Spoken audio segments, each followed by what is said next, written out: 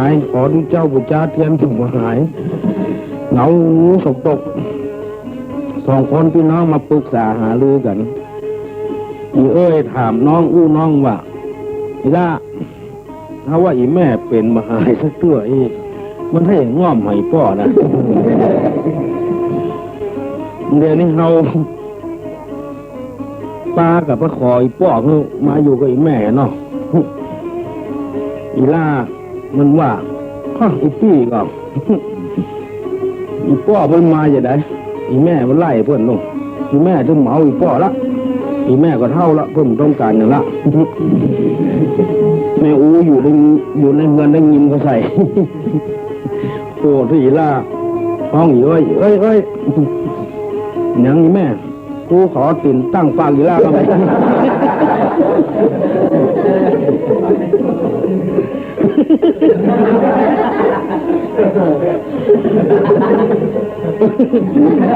เพื่อนพอจะได้อยู่ด้วยกันนะมือเพื่อนมาขำไปได้ล่าปากแบบนี้ซาะผัวคือแม่จบลงไปเรื่องให้หนอ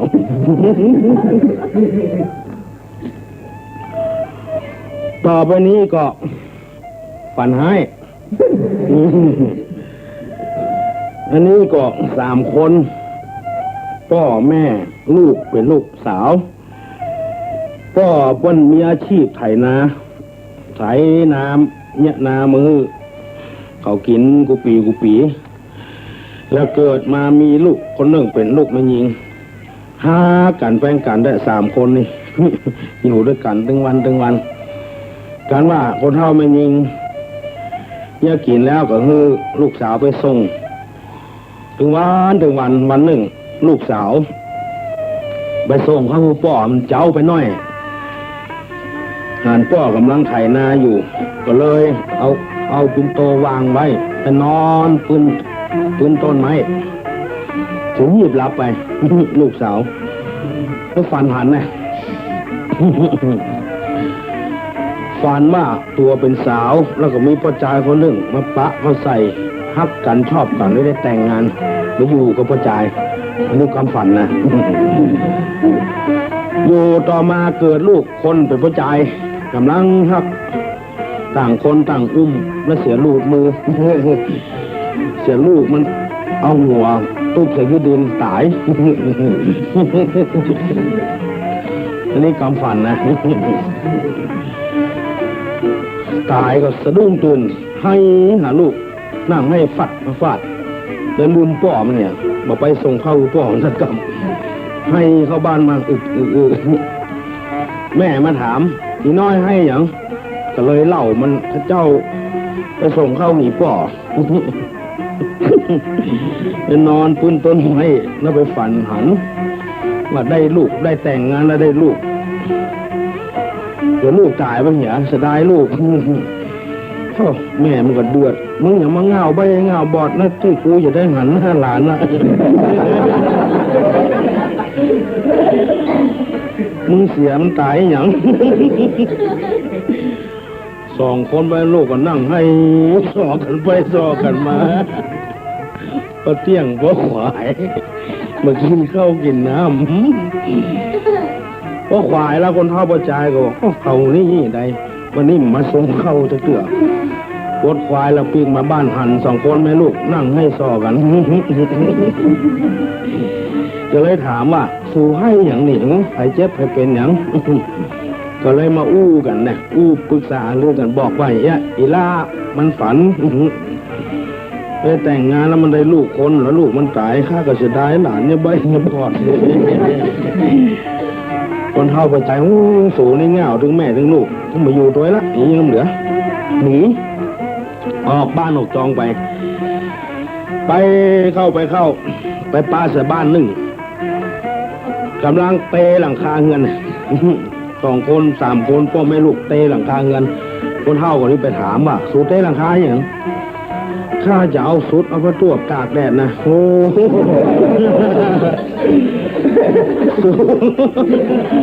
สูนี่อย่ามาเงาไว้เงาก็ยังบอกโคนออกไปตากก็ได้ลูก คนเหงาอีกก็มี เขาป้ากันมุงหลังคาผ้าตากคนเท่าประจากัไปแถมแหละไปเข้าไปป้าใส่คนไปซิบป่ายบุญนั่งให้เฝ้าเสา มีสักคนอะที่ให้บึกบักผู้ชายร้อนๆคนเท่าไปถามมาสู่ให้อย่างมาเดี๋ยวนี้จะแปลงเฮือนแล้วเสามันวิดไปต้นมันต่ำละเพื่อนประเด็นนี้จะให้มันยาวเท่าเดียวกันก็เลยบ่งหูเสาบ่งน้ำเพบ่งน้ำปูนแล้วก็เอาเชือกมัดแล้วก็จักนะเดี๋ยวนี้นะเสามันมาอยู่ได้เกิงวันละเสามันยาวเท่าเปิ้นต้องห้อมมาเดียวป้ากับมานั่งให้สูนี่ก็เงาไม่ให้เงาอย่างนี้ก็มีเจ้าตางไปแถมไปป้าใส่กระจายคนหนึ่งนั่งเฝ้า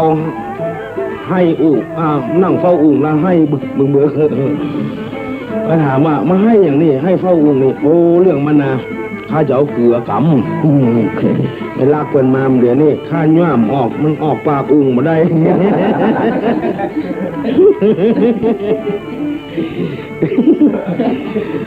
มือลูกปุยออกอุ่งมาได้เนี่ยยิ่งเยอะเอาอ้ายอย่ามาเงาไปเงาบอดเอาเทลงห้างกะจะเอาตัวใดก็ได้ลง ก็เลยจื้อใจว่าคนนี่ไม่ใช่เฮาเงาคนเดียวไม่ใช่ว่าลูกเฮาเงาเมียเฮาเงาคนเดียวคนอื่นก็เงาไปเลยไปเถอะ ไปมาเฮาก็เงาหน้าที่ไทยนะได้เป็นมูขี้ไหนมึงละ หนีอยู่บ้านหลวงจองได้ไป10 กว่าวันเลยปิ๊กมาอยู่กับลูกกับเมียเฮียก็อันนี้ก็เป็นเจี้ยที่เพิ่นเล่ากันมาว่าคนเฮาคือว่าตัวเฮาวับคนเดียวไปว่าเพิ่นเงาบางทีมันก็มีเรื่องมีราวที่จะต้องจำเป็นอันนี้ก็เรื่องฝันร้ายก็จบลงไปแล้วมีทำจะหลายนะจะฟังก่อนนี่ มันฟังไงเล่าให้ฟังกันนะอันนึงก็ขี้ลืม โอ้อันนี้ก็ขี้ลืมใบขี้ลืมเงา มันเกยหูไปหันเน็บมีดจะไปตัดหลัวเรื่องมันนะทำมีดเน็บเอว จะไปตัดหลัวไปหาหลัว แล้วก็ให้ทายไปนั่งทาย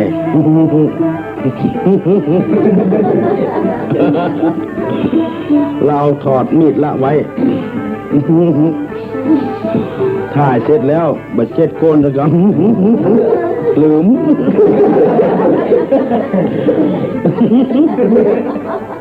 คนที่ลืม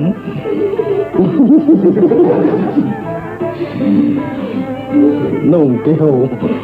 มาป้าใส่มีดตัวเก่าใครเอามีดละไว้นี่บ่ะ วันนี้จบดีเงาแล้วเลยมีดเทียนนี่ กำมีดฟันไปฟันมาโชคดีฉลองโชคดีฟ้อนไปฟ้อนมาไปย่ำใส่ขี้ดูก็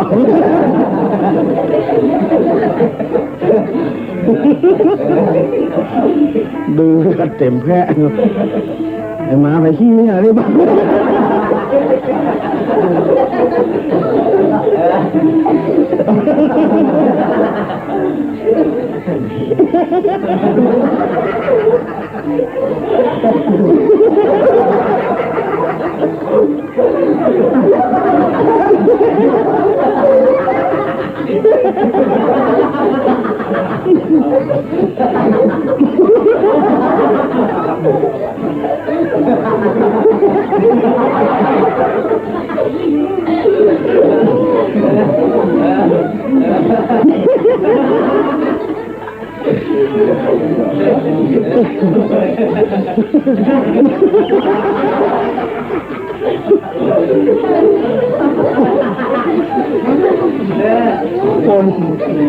คนมาขี้ลืมใบขี้ลืมเงาขี้ตัวเก่าก็นะ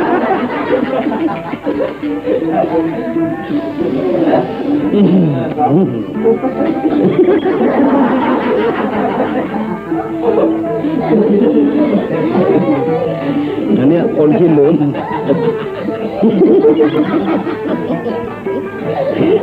อ๋อนี่ทำจะหลายเรื่องนะฮะเราทำบ่อันนี้ก็ปวดตำ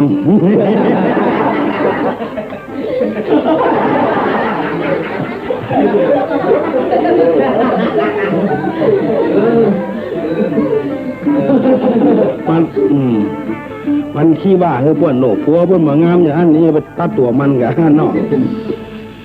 ไปได้ปวดตำไหมอยู่ถึงกันมาพิษกันบ่อยๆกับตำนั้น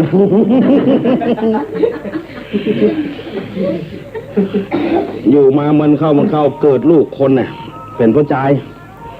โอ้มันน้องนี่เจียวป่อวันนี้ตำเดาเดียวกันแรงเหมือนกับแรงเหมือนป่อมันหัวปุ่มป่อคอกมันเข้ามาแค่งูละอันใดเป็นลูกเป็นผัวมันเหมือนกันหมดแต่นอกหมดที่ก็งูอันใดเป็นผัวเป็นลูกนะงูกับเสื้อกับเตียวเนี่ยตรงมาโดนมาเป็นต้าเมียมันเนี่ยไปซื้อเสื้อลาย2 ผืนคนต่ำนะหน้าที่จะซื้อเสื้อแซงตั้งหูนุ่งเนาะอันนี้ไปซื้อเสื้อแซงตั้งขวางเงินหูมันซ้ำต่ำลงไปแถมเอาแม่มันเข้ามาใกล้หูอันใดเป็นผัวเป็นลูกมันใกล้หูแล้วมันนึ่งห้องมาใจไอ้น้องเลี้ยวมามันจะลูกมันจะกำเป็นผัวห้องผัวเป็นมันน้องกลัวผัวมันโคตรแต่งเตะมือหนองน้องน้องน้อง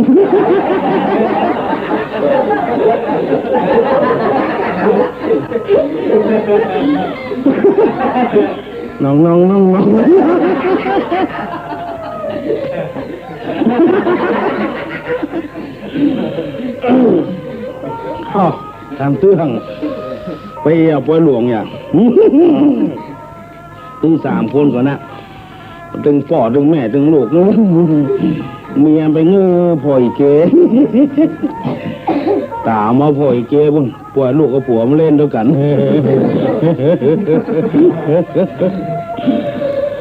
เล่นลีกันบักมาบ้างมืดหมอ1ย่ำตีนมืดหมอ1ย่ำโซนกุ๊กกิ๊กบ้าลำคาญน่ะตามาพ่อยเกบุ้งติวแขนก็มาอุ้มกีบโอ้ผัวมึงไหวได้ผัวมาอุ้มมันพอเมินพอไก่ก็หมอลงซอยแข้งจะเพื่อเอาลงจำเอาลงผัวเมียมันหูหรอก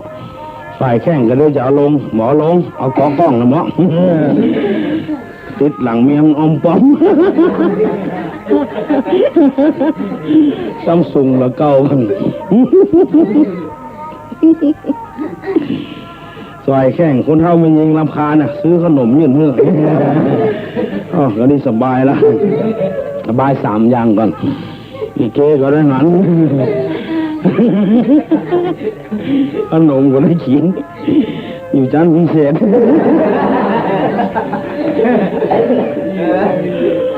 กันข้าวหนมหมดใส่แข้งละคนทำมันยิงก็ซื้อติ๊กๆอ่ะ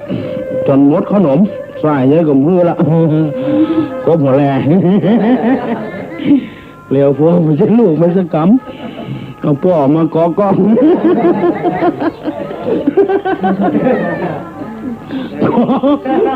กองหูเป็นผัวมันแกะมือตื้อเบื้อง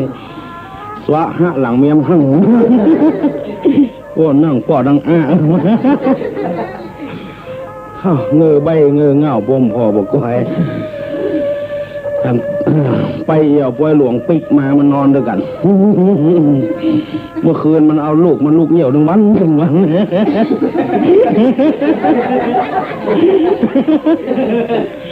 แต่มันบอกผูบอกพ่อบอกคอยอย่างนั้นหรอติวแขนคนเท่าไปนี่โห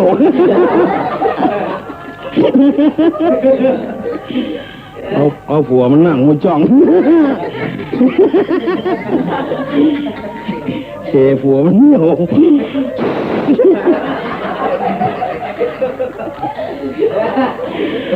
คนเท่าไหวเลยนั่งรับกูงดกูงด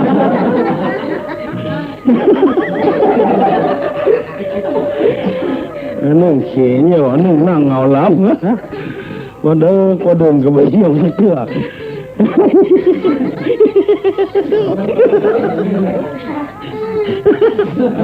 ไอ้นี่อย่างใดบังเรามายิ่งกว่ายิ่งแกงใบแกงบดบิดขาผมว่าอย่างไรเงาลับบ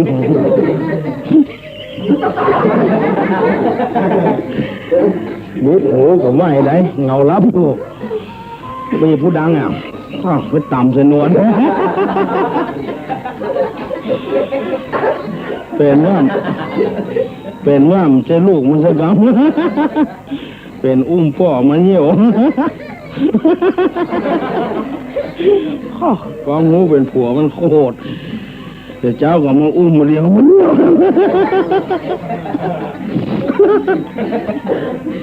โยกขึ้นตัวน้อยอุ้มโจงใส่จอกต้องต่ำไปตาออกมา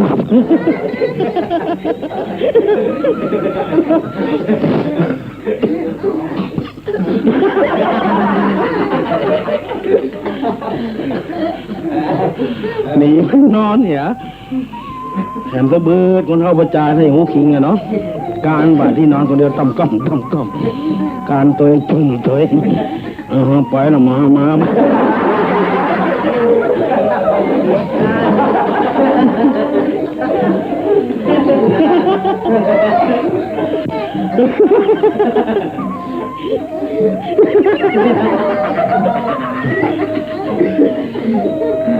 อันนี้เรื่องปวดต่ำคนเขาเป็นไปนี่ทำไรนักอยู่นะบู๊ทำบ่ก็ได้ยินก่อนอันนี้ก็ละอ่อนรักหมดเต้าไปเอาด้วยกันถึงวันขึ้นล่อง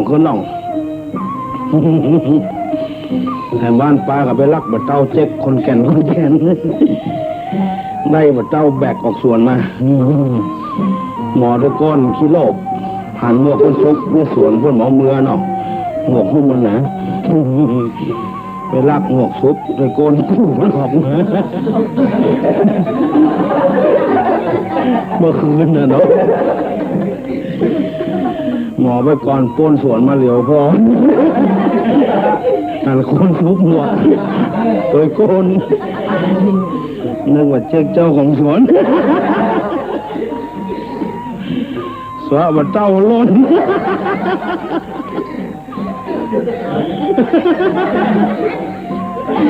ไอตัวซุ้มหมวกหันกู้มันโล่นอย่างมาบุกกัน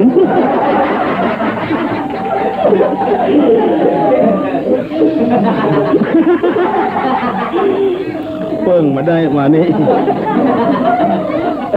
เรียวพ่อก็มีอย่างสะบัดเต้าแอนโดยก้นคู่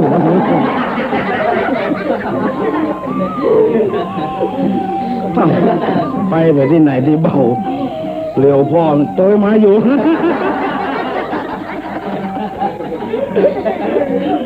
ไล่ตะโกนมาอยู่ล่นน้ำขนาดเต้ายังลุกล่นอยู่นะ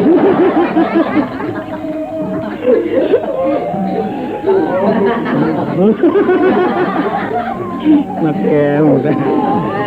ก้างตายไว้ก้างตายเงา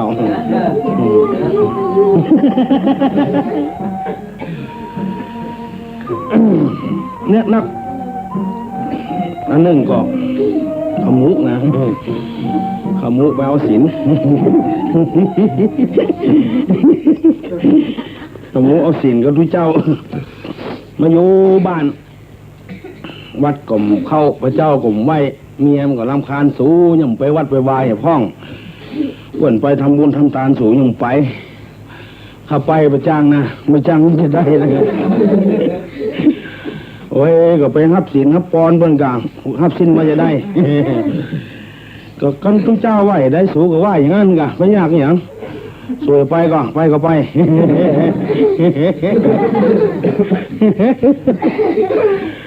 ด่ากันก็ตอกมาเมียมันก็ด่ากันก็ตอกโซดไปวัดแต่เมียมันสอนว่าทุกเจ้าไหวได้สูไหวอย่างนั้นนั่นน่ะชื่อประคำโลกชื่อมันน่ะ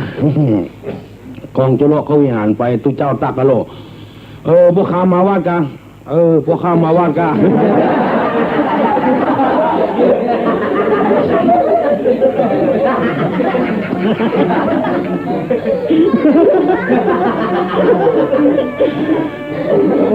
พวกข้ามอย่างเงียนปากเฮาพวกข้ามอย่างเงียนปากเฮา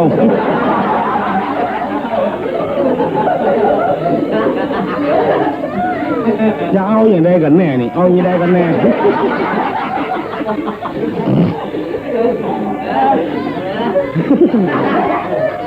หันเข้าไปยังไงหันเข้าไปยังไงแล้วอย่าเอาหัวนั่นแล้วจะเอาหัวนั่น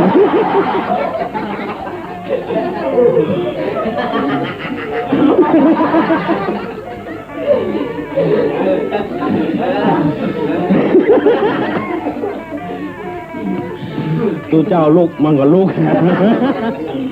ตัวเจ้ากับลูกกุยมันก็กับลูกกุยตัวเจ้าใส่ก่อนมันก็ใส่ตัวเจ้า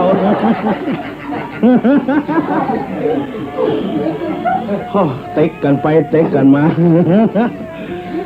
เสียขี้มูกตัวเจ้าสดเอาได้ขี้มูกใส่ขันปีกมาหาเมีย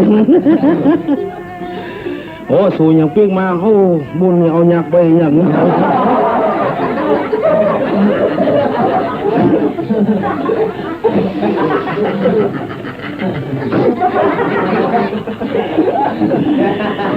ตั้งมาแต่ว่าบ่ได้เนาะสดเอาหูดังหูเจ้า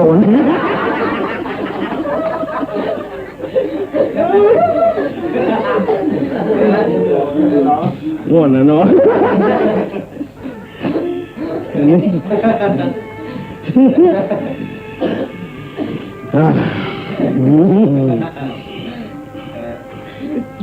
อันนี้ห้องว่าขมุฮับศีลต่อไปอันนี้หัวขี้เหล้ายังมันขี้แซมว่าตั้งใดหมูอ่ะลองคืดเผาเด้อคนขี้เหล้ากับคนขี้แซมอยู่ด้วยกันมันจะม่วนหรือม่วนนี่กันผัวเมาเหล้าเข้าบ้านมาเมียแซมละด่าเป็ดด่าไก่รวดไปโคนบุญนี่อันที่เล่าดึงหมูอย่างนั้นโลกเมียมด่าไก่ห้าวันนี้ข้าวหมาก็กินก็เล่าเนาะผัวมันกึดอันนี้มันใจด่าไก่เราเนี่ยด่าโคนเราเนี่ยเอาแย่กันไว้เดี๋ยวเอาละตุบตับละไรหวยตึงวัน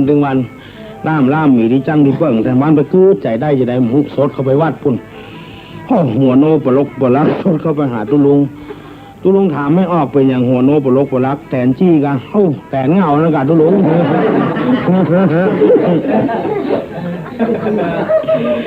มันแตนเงาอย่างไรมันก็ป้าน้อยตุลุงนั่นน่ะกินเหล้าเข้าบ้านมาเมื่อค่ำไล่เตะลูกเตะเมียเป็นที่อายเงี้ยเปิ่นนี่อะไรจะโลดมาอย่างนี้อ่ะไม่ออกก็ว่าขอตุลุงเนี่ยห้องป้าน้อยมาสอนเนี่ยพ่องมันเหมือนบ้านเหมือนเมืองนะไล่เตะลูกเตะเมียตุลุงเปิ่งก็ว่าข้าสอนมาได้คนขี้เหล้านี่มันลวกไม่อย่าถ่ายเหลือลูกมาได้ยังขอเพิ่นหามไปตีอยู่ข้าเดิมสอนขอเด้อตุลุงเหยไม่ออกก็ขอเข้าตุลุงกับอินดูเนาะเอาข้าอย่ามาสอนจะสอนไม่ออกเลยขี้แซมขี้จมขี้ด่ากันว่าพอออกเมาเหล้าเข้าบ้านมาไม่ออกเก็บไปว่าอย่างนั้นมันกะปล่อยมันว่าคนเดียวกะ พ่อมันอบบ่ได้นะคนอบบ่ได้มี10 หัวกับโน้ถึง10 หัวนะขอเข้าตัวลุงกับลำคาญปลาน้ำต้นมาไม่ออกกับน้ำต้นใส่น้ำมามาคือตัวลุงกับมนใต้มนเหนือเอาน้ำมนข้านี่ไปเนอะไม่ออกเนอะเอาน้ำมนข้านี่นะไม่ใช่เหมือนเปิ้ลไม่ใช่กินไม่ใช่ตาใจอมมันอ่ะเบิ้นกับป้าน้อยเมาเหล้าเข้าบ้านมานะเข้าใจก็มันว่าอย่างเข้าใจเทอมไว้เนอะไม่ออกอย่าไปว่าอย่างนั้นมันจะเป็นลืนเข้าเนอะถ้าลืนเข้าก็ไส้ร่อนหมดอ่ะอย่าไปพูดออกเนอะเขี้ยวลมหมดอ่ะเนี่ย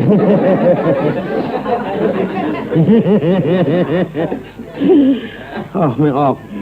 ถ้าว่าอมน้ำมนต์นะกึดใจเนอะกึดด่ามันเนอะมันถึงเป็นหมามันหรือจะเป็นนะสักวันอ่ะมันเป็นหมูหรือจะเป็นนะไม่ออกกันยิ้มแหละได้น้ำมนต์ไปสัก5 โมงพอน้อยเมาเหล้าเขาบ้านมาละด่าพวกพระด่าเป็นเป็ดเป็นไก่เข้ามาแล้วนี่ฝั่งเทน้ำมนต์อมอ่ะไอ้นี่เอามาไว้ห้องเมียออกตีโอ้อย่างดักปิ้งตายละมีไหนอย่างต่อคนเข้ามายิงแก้มปุดน้ำมนต์น้อยมันก็ด่า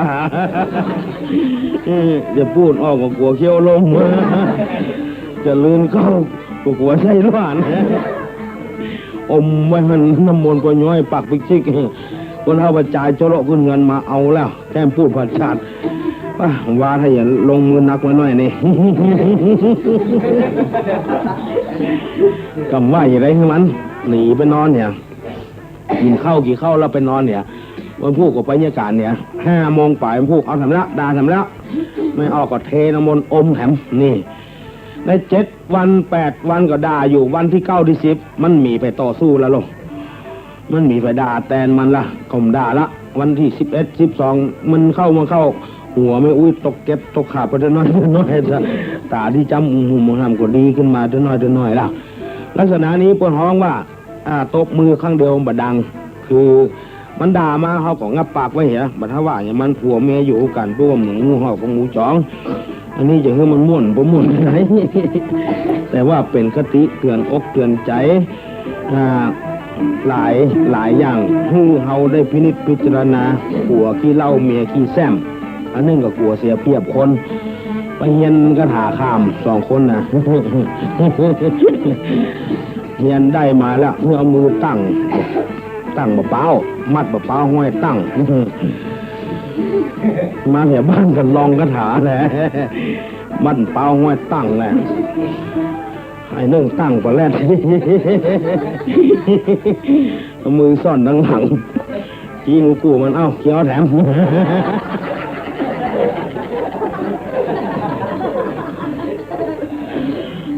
กูมันงอมก็ตั้งนะแต่ปลาแรดอย่างเดียวกันแต่มือมันเถอะกันเนาะ2 มือยืนเลยมือยืนหว่างหากันยืน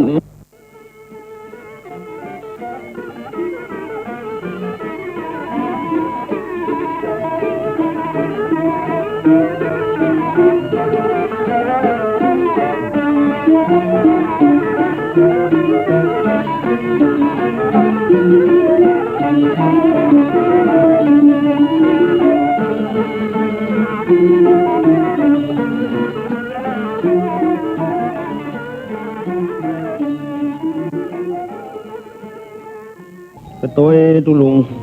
ตัวครูบานั่งใกล้ครูบากับอู้ไปอู้มาเสร็จตดหลานออกไอ้โยมมันล็อกหรอกฟังโยกมือไว้ตุมาเตตุลุงครูบาอาจารย์มันของการนั่งโต๊ะโอ้ยบ่ได้ลมไปในกังกัดตุลุงก็ใจดีอ่ะ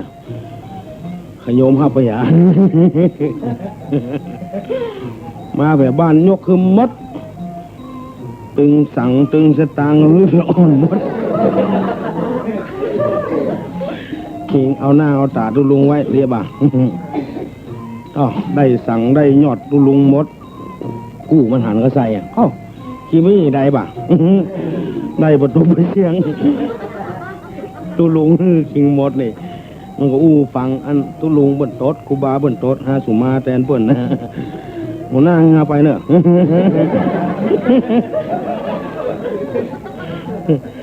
ยังครับไปให้ไป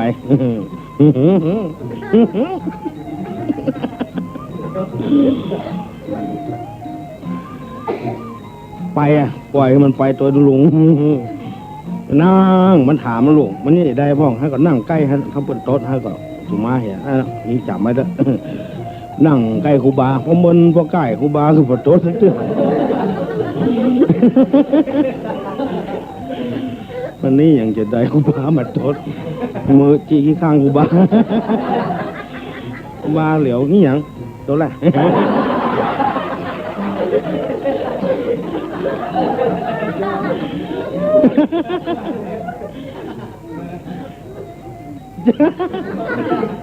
จามกูบาดทดเดี๋ยวตัวตะกร้ามตัวแรกกูบาหน้าแดงบดลึงมาทดบดเดินตะกร้ามมันนั่น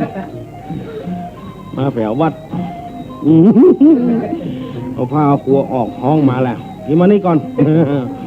กลับไม่แซ่จดยังขายหน้าขายตาอย่างมาได้อย่างสักอย่างจะตังมาได้สั่งมาได้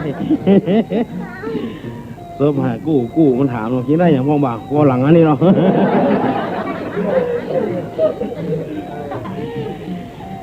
เลยมาได้อย่างสักอย่างไปจำบนโต๊ะนั่นมันจะเรื่องบนหัวเนาะป่วยเปิ้นเป็นตามธรรมชาติกะ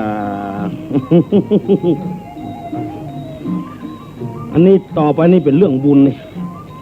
คำว่าบุญนี่แปลว่าคุณธรรมที่เนี่ยคือจิตใจสะอาดวันใดถ้าเอาใจผ่องใสใจดีวันนั้นเป็นบุญนี่คนใดใจดีคนนั้นก็บุญวันละหนึ่งอันบุญนี่คนส่วนมากเข้าใจว่าจะอยู่วัดอยู่กับพระเจ้าความจริงนั่นอยู่ก็ไผ่กับมันแล้วก็มีคนเฒ่าคนหนึ่งมันอาชีพของมันก็ข้ามเฮือดานะลืมนี่อย่างข้ามเฮือขึ้นล่องส่งคนฝากนี้ไปส่งฝากปุ้นไปส่งฝากนี้เอาสตางค์มันไปวัดไปบาซะเถอะแต่เตื้องมีดูเจ้าสองตนตุดงทางใต้บุญมาข้ามเฮือดูเจ้าตัวนึงก็เมื่อยสั่นหนกย่อง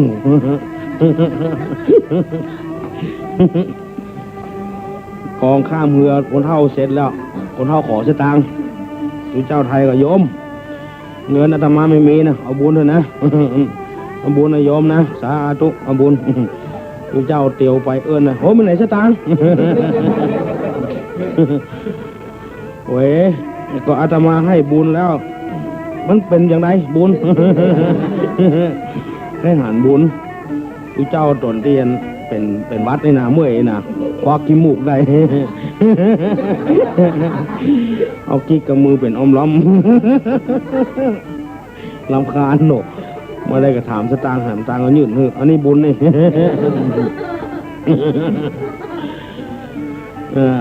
โยมเก็บไว้นะรักษาดีๆจะให้หายนะมันหายากบุญมีนิดเดียวนะ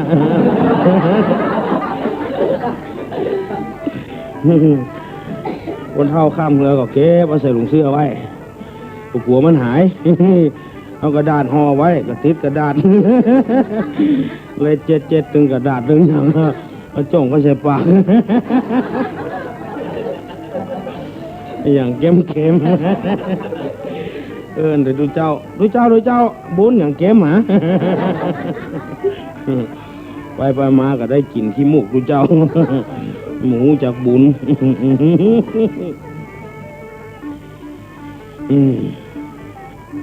อันนึงกับคนเฒ่าประจายขี้กัง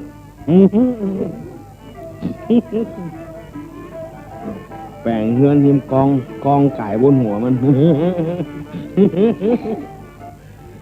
ลงมาเจ้านุ่งเตียวสะดออย่างใส่ห้างก็ไปจดประตูข้างในก็เปิดหน้าต่างแล้วบนหัวก่อนไถ่หัวสตางค์ตกเหี้ยกลางกอง ใบซาวน้ำซ้ำจะลงขันใดไปเอาโอ้คนเท่ามันยิงมาบุญคนกลัวบัดตันคนเท่ามันยิงเล่นบุญของหน้าต่างมือเปียกทางบนเสร็จเตียวรูดทั้งลมขาลายคุยอยู่ตีนก้อนเตียวพุ่นพันท่านคนเท่ามันยิงมาปะเขาใส่อ่านคนเท่าประจายมีเตียวหุยก็เต็มกองแต่มาแต่เล่นมาเล่นถูกได้เอากันไปบ้านแก่มันผู้ใหญ่บ้านสอบสวนลุงว่าเท่าบ่แก่ไปเนี่ยอย่างอี้พอมาอายคือบ้านเรื่องเมืองบ่าโอ้แก่ข้ามใจหิ้งอย่างมันเนอะคนเท่ามันยิงคนนี้นะมันหาเรื่องแต่ข้ามันลุงไม่อย่างนั้นหรอกข้าจะลงบนสตางค์ลูกอย่างแก้เตียวเหรอมึงก็กลัวเหรอลูกโอ้วันที่ข้าแก้เตียวนะข้าจะรวดไปถ่ายนะยังถ่ายบนหัวเลยเสี่ยงกับบนเห็นร้อยนี่เลยหมดได้ยังสักอย่างเสี่ยงกับบนแถมร้อยนี่อันนี้เรื่องของเท่านะแถมเรื่องละอ่อนรักเข้าสุกละอ่อนรักเข้าสุกคนเท่าใส่หมวกออกบ้านได้4 วัน 5 วันเข้าผมได้กินไปขอไปกับมือไปป้าเสียคนเท่าพดให้เข้าเป็นนึ่งเข้ากับล่างเนาะก็ไปหั่นไปไว้ขมอบโอ้ยขอเอ็นดูเด้อข้ามได้กินข้าวได้หมูกี่วันหมดละไม่โอ้ยบักซุปอินไปอยู่ที่ไหนอ่ะหนีออกบ้านออกจองมาไม่โอ้ยก็สั่งก็สอนเป็นยังไม่โอ้ยจะฮึมาท้าให้อ่ะแม่มันถ้าเป็นยังอ่ะไม่โอ้ยก็ยังมาได้เอาเข้าใส่กล่องเดือดสดขึ้นบนเฮือนเนี่ยไปเอาต๋องจะมาห่อเข้าเฮือนน้องมันกลัวได้ห่อเข้าน้อยมันบอกกินนะเนาะมันกองหันไม่เท่าขึ้นเงินโงดเข้าใส่หมวกเอาสูงหัวเสียเข้าลวกหัว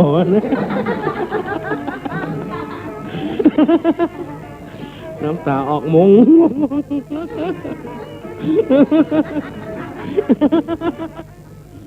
เจ็ดน้ำหูน้ำตาอุ้ยลงเงินมาน้องกินให้อย่างถามแม่ได้อย่าเข้าจริงอ่ะแม่อุ้ยเหมือนแม่เอา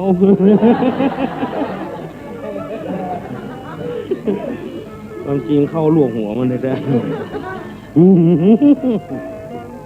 ได้อะแม่อย่างนั้นนักนั่นก็เหมือนแม่ยิงได้เก่าอุ้ยห่อเข้าแถมหน้าที่ได้เข้าน้อยได้เข้าแถมน้อย2 น้อยละแล้วก็ได้ปลาบ้วงทำตัวนี่ยังพอได้แถมหมวกนึง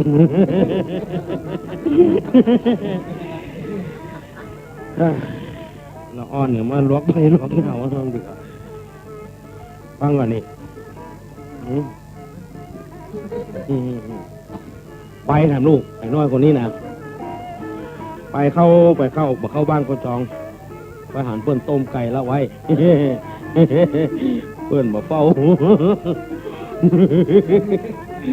จะตืดแข่งไก่เอาใส่หมวกล่นนะ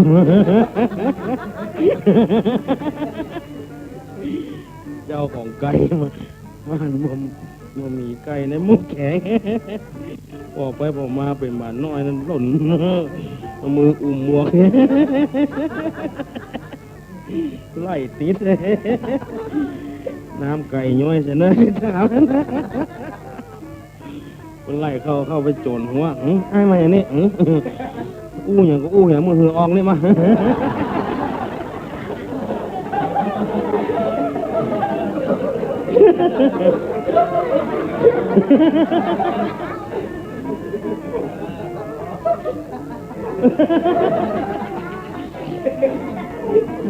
ความจริง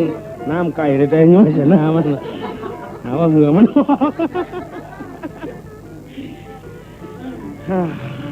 ยิดเลย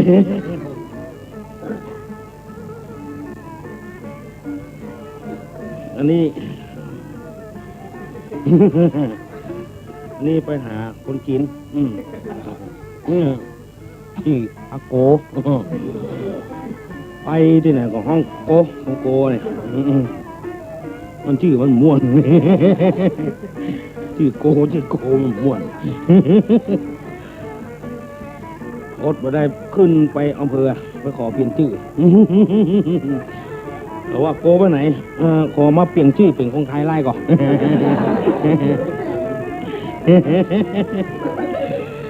ได้สิทำไมไม่ได้เปลี่ยนว่าไงเปลี่ยนชื่อเป็นหนังทานะ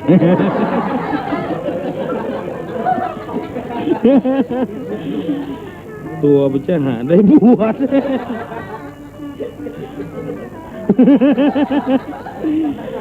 เจอเปิดห้องหนังทา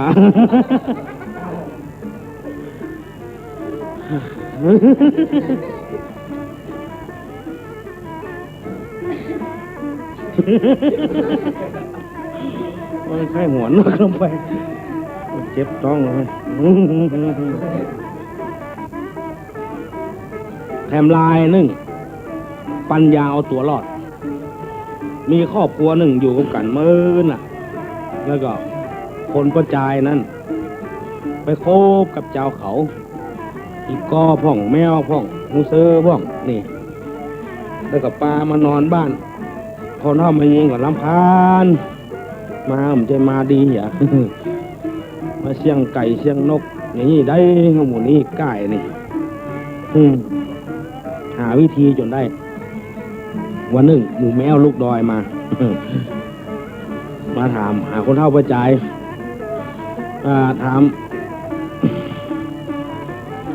ถามว่าสหายสูหัวสูมีไหนหัวข้าเป็นผีบ้านำเดียวนะ โอ้มาเหมือนป้นเหมือนต้านเลยป้าไฟบู๊หมดอ่ะ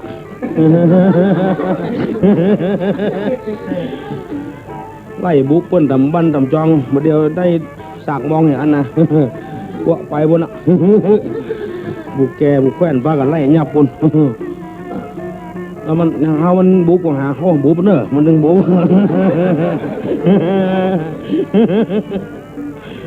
มันหาดึงบุกเพราะหมูแมวเลยป้ากันหนีอ่ะ หัวพวกออกกระจายมาบุกหัว ดึงมันนอนมันเดินกำหนีไปได้สักบึดคนเท่ากระจายมาปะมาล่ะมาบ้านคนเท่ามันยิงก็หาวิธีนะถึงคือจังแมวนะ พ่อสูตะกี้นะแมวมาบ้านนี่มาถามซื้อสากมองอันนี้กว่า มันถามซื้อค่า100ข้ามาขายมันนะข้ากลัวสูว่าเงี้ย กลัวสูยังมาขายมันข้ากลัวสูดาวนะไม่ไหนอยากกล้าไปนี่แบกสากมองได้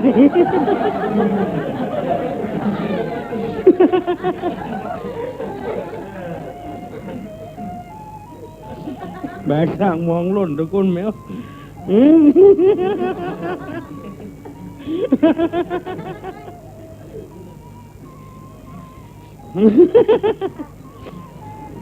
พอจะตันสายเร็วพอแบกสากมอง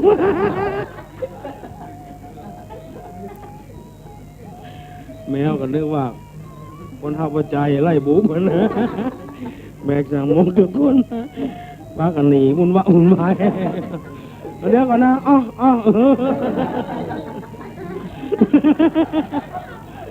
ก็ 100นะหล่นพออีทพอหิวมาตันแมวขึ้นดอยไปเลยปิ้งมาอีทของหาตั้งวันนั้นมาแมวตึมก็บ้านก็จองนี่ก็ว่าห้องกันว่าปัญญาเอาตัวรอด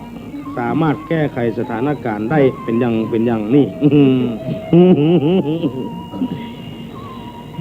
นี่ไล่บุกแมวสมัยตะก่อนครูบาเจ้าศรีวิจัยเขานี่นะเป็นที่เคารพนับถือคนต่างประเทศต่างชาติต่างภาษาเพิ่นมีตนบุญนี่โดยเฉพาะอย่างยิ่งมันยางเนี่ยเคารพนับถือเพิ่นแต่ท่าน พ ไปที่ไหนก็หามครูบา มาหนึ่งเอาเข้าซุกเข้าสารมาโอ้ลูกตั้งแม่ห้องสอนมาหาครูบานอนตางมานี่ ละอ่อนเป็นเบาเป็นสาวก็ตามธรรมชาตินะเนาะกระจายหนุ่มก็ไม่หญิงสาวเล่นกันพ่องหยอกล้อกันพ่องนอนด้วยกันพ่องนะกะ คนเท่าประจายก็ใจพอดีเดี๋ยวปีกเมื่อบ้านก็ใครหันครูบาก็เลยจำเป็นจำใจมาถึงครูบาที่เมืองนี้ มาไหว้ครูบากับมอบโอ้มาหาครูบาวันนี้ได้บุญวันเราอ้องก่อนนะนอนกับมัดด้วยสุดตา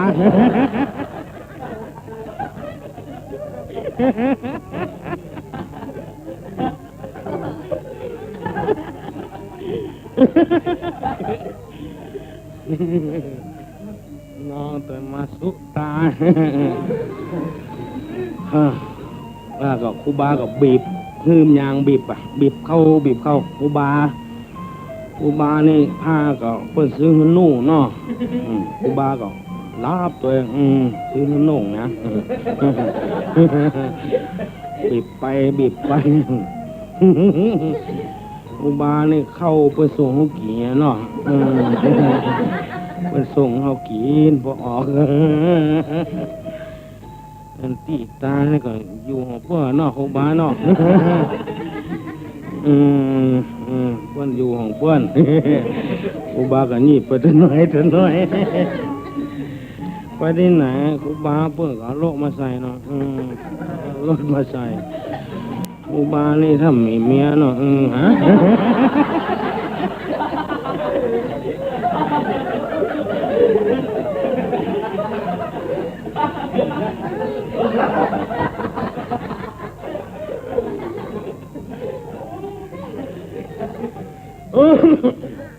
ครูบาทกใส่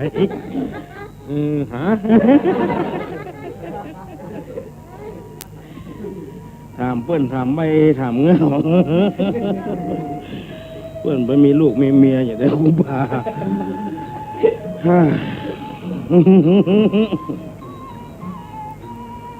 เข้าไปหาลูกชายกับพ่อเมียนี่น่ะมันเริ่มถูกกันมาเมินละมาอยู่กับกันลูกส่วนมากนี่ลูกชายจะเอาเปรียบพ่อเมียถึงได้ดิบได้ดีเตือ เตือหนึ่งซื้อควายห่วมกัน เอาอีป้อเอาเกิงทั้งหัวเนี่ย อันนั้นควายอีป้อ ข้านี่จะเอาเกิงทั้งหางอันนี้ควายข้านี่เลี้ยงโดยการควายไปเข้าสวนเบิ้นปั๊บหัวเขพ่อเมียมันออกหมด โอ้ลูกชายไปนี่อันหนอควายเฮาซื้อห่มกันหนูควายอีป้อเข้าก่อนหนู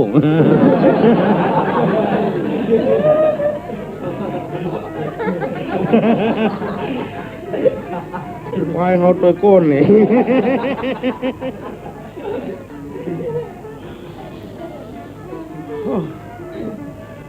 ก็หนีน้ำเหลือเอาลูกเอาตั้งก้นเด้ออังก่อนลูกเอาตั้งหัวเด้อพ่อยเอาตั้งก้นนี่ เอาก็เอา ลูกชายมันได้ตั้งหน้า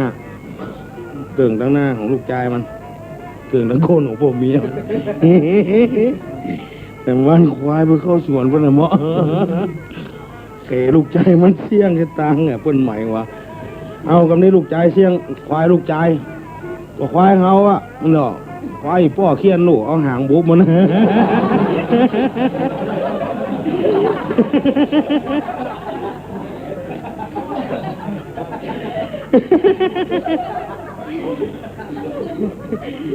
เอาหางเคียนควายเฮาลูกควายเฮาก็เลยเขพวกนี้มันเสี่ยงถึง2 เตื้อไว้ขายโจร มาเอาหมวยวัฒกรรมอะมาซื้อควายห่วมกันแถมซ้ำ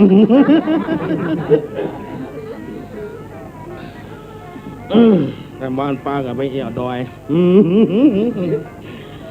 ไอ้ก่อนนี่กัดตายก็เห็นก็จอนก็มันนักกันเนาะตำป่า นี่หมาตัวงก็มี นี่ใดนี่จะหูหันถ้ามันเป็นอย่างนั้นไปเด้อ2 คนพ่อเมียก็ลูกชายเอาเองหันลูกชายมาหันจอนนะพ่อไปค้นเนอะให้เป็นหมาเนอะกล้องหันจอนลูกชายมันเห่าง่องง่องง่องลูกชายปืนจดพ่อเมียปืนจดได้จอนมาบ้านเอาทำว่าง่องง่องง่องไปได้เห็นมาแกง3 เตื้อลูกชายมันเป็นหมา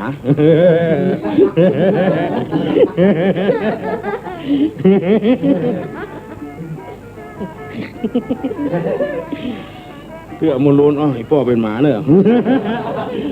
น่าจะกำปืนนะให้เป็นคนเนอะนี่พ่อเห่าเนอะ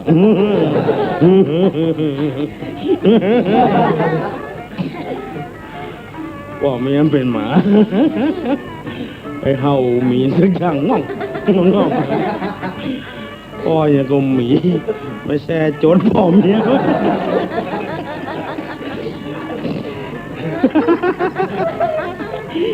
โดนมาแซ่ป๊อบมาละโหมาอย่างอะไรเงี้ย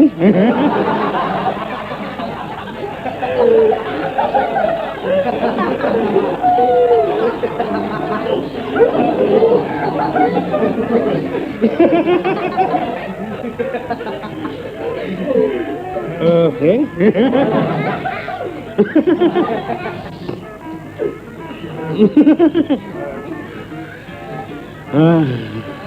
ไปแถมเอาง่องมีเงี้ยไม่ใช่ชุดแถมว่าอะไรไว้มาไปอะไรเงี้ย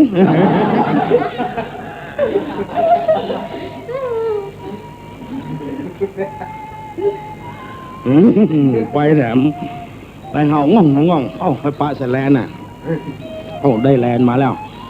เกี่ยงกันนี่ลูกชายว่าแลนพ่อเมียว่าตะกวดมาใส่กันมาเอาว่าแลนตะกวดไปปะใส่คนเมืองเนาะถามอีลุงอันนี้แม่อย่างนี้แลนตีนจดโกนป่อมีตะกวดกา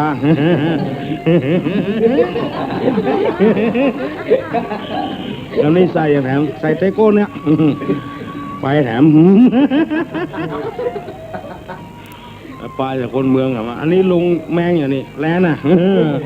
ตีนจดโกนแหมบ๊อบตะกวดกา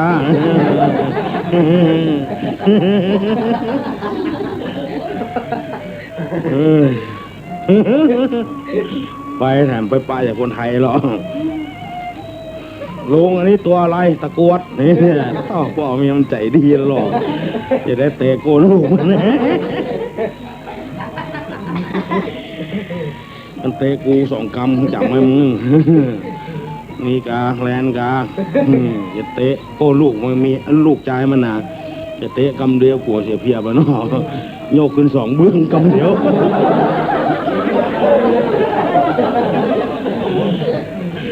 โยกตีน2 เบื้องกำเดียวลูกชายมันแท้ก้นนั่งปอดนั่งอ้า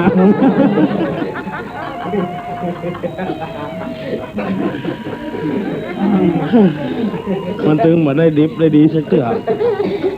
พวกเมียนี่เถื่อ 1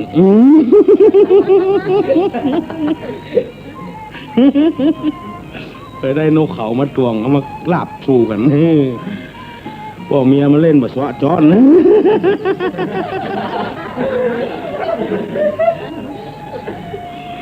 กินลาบนกเขาแบบสวะจอนหนีบแล้วก็กำช้อนไว้ลูกชายมันมาได้ช้อนหาวิธีแหละอีป้อนกตัวกี้ใหญ่ก่อนป้อเป็นสวะจอนเตะโดดตัวมุอีนี่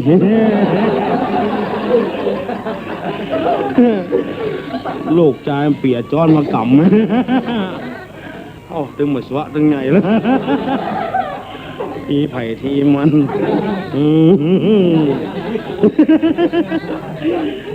หามจะได้ตึงบอกนะเนาะ แอมกำถามมาเร็วก้ายาวแล้วก็ลูกใจ มันนึกว่าลูกใจมันจะสวะเนาะลูกใจมาจอนนี่ก็แห้ง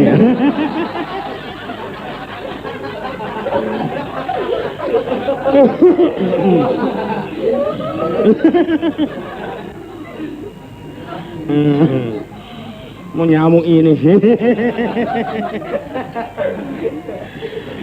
มันได้สักอย่างอ่ะ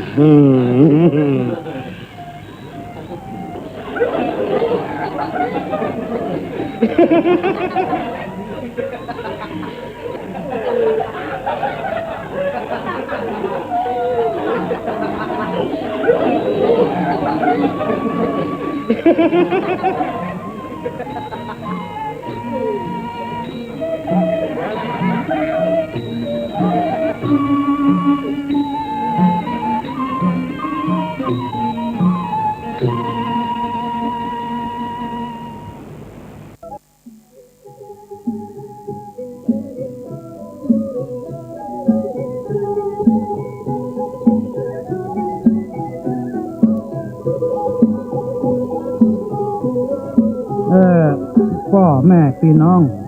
ผู้ฟังทั้งหลายต่อไปนี้จะได้เล่าเชี่ยให้พี่น้องทั้งหลายฟังเชี่ยเอาไปถามเปิ้นมันเป็นของที่บางเป็นเยือบไม้นี่เปิ้นของว่าเชี่ยไม้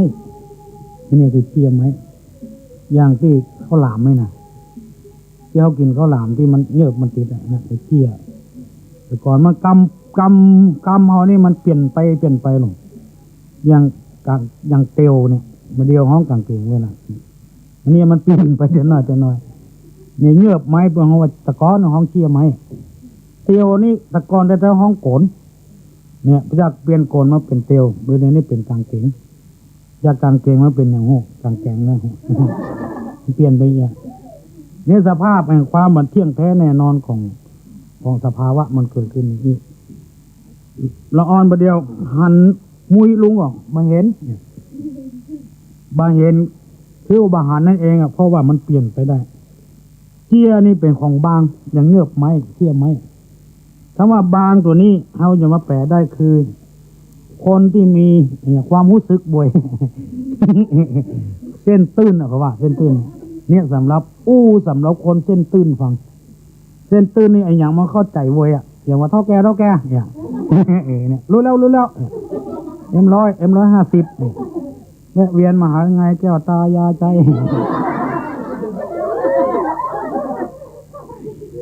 คงรู้ว่าที่นี่มีกำลังมาให้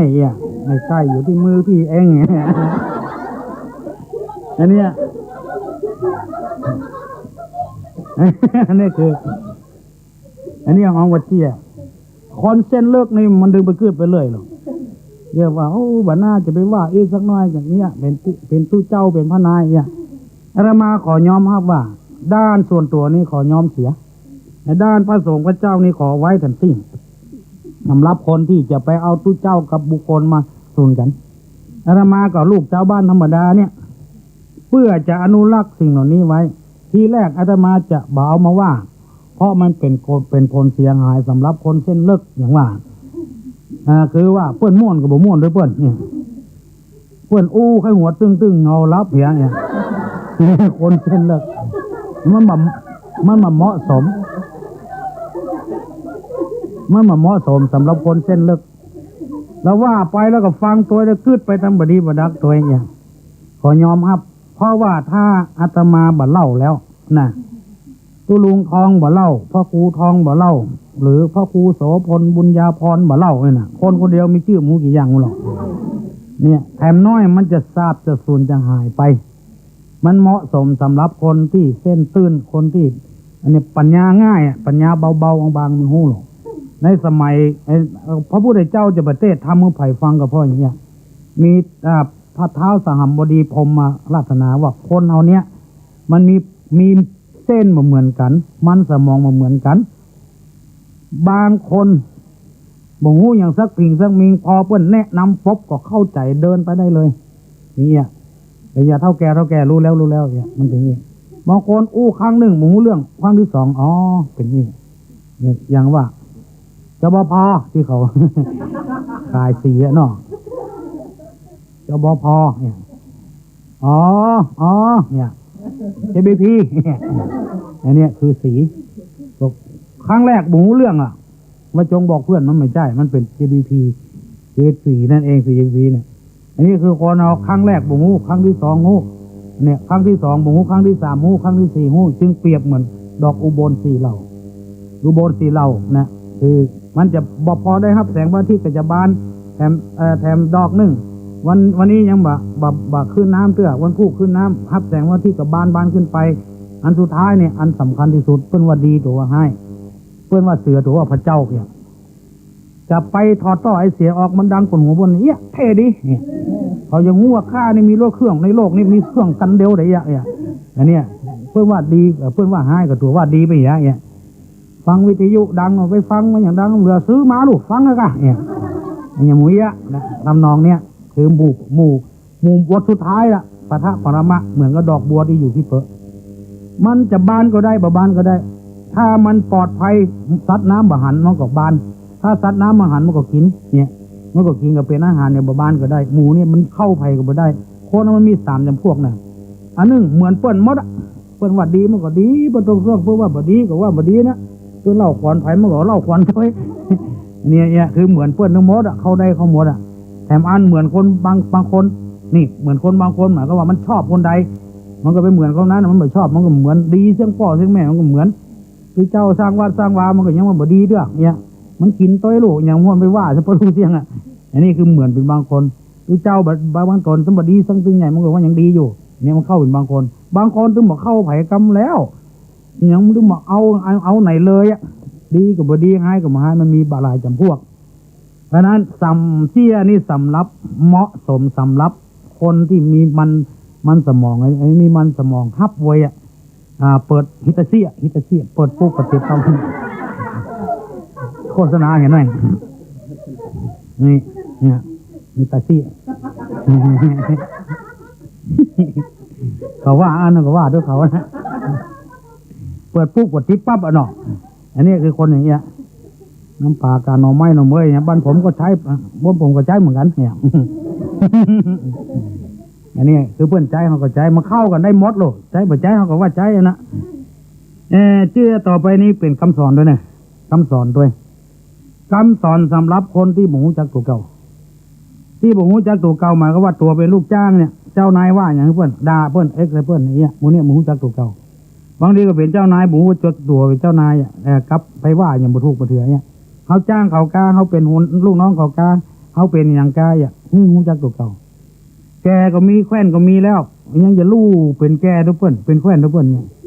วัดบางวัดนาเข็มตุเจ้าเพราะไอ้หยังเพราะศรัทธาหมูจากตุเก่าไปคุมอำนาจของตุเจ้าเหี่ยมหมดไปว่าสักเตื้อเข้าเย็นตกเหี้ยก็เดือดตุเจ้าด่าตุเจ้ามันจะจ้างมาเฝ้าเข้าเย็นหนูก็แต่น่ะโอ้งานมันมีหลายอย่างนะลูกเนี่ยเอาอย่าว่าเอาตุเจ้าเห็นก่อนนะเด้อตุเจ้างานที่สำคัญมันมีอยู่4อย่างเนาะ1ปกครองพระเนนเนี่ย2ไปซอกเงินซอกทองมาสร้างวัดสร้างวาอันเนี้ยการปกครองและการสาธนูหรอก3สอนลูกศิษย์ลูกหาคืออยู่ในศีลในธรรมเนี่ย4เผยแพร่ศีลธรรมคำสอนพระพุทธเจ้ามันมีอยู่4อย่างหรอกอย่างตุเจ้าที่เป็นหน้าเผยแพร่เนี่ยบางทีปกครองบดีก็มีปาลูกศิษย์ลูกหาเละเทะก็มีเนี่ยมันไปนักทางหนึ่งมันก็ไปเบาทางหนึ่งหรือบางคนปกครองดีแต่ลูกศิษย์ลูกหาเชื่อฟังถ้อยคำสั่งสอนแต่ไปเต้ทำหมดได้ความอยู่ธรรมะเนี่ยอาตมามันอย่างนี้โลกเขาไปว่าเพิ่นเต้บ่ดีเพิ่นปกครองเพิ่นดีนี่ มันมาเหมือนกันนะเพราะฉะนั้นเราก็ต้องเอาอย่าไปเอามารวมกันตุเจ้าที่บักกอบัสร้างอย่างสักเตื้อมันอาจจะปกครองดีแจ้งมา4 โมง 5 โมงก็ตีละกลางสวดเอาตุเจ้าทำวัดทำวาจำศีลภาวนา กวดวัดกวดวามันบ่ดีในการก่อสร้างกับมันนี่ศรัทธาบางคนเนี่ยทำหมดถูกนะโอเคให้ตุเจ้าไปเสาะกฐินเสาะพระป่ามาสร้างวัดสร้างวาเนี่ยลองไปเมาไปเสาะกฐินพระป่าตั้งหลังเสียทั้งแล้วพระน้อยกับโยมมาอยู่ในโอวาทคำสอนเนี่ยมันก็ต้องพอหลายๆจุดต้องไปพอจุดเดียวเนี่ยศรัทธาบางคนมันหมดถูกต้องนะนี่ล่องตัวไปบวชก็ได้กะสัก5 วันบุญท่อหายใจขมาบคนนะนี่มันยังก็น้ำบ่เหมียวป่าไปขังล่องแควกะ บางคนมันนึกเป็นไปอย่างอันหนูเพื่อเป็นป้นหนานนะเขาตุเจ้าเหยไอ้เนาะแต่ก่อนป้นหนานก็เป็นตุอยู่เนี่ยเมื่อป้นหนานเป็นตุนะป้นหนานเนี่ยอย่างอีเนอะตื่นมาเนี่ยอย่างอันเนอะกินข้าวงานแล้วอย่างอันเนอะตุเจ้ามาลำคาญเนี่ยป้นหนานมาบวชเถอะเขาเบื่อบวชเนี่ยเอาหนีแซบแล้วไปเสาะหาตุเจ้าบ่งเหงาเนี่ยอันนี้คือคนเอาทำงานหมดถูกที่แก่บ้านกำนันมีแล้วก็ปัวเพิ่นเป็นไปฮะบ้านมันจะลุจะปังมันเป็นเรื่องของแกของแฟนมันเป็นเรื่องของเขาพิการก็ทำเนี่ยลู่เป็นแก่เป็นแฟนด้วยเปิ้นอย่างเขาว่านะเอางานเขามีเปลือกเปลือทำงานของเขามีสวนเนี่ยสวนกี่ให้ทำไปมีนาเนี่ยนามีเมียเลี้ยงเมียนอมีลูกเลี้ยงลูก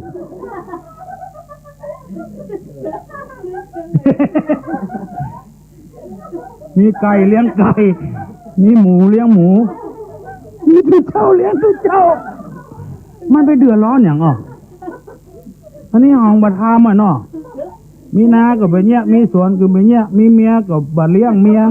มีลูกก็บัตรเลี้ยงลูกเนี่ยแล้วมันเป็นการของเขาไปลูกทำของเปิ้ลอันนี้เป็นอย่างเงี้ยอันนี้จึงมีเจี้ยออกมาว่ามีงูตัวหนึ่งเกิดออกมา5 ตัวด้วยกันนะหมู่อื่นเปิ้นใหญ่มดยาวแต่ลาดจะเล็ดมันตึงเหมือนยอมใหญ่กับเปิ้นงูตัวนั้นนะเมื่อใดก็ผอมจังก้องนะเพราะไอ้หยังก็เพราะอย่างเขาว่าเนี่ยไปทำงานพิธีเนี่ยหางมันด่าหัวดิ๊กๆอะหัวเป็นอย่างอันอย่างอี้บริหารงานบ่เป็นสู้หาเป็นนี่จบปริญญามาใหม่ๆนี่ซิงนี่ถ้าเป็นนะหูบ้านเมืองจะเจริญยิ่งกว่านี้กันแอวไปปุ๊กระดมตัวแหละคือจังหัวหรอกเล่าถึงวันคนมันเอาดองเล่าเด้อหัวจัดดีนะน้องเปิ้นเล่าผัวบดีไปตัวเปิ้นหมดอ่ะมันเป็นไปได้นะบอกเอาคำมาเป็นขี้ก็ได้นะ เนี่ยถ้าปลาเข้าเป็นนี่นะเสื้อของเจ๊คดีขายได้อยู่นี่ของดีของพิเศษมันเป็นอย่างอันอย่างอี้นี่มันขึ้นสนิมลูกมันอย่างเอี้ยเป็นอย่างอี้ก็มีพอคนกินมาลอยบ้านเฮากับอันเนี้ยคนตุ้ยไปซื้อเสื้อเพื่อมาเตะหลังวัดตัวนี้มาเอาเด้อมันน้อยไม่เพียงลายผ้าชังนี้มันเป็นพิเศษล่อว่าซักยังมึงฮึกลึกยึกเสื้อมึงเนี่ยซักมึงยึกลายล่ะได้ขายแล้วก็ถ้ามานุ่งไปยืดไปแย่เนี่ยดูที่ข้างรถเลย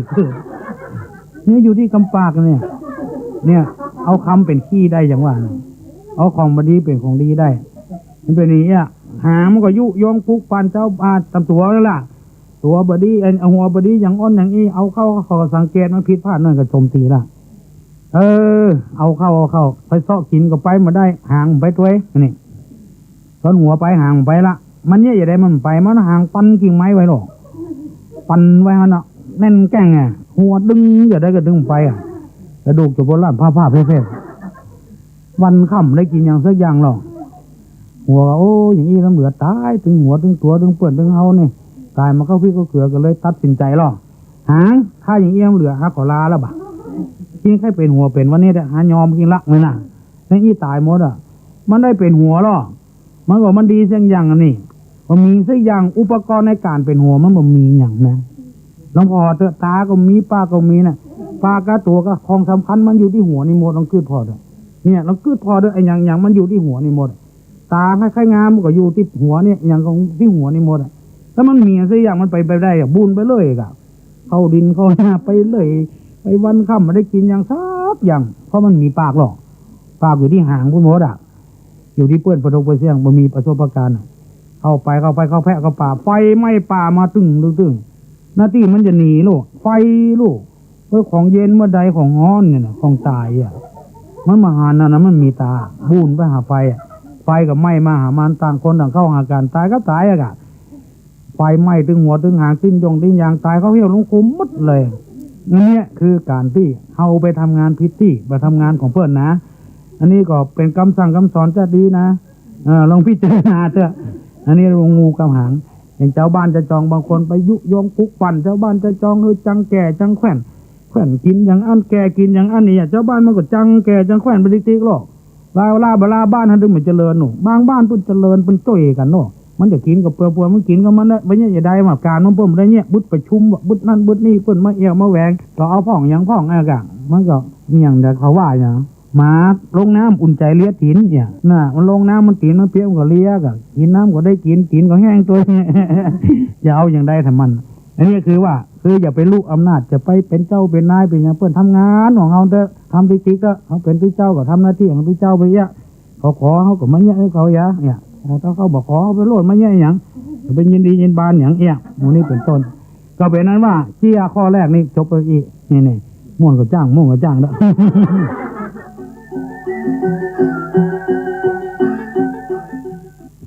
ต่อไปเป็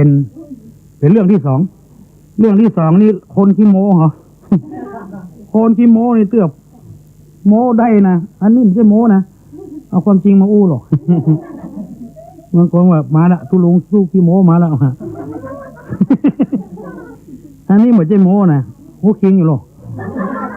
ไอ้ยังเป็นยังงูอยู่หรอก เสื้อมันโม้มันลืมขึ้นไปก็มีนี่เสื้อฟังเอาเพื่อนแล้วเอากำเพื่อนมาอู้นะมันมีตังออกอ่ะมีหมอหนึ่งโอ้มันนั่งอู้เรื่องไอ้งมฟ้าเนาะไอ้งมฟ้านี่นะมันว่าดอยเนี่ยก็ขี้ไถนี่หรอขี้ไถไอ้งมฟ้าโอ้มันโม้ขนาดะเสื้อนะสุไม้แล้วนั่งขี้หัวกำฟ้าอยู่นี่หรอเข้าไปเจือมันอ่ะมีก้าโอ้มีก้ามันมีจะได้พอเวลามันลูกว่าแท้บ้านนอกนี่เนาะขนาดนั่งขี้งมฟ้าอยู่แล้วเวลามันลูกมันอยู่อย่างไรหัวมันบดีจุขี้ดินบนเนี่ยมันโม้สุดขีดหัวหนึ่งมันอวดว่ามันขึ้นดอยโอ้สูงไปสูงเงาเนิกนี่อันนี้แชมป์ชิงแชมป์หรอก สูงไปสูงเงาขึ้นเข้าอ่ะมันสูงมอกใดโอ้หาอู้กินดุมเชื่อปะน้องอู้มันมอกใดพอขณะอยู่บนดอยมาเดือนกายหัวบื้อเลยมา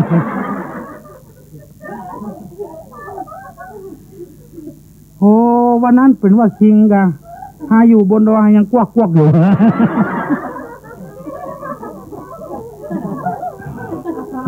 ชิงแชมป์ที่มหานากาวพระโมแตะโมว่าเนี่ยสู้หมอมุลุนมาได้ทีนี้คนขี้โมโอ้ผู้ใดหลายอย่างมีน้ำบ่อเนาะโอ้เลิกไปเลิกบอดมีหมูกี่วาพุ่นว่ามันเลิกหมอกใดก็ขนาดสายน้ำทุ่งเลยนะกล่อง2 ท่วมก่อนบ่ให้หรอกน้ำบ่อเลิกนะขนาดนั้นนะมันว่าบ้านมันแห้งแล้งสายน้ำทุ่งส่ง2 ท่วมก่อนเวลาดึงขึ้นดึงลงมันดีเป็นวันค่ำมันเนาะมันว่ามันโม้เสียงอย่างมันเนาะมันสู้แถมไอ้ไปได้ของเลิกอย่างนั้นก่อนว่ามันเลิกอย่างไรก็คณะฮักคูดไว้นะไปส่องน้ำมีนะวันไปส่องผมมวกโต๊ะได้7 วัน7 คืนกันวะปีกไปส่องมวกยังมาถึงโก้น้ำบ่อเลยถ้ายังมาหันนะห้าหัวฟังแล้วก็ล็อกอันนี้ เดี๋ยวว่าเหนือฟ้ายังมีฟ้านะเนี่ยเหนือจีตูนยังมีกระแจมือนะ จีตูนนี่มันเป็นพายหรอกมันเป็นพายซีนะพายซีพายเก้านี่ โอ้มันกินกันได้สบายนะที่ตู้นี่เดี๋ยวว่ามันสูงบนสูงมันตั้งบนดำนะถ้ามันเป็นกู้กันนี่มันสูงสุดอะเนี่ยถ้ามันแยกไว้ก็มีความหมายนะเป็นอย่างนี้หรอกมันต้องหูหมดเนาะ ก็มาอัน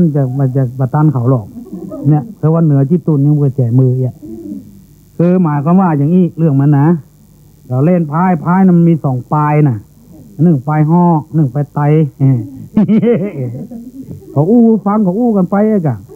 เพื่อเขาตายไปเราอ่อนจะหมูเรื่องของเราหรือเนาะจิตปลายห่อนี่มันจะมีไอ้อย่าง3 แตนกา6 โมโลนี่กาเนี่ยอันนี้ปลายห่อ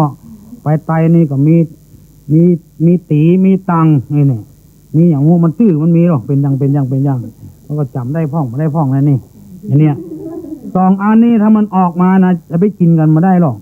ปลายห่อกินปลายห่อปลายไตกินปลายไตนี่สมมติว่าตังออกมาตีกินได้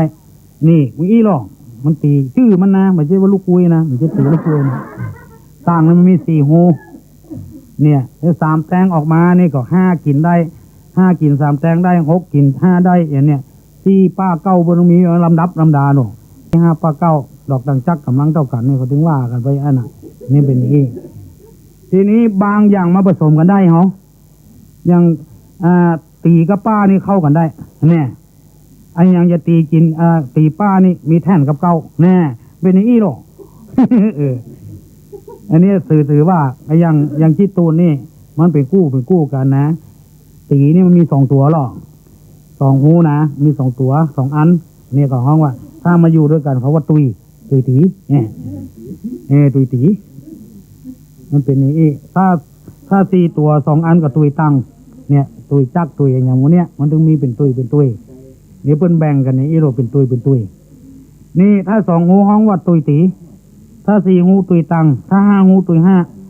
หกงูนี่มีอันเดียวนี่หกงูนี่เป็นไปห่อน่ะมีหกบะโลมีอันเดียว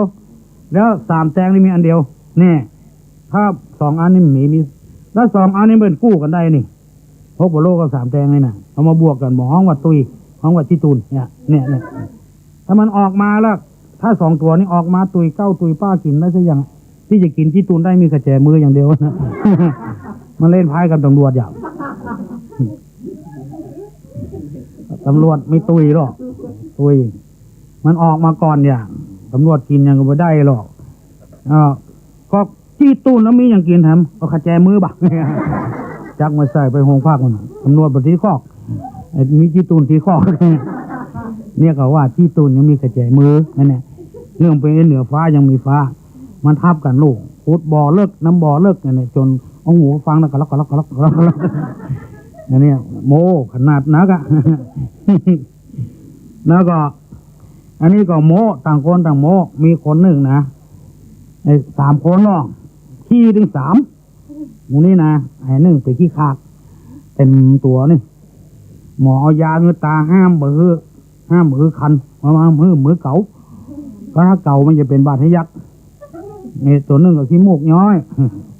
เพื่อเอายาก็ใส่คือกินมือเจ็ดปล่อยมันแห้งกับขี้มูกกันนะ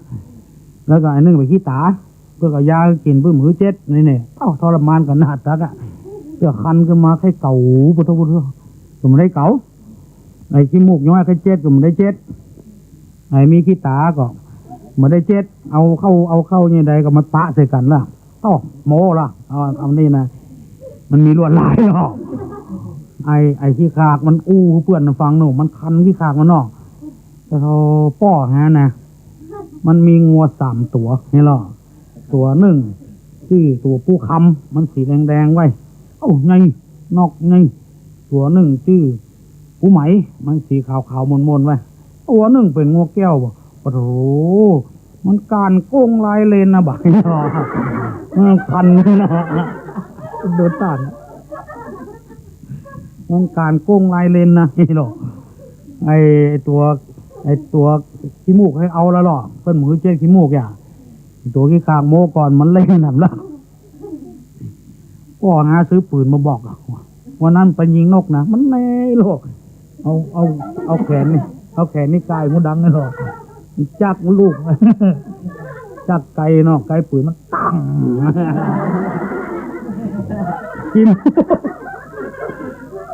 ขี้มูกเต็มแขนอ่ะ เจ็ดขี้มูกออกล่ะไอ้นั้นก็ได้เก่าขี้คากอย่างสบายแล้วหรอกันกุ้งไรเลนเนี่ยไอ้ตัวขี้ตาแจ้เนี่ยได้อ่ะคือใจได้สูโมว่าว่ามันมีรุ่นมือไล่แมงอย่างตอมตามตาแมงวีแล้วแมงพิงอ่ะเนาะแมงพิงตอมเบิ่มมือไล่มันเป็นยาตัวโรคแมงพิงตอมหน้ามันเพราะสูโมว่าว่ามันมีไล่แมงพิงไปในตัว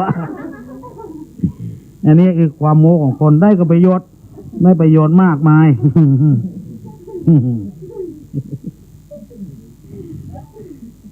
สองคน อันนี้ทำเรื่องนะสองคนไปตะกอนเป็นกานี่เป็นหาบลูกไม่ใช่มีรถมีรางอย่างมาเดียวหาบเป็นนะกาไถก็ใส่หาบกากองก็ใส่หาบกาหม้อก็ใส่หาบกาบุงกาเปียกก็ใส่หาบหมดอะ หาบไปแล้วก็เพิ่นนึงแปลงตูบอย่างเดียวนี้ศาลาไทยตำนอกบ้านเพิ่นถึงคนมั่งมีสีสุขตำบ้านเจ้าเมืองแปลงตูบคือพวกกานอนโน่มีหม้อน้ำหม้อหนองโอ้แต่ก่อนบ้านเมืองมันม่วนเพิ่นถึงเหมือนอย่างนี้กันเนาะมาลักไปโจ้ไปสองกันนี่สองคนไปกาหม้อกับค่ำมากับพากันไปนอนที่ตูบกาดนอกบ้านนั่นเพิ่นแปลงมันก็นอนแต่คนบ้านนึงมันไปเยอะอะไรมันฝันอย่างหมูเนาะฝันเข้าลูกคุยจดหัวคู่มันดังปากกันหมดต้องเอากันตึงคืนโอ้ยจะได้นี่ฮะมาด้วยกันตีกันนี่โอ้สุมาด้วยบ่าฝันบดีบดักเลยฝันมาเนี่ยของห้าวเสียมันเนี่ยทุกหัวเองกันทุกหัวนะวิถือตู้ถือตาอย่างบ้านเนาะหมอนั่นก็อดเอาไว้ฮะมันฝันเนาะเป็นเรื่องที่อภัยกันได้ทำเหมือนได้หัวแต่สกรรมมันจะเอาคืนนั่นหรอ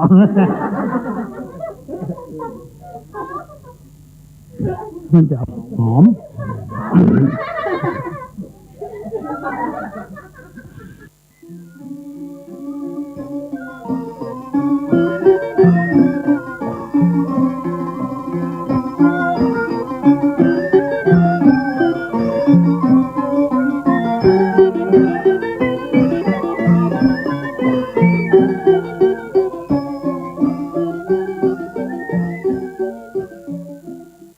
จะเอาคืนนั่นหรอ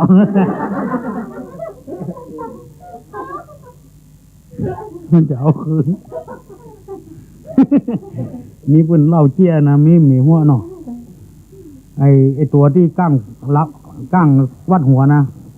คนต่อโลกอัดไปฟันมันก็ลงมือซ้ำแล้วหรอซ้ำหัวกอกโชดปั๊บโหวัดหัวอย่างโอ้ห้าก็กั้งนะบักนี่หรอกว้างกิ้งกั้งที่อย่างซ้ำห้าวถ้ากลัวประทุกรูบัก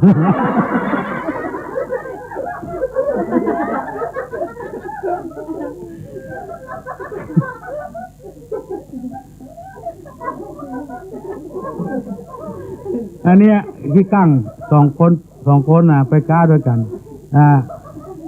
ก็เจี้ยนี่ก็จบเลยอีกก่อนค่อยฟังกันทำไมเนาะกันเดียวก็ได้ยินละ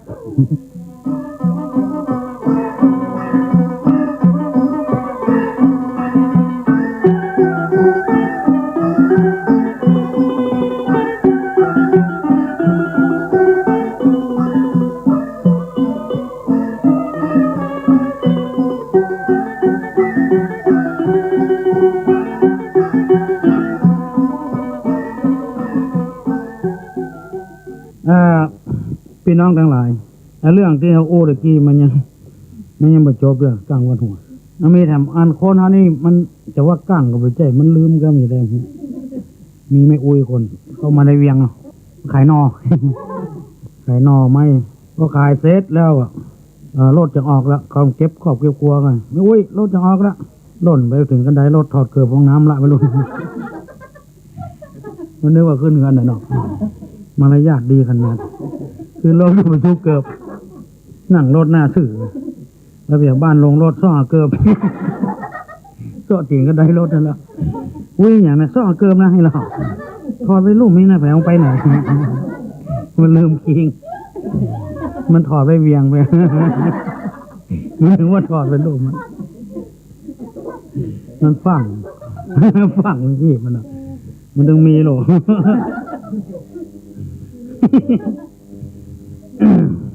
คนเอาคนเดียวกันเนี้ยมันต้องขี้กั้งอย่างนั้นนะวะขี้กั้งก็พออย่างตักพิษตักถูกเถื่อมันนึ่งไปหั่นคนเท่าประจายหรอไปกาดไปหั่นเปิ้นขายคนเท่าประจายเปิ้นปลูกบะเขือปลูกอะไรอย่างเนี้ยกะเอาไปขายกาดเปิ้นมัดไว้เป็นปุกนั้นหมูใหญ่ก็ไว้ติ้งหมูใหญ่ปุกหมูใหญ่กับปุก10 บาทน้อยปุกน้อยกับ8 บาท7 บาทนั่นเนาะใหญ่มาหนูก็เท่าไปใจก็แบบสำรวมนั่งของเยาะตายบะเขือคนเท่าไปจ่ายคนเท่ามีหญิงคนเดียวกันเนี้ยไปจ่ายกาดเตียวไปเตียวมาไปหันคนเท่าไปจ่ายขายบะเขือตาพอติ่งมือจี้ติ่ง มันฟังนี่อันลุงอันเนี่ยลุงให้ว่าหอมลุงปุ๊กก็ได้ไงเพื่อนขายบะเขือไปถามซื้อหอม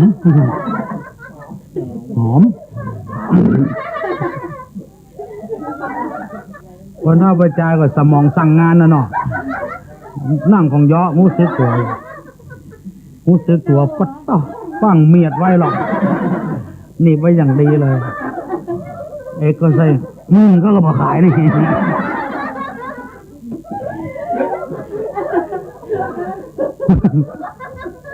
เพื่อนขายบะเขือไปถามซื้อหอมก็มาขายวะเขียมมึงจะขาย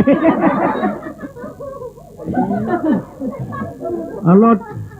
รถเบนซ์มาเล่นแล้วอย่างมาแรกก็เมาซะจ้ะ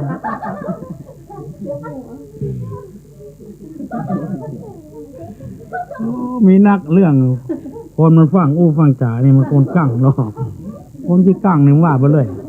เพื่อเขาว่าฟังนะเดี๋ยวเตือบไปซื้อน้ำมันน่ะโอ้ยก้นงัวหิ้วถอเทน้ำมันไปสุดตังนั้นจุดโปรโมทก็มีน่ะกั้งมีลายหนึ่งบอกคือผัวมันสูข้าจะไปกัดนี่หรอกป่าข้าวก็ข้าวไว้ฮันละมีที่เกี่ยงกันเนาะนี่ป่าข้าวก็ต้มไว้ฮันละยูสูถ้ามันสุกโพดเดี๋ยวกำเนิดเนี่ยก็ต้มป่าหรอกมันก็ไปกัดปีกมาหม้อแกงยังมีคำต่อไฟอยู่อ่ะแตงด่าคือผัวมันอย่างโลกนี่ก็มีข้าก็ไม่ได้กินอะไรอย่างนะมาตีหมอหนึ่งไปหมอหนึ่งเนี่ยผัวมันถึงว่าอย่างมันก็เลยไปเนี่ยคนเดียวว่าต่ำน้ำพริกน้ำพงโพดพอหม้อแกงไปเอาอันเนี้ยแกนโคกเขาไปต้มมาเอาแกนโคกไปใส่หม้อแกงเอาไปต้มนึกว่าป่าผัวมันไปหันแล้วเป็นแกนโคกอ่ะมันไม่โพดอย่างไรก็ป่วยมันมาพอคนเดียวมันป่วยมันด่าซึ่งป่อซึ่งแม่มันเอาไปมาไปต้มแกนโคกไม่ใช่ป่าสักแต่งด่าผัวเป็นจังไปหันแกนโคกคนเดียวสูได้สูมาผัวมันดำอย่างเดียวกันนะน้องแกงโคกถึงป่ามันนานกันผัวมันไปพอละผัวมันดึงเนี่ยยายป่วยมันเนี่ยคนเดียวมันอันนี้มันคนที่กั้งนะคนเท่าเนี่ยส่วนมากคนที่เท่าเนี่ยคนเท่าเนี่ยอยู่ทางใต้นี่ใกล้ๆกับจังหวัดเท่านี้เดี๋ยวว่าไปกันเดียวข่อยจังหัวมันถึงอุ้มเหมือนเท่าโลกเขือก็ว่าเก้อเนี่ยเมี่ยงเขาว่าเหม่งเมี่ยงเขาว่าเหม่งบ้านเนื้อนี่ไซโอเคอโคนั่นไปขายเมี่ยงขายเมี่ยงอมเลยนะเมี่ยงอมแก้มพูนนะไปนั่งขายเมี่ยงก็แห้งไปมาซื้อไข่ขี้ก็ไข่ขี้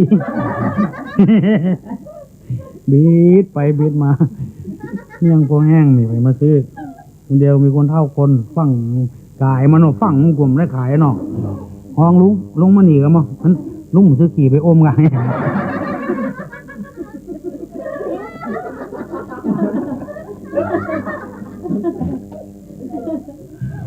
มันเคยขี้ตัว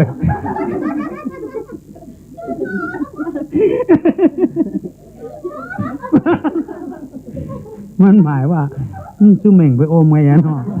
ลุงซื้อขี่ไปอมไง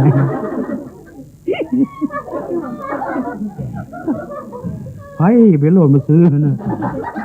ขี่ไปอมฝังไม่ฝัง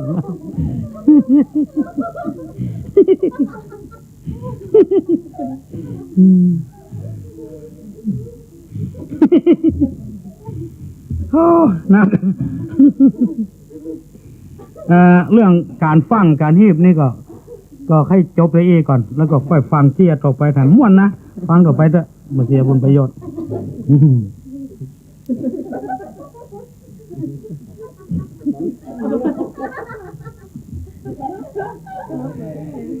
เอาละต่อไปฟังเจียเรื่องทำไมปากมันเหลืองหมดอ่ะเนาะโอเคไปอม มูกใส่พวกออก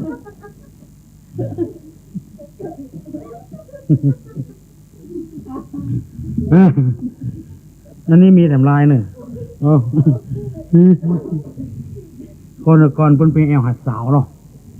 แอวหัดสาวก็เพิ่นอู้กันม่วนหยอกกันไปหยอกกันมาน่ะเพิ่นบัดใจยังบ่เดียวเลยเพิ่นเป็นจ๊ะเป็นนะไว้เนาะตัวจ่าพี่แอมมียิงจะถามอากินข้าวกับหยังโอ้ยอากินข้าวแกงบ่ฟักเนี่ยแกงบ่ฟักนี่แสดงว่าวันนี้ที่อ้ายมาวันนี้เพราะความรักดึงดูดเพิ่นต้องหูกันโลหูกันกำไรออกมาตึ้มเพิ่นว่ากันหูกันมันเป็นเรื่องส่วนตัวมันบอกไม่ได้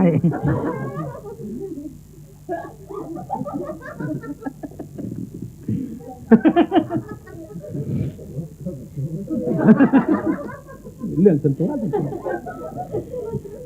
หมดพญามฮ้อนี่นะพ่นมีจานตากฝนเนาะแล้วก่อนในเชื้อประทัวเชื้อหยังก็แดดออกมาเป็นนะพญามหนาวนี่คนเท่าไปเป็นเข้าแดดอุ่นเนาะเขาจานพ่นพญามฮ้อนคนเท่าประจายก็ไปนอนตากจานตะก้อนนี่น่าหันใจเนาะมันจะมีพัดลมมีแอร์อย่างมันเดียวนี่เนาะไปนอนเด้อขึ้นมาถ้าเย็นเนาะเขาไปนอนในมันมีอย่างเงี้ยบ้านของเพื่อนต้องแปลงจานตากฝนไว้ให้กินข้าวตากฝนยามหนาวเนี่ยแล้วก็เชื้อประทัวอย่างก็ตากแล้วก็เก็บไว้เป็นเชื้อเป็นพันธุ์มันจะมีขายอย่างเดียวนี่ก็เนาะไอตัวนี้ก็ไปเอวหาสาวเนาะเอวไปเอวมาก็มันได้กินข้าวก็สดไปในเฮือนสาวบนไปหั่นข้าวบนเปิ้นข้าวเจ้าข้าวดอนี่น่ะข้าวบอดอบลอบนี่เปิ้นหุงข้าวเจ้ากับหม้อต้อมลอกมันจะมีหม้อเล็กอย่างเดียวมันไปหั่นน่ะมันได้กินข้าวจกข้าวเบิ้นกับหม้อจกไปเจ๊จกเบื้องเดียวจกหนึ่งสองเบื้องเข้าเสียเข้าฮ้อนเนี่ยกำวันเวอร์สดออกมานอกวันจำป่ออีน้อยนะป่อสาวเป็นนอนตากจานโหนเดือน2 มัดมามันก็นึกว่าหัวเสายกมาถึงหม้อก็บุบหัวคนเท่าหน้ามีกระเข้ามานอนเนาะหน้ามีก็เข้าทุกเดือนตายละฟ้าผ่า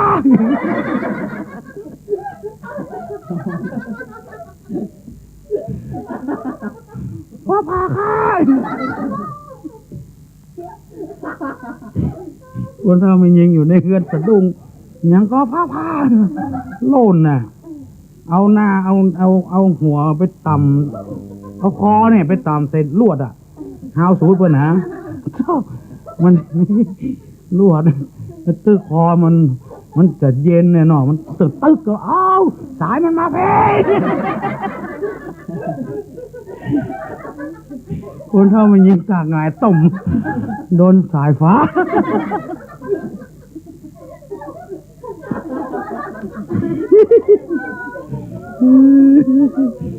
อันนี้เป็นว่าเกี้ยเรื่องสายฟ้าฟาด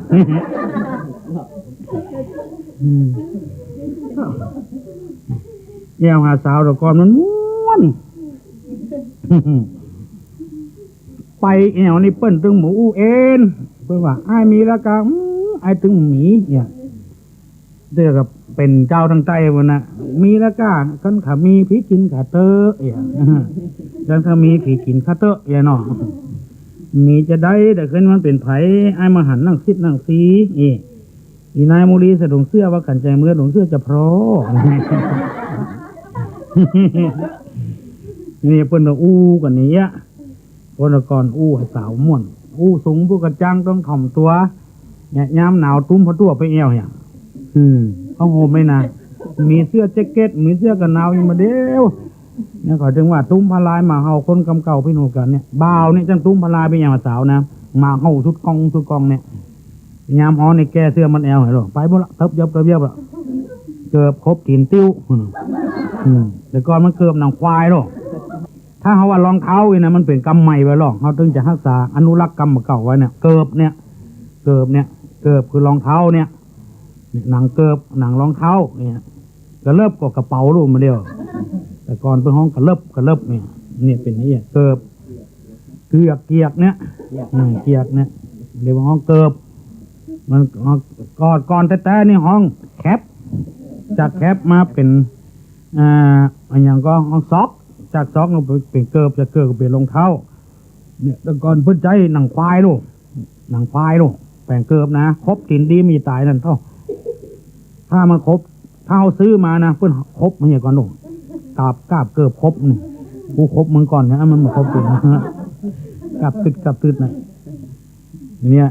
ไปถึงว่าเท่าแก่ข้าวแค่น้าสาวจีอย่างม้าได้ดีเหมือนหมาได้เกิบหนังควายเนี่ยงั้นติ๊กก็เนี่ยมีกู้หนึ่งก็แอวสาวเนี่ยตึงวันจนกันไป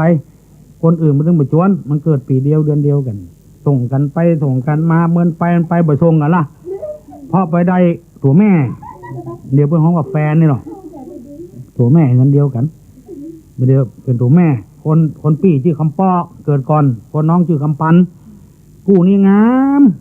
ลำบ้านก็ตึงลือมาลูกลือจนต้องห้องไปเดียวด้วยใดพี่ลี่พ่อล่อคำป้อคำปันพ่อไผ่พ่อมันคำปันคำป้อ บ้าก็ไปเอียบถึงวันหนึ่งยามหนาวปากันไปรัดตรงนา ไปมีถนนต่างเนี่ยไปปากันถึงขนากับอายุกันบ้านั่งถ่ายลงถ่ายกังกกังแงกพอถ่ายเสร็จแล้วก็เอาเฟืองนะลูกเป็นกระดาษทิชชู่ เริ่มมีอย่างละเอาตัวเฟืองนะ7 ก้นพันยุบยับไหนบอกไอตัวหนึ่งมันถ้าจะเมียดผ้าตัวมันล่างล้ำไปเนาะผ้าห่มมันนะผ้าตัวนะเมียดนักล้ำไปลุกขึ้นมันมาลงค้างตรงกงอยู่หันหนอเอาสวัสดขึ้นบาโปกไปถึงหมดจริงกับลูกอย่าเป็นพวกหมาน้อยมึงรู้สึกโลกผ้าห่มมันหนาอ่ะไปนั่งอูสาวอ๋อนายเหยพอดึกพอดื่นป่านนี้พี่น้อยพี่หนานมันนี่เหี่ยมดนี่สาวกับผู้เรื่องเนี้ยบ้านนี้ตึงบ่มีน้อยมีอ้ายนายหนานเพราะห้างบ่ปานบ้าจีถึงมาใกล้เห็นล่ะนั่นฮี่วะไม่อย่าแต่อย่าได้มีผีคนงามคนดีอย่าได้มีเจ้าไม่อย่าแต่นั้นมันกะกวงใหญ่ลงมาได้ใจกันนึงมาได้อูไปอูมาดึกเข้ากลัวเสียเวลาเนาะคลากันเน้อวันนี้บัดตาวันหน้ามาแถมจะนอนมาในแฮมกินแกงงมถ้วย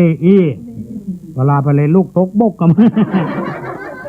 กองหัวกันได้หกโยกปัดต่ออย่างเก้ามันเลยนายคำป้อก็นึกว่าถ้าอย่าปกสุมากแก่ก้าน่ะแล้วก็ในเปิ้นปกเป็นปันมูลีคือกันโลกตองคัดเปิ้นว่านะมูลีกับมากนี่ปันเป็น10มัดมือเบานะคนใดมากก็แปลงสุมากคือกันให้โลกถ้าเอามายื่นคือกันนี่ม่วนล่อหรือก่อนเนี่ยย้อนไม้เขียนก็ไม่จะหาจ้าง อันนี้ก็โอ้ถ้าอย่าปกสุมากแก่ก้าเนาะดำคุมมุมหัวกันไดหั่นจะเก็บก็คือกับมอผู้พูดที่จะมาเอาล่ะตามกลมย่องไปซ่องมือบ่อย่างงามล่ะมาพักขี้เหี้ยหัวกันได้กูไปล่าเพี้ยวไปอีลำเพี้ยวลงเองดึงเพี้ยวไม่ใช่ของหลวงพ่อเองว่าของหลวงพ่อเองไม่ใช่ดำจะนั่นเนาะเถียงไปเถียงมาเนี่ยบ่าวเวียมาสาวม้วนไปเพี้ยวของเพี้ยวพ่อมันรำคาญน่ะกำมีดออกมาเดี๋ยวมากูน้องอ่อนโมนี่จะโลออกมาปวดตัวหันเต็มตาเลยอะไรเป็นอะไรรู้สึกหมดว่าได้ก็ไปจ้างว่ามีดโคกเกิงไปพ่อคว้างเกิงนี่คำปันเอาไปเห็นหรอมือแม่นกว่าคนเท่าอยู่ไหนขนาดมันมีไฟฟ้านะสลิมนะ45 องศาพอดียังมันตัดเค้กวันเกิดเนี่ยเนาะ Happy birthday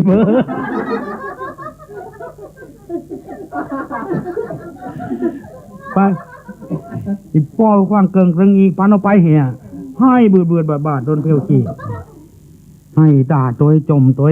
ที่ขี้มีบ่เลอะบ่เธอบ่ขี้หัวกันได้กูตายถึงมันได้เกิดได้งอกมันตายถ้าจะกินพักละอย่างนี้ฮะ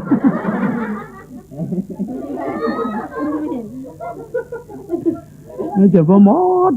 เรื่องบ่าวไว้ภาษาดอกก่อนมันมีเจี้ยหรอมันเล่ากันฟังไปดีก็มีไปง่ายก็มีหรอกเจ็บบ่หมดถึงคืนด่าตัวเพี้ยวตัวหมดแล้วเรื่องยังไม่ย่างเด้อไม่อุ้ยแม่ละอ่อน2 คนอยู่ในเงินปุ่น ได้ยินป่อมันด่าอย่างลูกมันเป็นคนเก่งคนกลางแบ่งอะไรอย่างเนี้ยคนเท่ากลัวบ่ได้ด้วยเพื่อน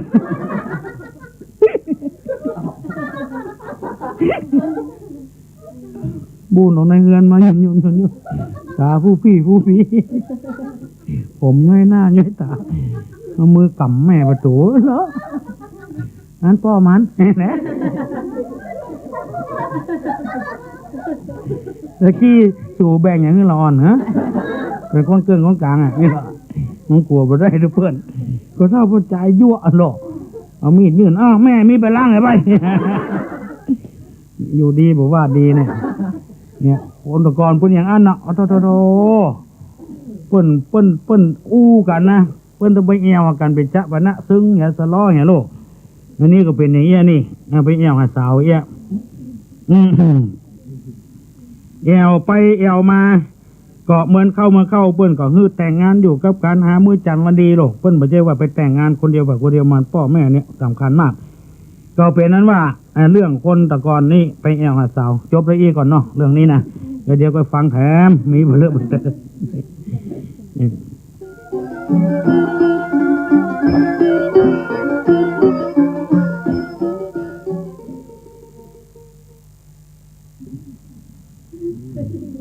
อันนี้เป็นเรื่องทำเรื่องเนอะ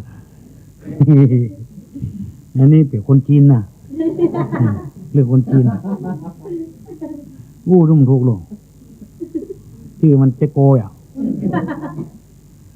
ไปที่ไหนของห้องเจโกเนี่ยมันหม่วนจำเตื้องรถไปได้ไปเปลี่ยนชื่อลงขึ้นไปอำเภอเขาโกไปไหนโอ้วะอยู่ไม่สบายใจนะมาเปลี่ยนชื่อเป็นของไทยว่ะไปที่ไหนก็เรียกเจโกเนี่ยว่าไม่สบายใจจะเปลี่ยนชื่อเป็นของไทยไล่ไหมโอ้ได้กะเอากับปากกามาสมมุติมาจะเปลี่ยนชื่อไว้ใดเปลี่ยนชื่อเป็นหนังทานะเหรอจะเปลี่ยนเป็นนันทาก็ห้องเจ๊กนันทาเต้าตายผู้ดึงหมดถูกมาหนึ่งคนบนดอยมาซ้อซื้อเข็มล่อว่าเลือกเอาอะไรคนบนดอยก็ว่าซื้อเขหูจักเลยไอ้กระบูจักคนซื้อเขเอากาแฟเงี้ยไม่จ่าย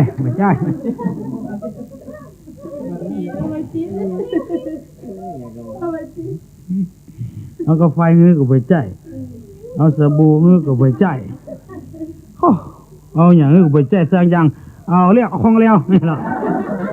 เรียกของเลี้ยวคนบนดอยมันก็เปียกเข็มกันมาเนาะมันมองว่าเข็มมันมองว่าเขอ่ะมันมีขายเปียกเข็มขึ้นมาโคตรหน้าดำหน้าแดงอังนี้เพิ่งบอกห้องว่าเพิ่งห้องว่าเข็ม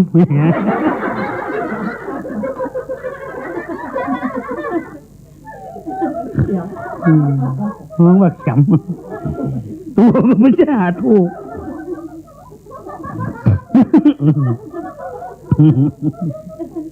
เต่งอวดหลวงเอาลูกไปบวชหลวงไอ้ตีไปบวชอายุ21ละบวกเสียบ้างให้รู้จักคุ้งเตียคุ้งแม่บ้างเป็นนั่งเฝ้าลูกมันขูดหัวขูดเกี้ยวอย่างนั้นทุกเจ้าก็สอนนะเนาะกำบวชมันมีหรอกมันบอกอุนลุมนี่นะอุนลุมปตุมังพันเตทุกเจ้าบอกสอนหรือว่าไม่ได้ก็อุปชาจะสอนอุนลุมปตุมังพันเตไอ้ตีก็องลุงปตุมังพังเตไม่ใช่นะอุนลุมนะอุงลุง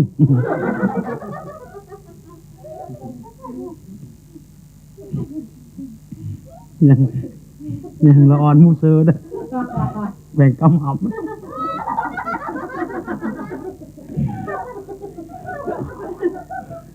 อุปชาสอนในแต่อุนลุมก็อุงลุง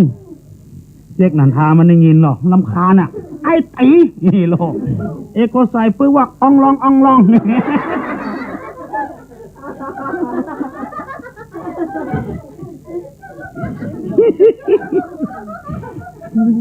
จำพิษใหญ่เลยเนาะ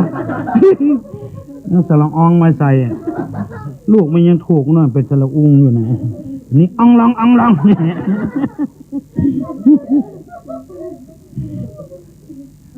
ไปในมนต์ทุเจ้าโลกหรือต้องไปกินข้าวบ้างอ้วนะนี่หรอกอ้วต้องร้องเพลงนะแล้วก็ร้องเพลงแล้วก็อ้วให้ตังค์ลื้อๆนะกินก็ไล่กินนี่หรอกข้าวก็ไล่กินเงินก็ไล่นี่หรอกไปในมนต์ทุเจ้าว่าอย่างนั้น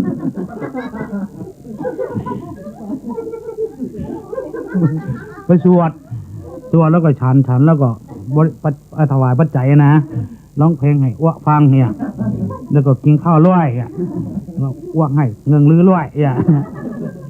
ได้สตางค์หนึ่งกินข้าวมันไม่เข้าใจนั้นแต่คนนั้นที่อาแปะนะอันนี้มนต์เนาะวันนี้มนต์ทุเจ้าก็หูเรื่องหมดอย่างหมดละก็เล่มปากนะหลวงพ่อก็ปากไปหันเน้นน้อยนั่งอยู่หัวกันไดเนาะพัดต้องเปียหัวเน้นไอ้ตีนี่นะพรุ่งนี้นะเตี่ยลื้อไปกินข้าวบังว่านะลื้อต้องไปรวยนะไปกับเตี่ยลื้อนะว่าวันเน้นเป็นลูกทุเจ้า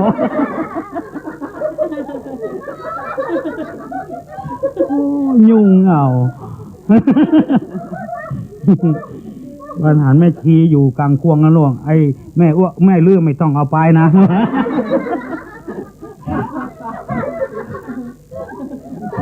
เอาแม่ชีเป็นแม่เน้น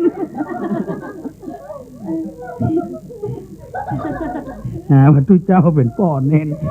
ยุ่งบุตรบุเสียงหน่อย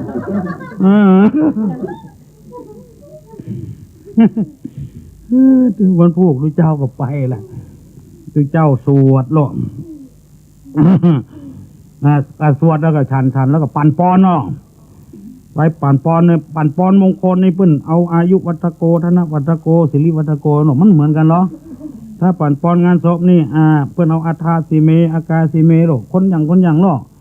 ปอนนี่ก็มีนะเหมือนกันเนาะมันจะคือน้ำมือปอนเนาะอัฏฐาสิเมนี่ญาติน้ำมือคนตายอ่ะแล้วก็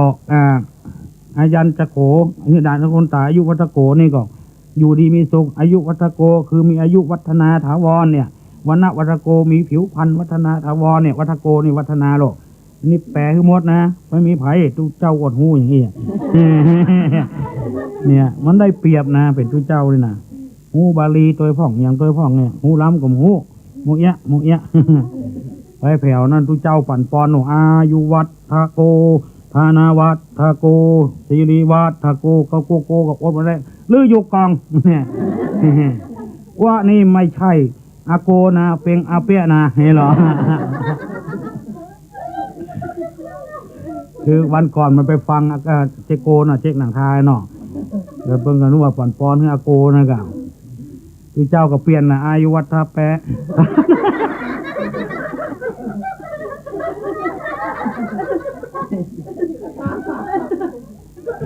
ธนาวัฒทาแปะศิริวัฒทาแปะ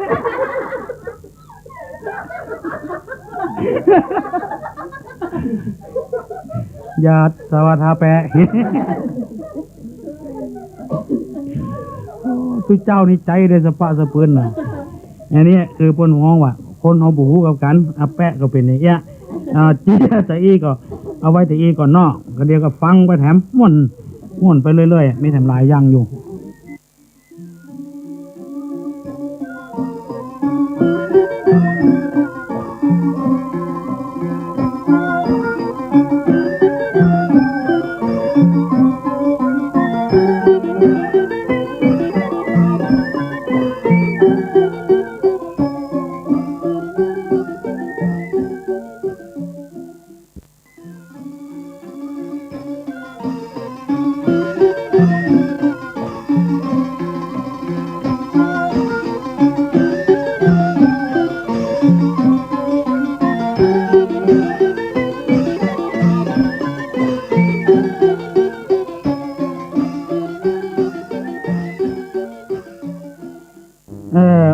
พี่น้องทั้งหลายที่ท่านได้ฟังไปนั้นจะว่าไปก็เป็นคติเตือนอกเตือนใจไปแถมอย่างหนึ่งคือว่าคนวันนี้บางเตื้อเขาก็บ่ฮู้ เอาก็แต่งไปหูด้วยเพิ่นแล้วก็เอาไปเอามาก็หมูเรื่องหูเราอย่างเป็นผลหายตัวเก่าอันนี้ต่อไปนี้จะอู้เรื่องแต่เรื่องให้ฟังอันนี้เป็นเรื่องผัวเมียที่บ่ใครถูกบ่ใครลงกันนะเพื่อนว่าผัวกดต่อเมียเข้าแต่เมียตัวเสี่ยงเมียกดต่อผัวเงินคำของต้องหัวกระเสี่ยงธรรมดาคนเอาอยู่ด้วยกันนี่ก็ต้องหูใจกัน ถ้าบ่หูใจกันนี่มันอยู่บ่ได้เพื่อนว่ามีผัวเมียอยู่คู่หนึ่งมาใครได้กันนี่มันได้ยิ้มใส่กันจนพอจะไหนด้วยกันดึงไม่ยิงดึงพอใจยุงครบสัก5 ตัวนี่หมูเรื่องถึงหมดครบมันได้หนัวกับกันพอได้แต่งงานกับไปทำยังนะเว้ยเรื่องบัดทุกบัดลงกันมันเรื่องมาเข้านอกออกในกับกันมันเป็นอย่างใดบุจะเป็นชะตากรรมกาว่าปัตตนิมาอยู่เรือนอริกาแน่ๆอูหมอกันลงปัตตนิคือคู่ครองถ้าไปอยู่เรือนอรินี่ก็หมายความว่ามันเป็นศัตรูกันเนี่ยเมื่อบ่ได้กันนี่เป็นทุกข์กันลงกันมีอย่างคือกันเนี่ยพอได้กันมาแล้วก็บ่ซื้ออย่างคือกันเนี่ยแต่ก่อนนี่ซื้อบึ้ซื้อขนมบึ้ซื้อข้าวต้มเฮ้อกันได้กันมาบ่ซื้ออย่างคือกันแล้วห้ามล่าก็โอ้สูไปตั้งหน้าพุ่มขึ้นหาตั้งหลังเนี่ยมีลายหนึ่งไงหรอกขึ้นหาตั้งหลังโอ้สูใครจะซื้ออย่างสูโกพิษว่าข้าอาหารแคบหมูนะจะซื้อมาให้สูโกเป็นดินควายอันนี้มันบ่ถูกบ่ลงกันมีผัวเมียกู้เนี่ยคือมันจะมีวิธีใดจะเกี่ยวกับดวงกับจ้างเนี่ยเอาคุณธรรมเนี่ยมาเป็นเครื่องข่มจิตข่มใจคือบังคับใจได้กู้นี้ถ้าอย่าบังคับใจนะมาอยู่ด้วยกัน3 วัน7 วันกับพิษหัวกันเตียงหัวกันจนหม้อไผ่ทลายปากอะไรอย่างนี้ล้างข้างแตกถึงไปใจหม้อดีเลยพ่นเสือหม้อปากบ้างตลอดเวลาเสือ4 วัน5 วันก็ละกันไปเหรอเนี่ยพ่อแม่อยู่บนลำคาญวันหนึ่งไอตัวประจายนะไปละเมียไปอยู่บ้านพ่อก็ห้องมาสอนเหมือนน้อยเหยพอเปื้อนหมู่เดียวเสียวเปื้อนพอได้ลูกได้เต้าแล้วพอได้หอได้เงินได้ล้อได้รถได้รางอย่างคิงนี่ก็ล่ำไปรูเปลี่ยนกับโมนึงให้เข้าคนอย่างอี้นะผีก็โพดบ่ได้บะเทวดาก็โพดบ่ได้บะวันนั้นนะผีไม่ได้ยินเขาใส่หรอกโอ้ข้าโพดมาคนเป็นได้ดีวันปู่นี่มาดูควันว่าผีโพดคนบ่ได้จะโพดหรอกจะโพดบานนี้คือมันมั่งมีสีสุขเทวดาได้ยินก็ใส่เทวดาก็โคตรเทวดาก็มีสิทธิโคตรเหมือนกันนะเทวดามีสิทธิ์ไหมครับเนี่ยมีสิทธิโคตรเหมือนกันจะโพดคนจะลองโพดไป2 ตัวนี่เนาะตั้งคนตั้งเกียมตัวอย่าโพดนะโปรดนี่นะคือโปรดปรานให้ได้อยู่ดีมีสุขนี่นะบ้านเขาว่าโพดเนี่ยคือจำไว้เนอะกรรมเนี่ยมันพิษกันไปเห็นแล้วโพดผีโพดเนี่ยคือผีโปรดนั่นเองโปรดปรานให้มันอยู่ดีมีสุขจะโพดละ2-3 วันแล้วก็ไอ้น้อยตัวนั้นก็ปิกมาหาเมียมันพ่อเมียมาขอมาอยู่ไปอยู่มากูเตือนนะอู้กันมันถึงบัดตัดบัดลงกันเตือนมันเป็นอย่างฮุผัวว่าแดงเมียว่าดำเปิ้นว่าล้ำมันก็ว่าบ่ล้ำอย่างเงี้ยคนว่าผัวว่าล้ำเมียก็บ่ล้ำเมียล้ำผัวบ่ล้ำเมียว่านั่นอย่ามาถูกกันสู้หลวมมีสักดูนะเปล่าหลวบ่เนี่ยต้องก็มีกูเตือนสู้ไปกะเนี่ยอันนี้ไปด้วยกันเนาะห่อเข้าไปตัวเหี้ยไปกันไปเอาหลัวจะมาใส่ไฟเรื่องมันนะ1 เฝ้าก็1เข้าปอกไฟเนี่ยไปเข้าไปพระแพะไอ้ป่ากำนั้นผีมันจำหรอกจำไอ้น้อยตัวนี้ที่พ่อมันด่าว่าผีโพดบ่ได้จะโพดบ้านนี้สักกะมเอาคำนะเอาทองคำนะมีมั่วเอาก็ว่าอย่างนั้นกันเอาเป็นปกนะเอาพกนะเป็นห่อวะเอาห้อยไปไม้ไว้ลูกถ้าไอ้ตัวนี้นะมันมาปะใส่มันถึงเอาหัวมาต่ำเพราะต่ำป๊บเมื่ออันน่ะมันจะได้เอาคำไปใจห้อยได้โพดมันกำนี้น่ะเนี่ยแก้เคล็ดแก้ปู่นี่มันดูแควนว่าผีโพดมันได้2 คนกับไปเข้าพอจะไปถึงที่คำห้อยนั่นนะไอ้เลวพ่อเมียมันเงื้อพ่อเมียมันคล้องใส่หากไม้เต้าเมียมันก็เงื้อพ่ออย่างหูเต้าด้วยผัวลอดปกคำนั้นไปอย่างเนี่ยมันโพดมันได้แท้ๆนะเนี่ยโพดมันได้สักคนเลยผัวก็ไม่ได้เมียก็ไม่ได้ก็หมูเรื่องเนี้ยว่าเป็นพวกคำห้อยหันไปแถมพอได้หลัวได้ฟืนมาแกเสร็จแล้วก็กินข้าวกินข้าวตอนข้าวอย่างกับเพื่อกันปีกมานั่งใต้ต้นไม้ค่ำลงมันม่วนไปกูเตื้อมันดึงมันถูกวันนั้นมันถูกกันอย่าได้หัวอู้กันลงทรงกันพอเทวดาปรากฏตัวขึ้นมาหรอกอันนี้เทพพยดาในล่างมารักษา ป่าไม้เวลาเนี่ยสู่สองคนตกทุกข์ได้ยากใครจะโพดแล้วเนอะเอาดำไม้คืออันดำไม้นะหน้าไม้อะหน้าไม้อะแบบธนูเนี่ยที่เราหันเนี่ยเขาว่าดำไม้เนี่ยดำไม้แล้วก็ลูกทำ3 ลูกอ่ะเอาอันนี้นะสู่เอาลูกดำไม้3 ลูกนี้ไปยิงเนอะถ้าเมื่อแผ่บ้านยิงป๊อบสู่ก็ได้งัวก็ได้ควายจ้างมาไอ้อย่างมันตึงจะไหลเข้ามาพาธนาเอาเถอะมันจะปากันมากระลึกตึกตักกันมาเต็มบ้านเต็มจองนี่สู่จะได้ขึ้นได้ขายเนอะถ้ายิงนะคำนี้ป๊อบตีมันกีดมันบอกว่าขอคือเป็นปราสาทเลย7 ชั้นเลยปราสาทจะเกิดขึ้นมาทันทีเฮ้แล้วพอเดียวแถมอันหนึ่งสู่จะปรารถนาอย่างจะได้เป็นพระจักรพรรดิเอกในโลกกาจะเป็นปัญญาเจ้าเมืองในนี้ก็คนจะมาเคารพนับถือสู่เอาไปเนอะ2 คนผมเมียดีอกดีใจหรอกได้ดำไม้3 ลูกมาแผ่วมาถึงบ้านเมียมันก็ตำน้ำพริกเนี่ยกินเมื่อใดพอค่ำแล้วมันได้กินข้าวทั้งห้องประเดียวจะกินข้าวเมียก็เนี่ยกินบะซุกทั้งห้องประเดียวหัวมันมือกายนะผักลูกมาสูว่าถ้าเนี่ยกินนะเสียเวลาไม่หรอกนี่อย่างยิงน้ำไม้นี่ก็กินลาบแกงอ้อมแกงเพชรแกงไก่ย่างเป็ดย่างอย่างมาปรุงไปเสี่ยงนี่เกี๊ยวกับบะหมี่กานี่จะมาปรุงไปเสี่ยงเต็มกันโตกนี่จะมาคนเดียวมันนะเชื่อพอเถอะสุกิยากิก็อย่ามาเย็นตาโฟกับมาโมดแบบโตตั้งเป็นโต๊ะนี่อย่างโต๊ะจีนนี่ถ้าเขากินเต็มที่ก็เมียว่าถ้าเถื่อนะสูอดเอาไว้ก่อนเถอะไอ้เนาะคำเดียวก็ได้กินแล้วกันเนี่ยนอนมือกายหน้าผากแถมลุกแถม2 เตื้อ 3 เตื้อแล้วนั้นไฟเก่ามันมีเรามันเคยพิษหัวกันอย่างถ้าโคตรโลกสู้ใครยิงเนี่ยมันยิงพอใจได้น้ำเหลือยิงเอาส้นตีนสัก500นะกะเนี่ย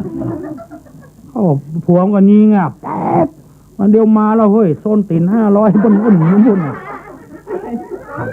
โอ้มันซ่อหาตำแหน่งไผของมันนะส้นตีนร้อนๆอ่ะติดเมียมัน250ติดหัวมัน250อ่ะมีก็ส้นตีนปลกปลักอ่ะเอาแล้วกับนี่เข้าสั่นยงยังแล้วอีส้นตีนบาส้นตีนด่ากันแล้วจะฆ่ากันแล้วเนาะจะละกันแล้วมันเนี่ยบางงามสักคนน่ะตำหน้าตำตาตำหูดังตำกลางตำหลังมีก็ส้นตีนปลกปลักยืนก็บ่ได้นั่งก็บ่ได้ล่ะส้นตีนกำตัวพระทกพระเสียงเนี่ยเขาแห้นี่ก็นี่บ่ได้ล่ะส้นตีนเขาอย่างนั้นเขาแห้ขาก็นี่บ่ได้แก้วขังกะส้นตีนเต็มไปหมดเลยอ่ะถึงผัวถึงเมียเอาแล้วเขาเปล่งกำคืดจันเมินนี่จะได้สู่มีก็ส้นตีนนี่สู่ก็มีข้าก็มีเนี่ยจะไปเนี่ยจะได้ลูกดำไม้มี2 ลูกกันหรอยิงมันหายไปยังไงมันหรอแต่หนอว่ะเอาดำไม้มายิงแถมสัจจะอธิษฐานสู่ก็อธิษฐานด้วยข้าเนอะว่าตัวเนอะนอนยิงสาธุข้ายิงดำไม้แถมลูกนี้ข้ายิงลูกไม้แถมนั้นธงชาติและเพลงชาติไทยเป็นสัญลักษณ์ของความเป็นไทยเราจงร่วมใจยืนตรงเคารพธงชาติด้วยความภาคภูมิใจในเอกราชและความเสียสละของบรรพบุรุษไทยประเทศไทยรวมและเชื้อชาติไทยเป็นประชารัฐผ้าไทยของไทยทุกส่วนอยู่ดำรงคงไว้ได้ทั้งมวลด้วยไทยล้วนหมายรักสมัครคิดไทยนิรักสงบแต่ถึงรบไม่กล้าเอกราชจะไม่ให้ใครคุมขีสละเลือดทุกอย่างเป็นชาติทะเลถ้าเดินประเทศชาติไทยต้องมีชัยชโย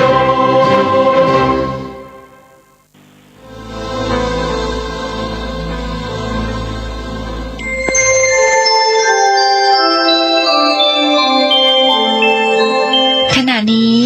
ท่านกำลังฟังสถานีวิทยุกระจายเสียง FM 104.5 เมกะเฮิรตซ์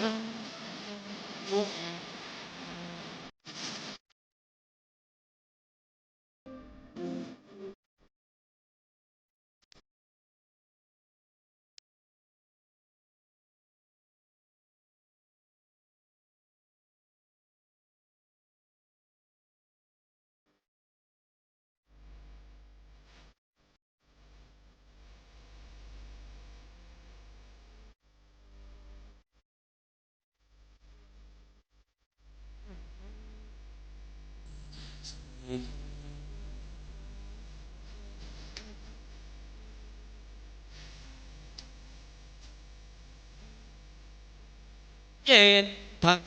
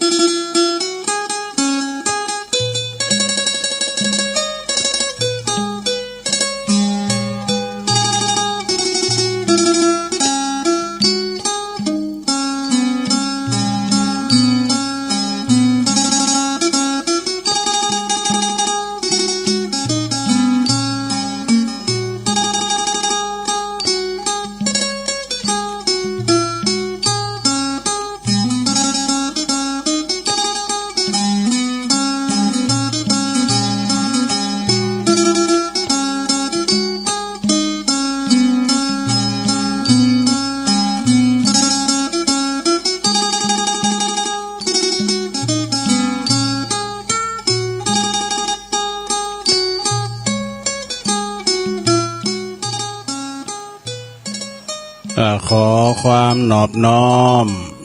แด่พระรัตนตรัยอันมีพระพุทธพระธรรมพระสงฆ์เป็นสรณะที่พึ่งกราบแนบไตไหวสาถวายความเคารพมายังครูบาอาจารย์พระมหาเถรานุเถระตันเจ้าคณะพระสังฆาธิการพระภิกษุสามเณรเจ้าจุโตนจุองค์กุวัดวาอารามพร้อมตึงสำนักติภักสงฆ์โตยเนอะเจริญปอนมายังบรรดาปอออกแม่ออกศรัทธาตันสาธุชนนักศีลนักบุญคุณดีทั้งหลายเนาะปอหลงแม่หลงปอลุงแม่ป่าปีป่าหน้าอ้าวนะศรัทธาตีนจ้องห้องวัดเฒ่าแก่หนุ่มกำใจยิงต่างหลายคำมาแรงมาแล้วเนาะก็มาฟังรายการนี้เปิ้นต่างชื่อว่ารายการสารธรรมยามคำนะซึ่งก็ดำเนินรายการบริหารเวลาโดยต้นตัวแห่งอาตมาภาพเก่ากระผมตุลุงนันชัยวัฒน์นาคเสโน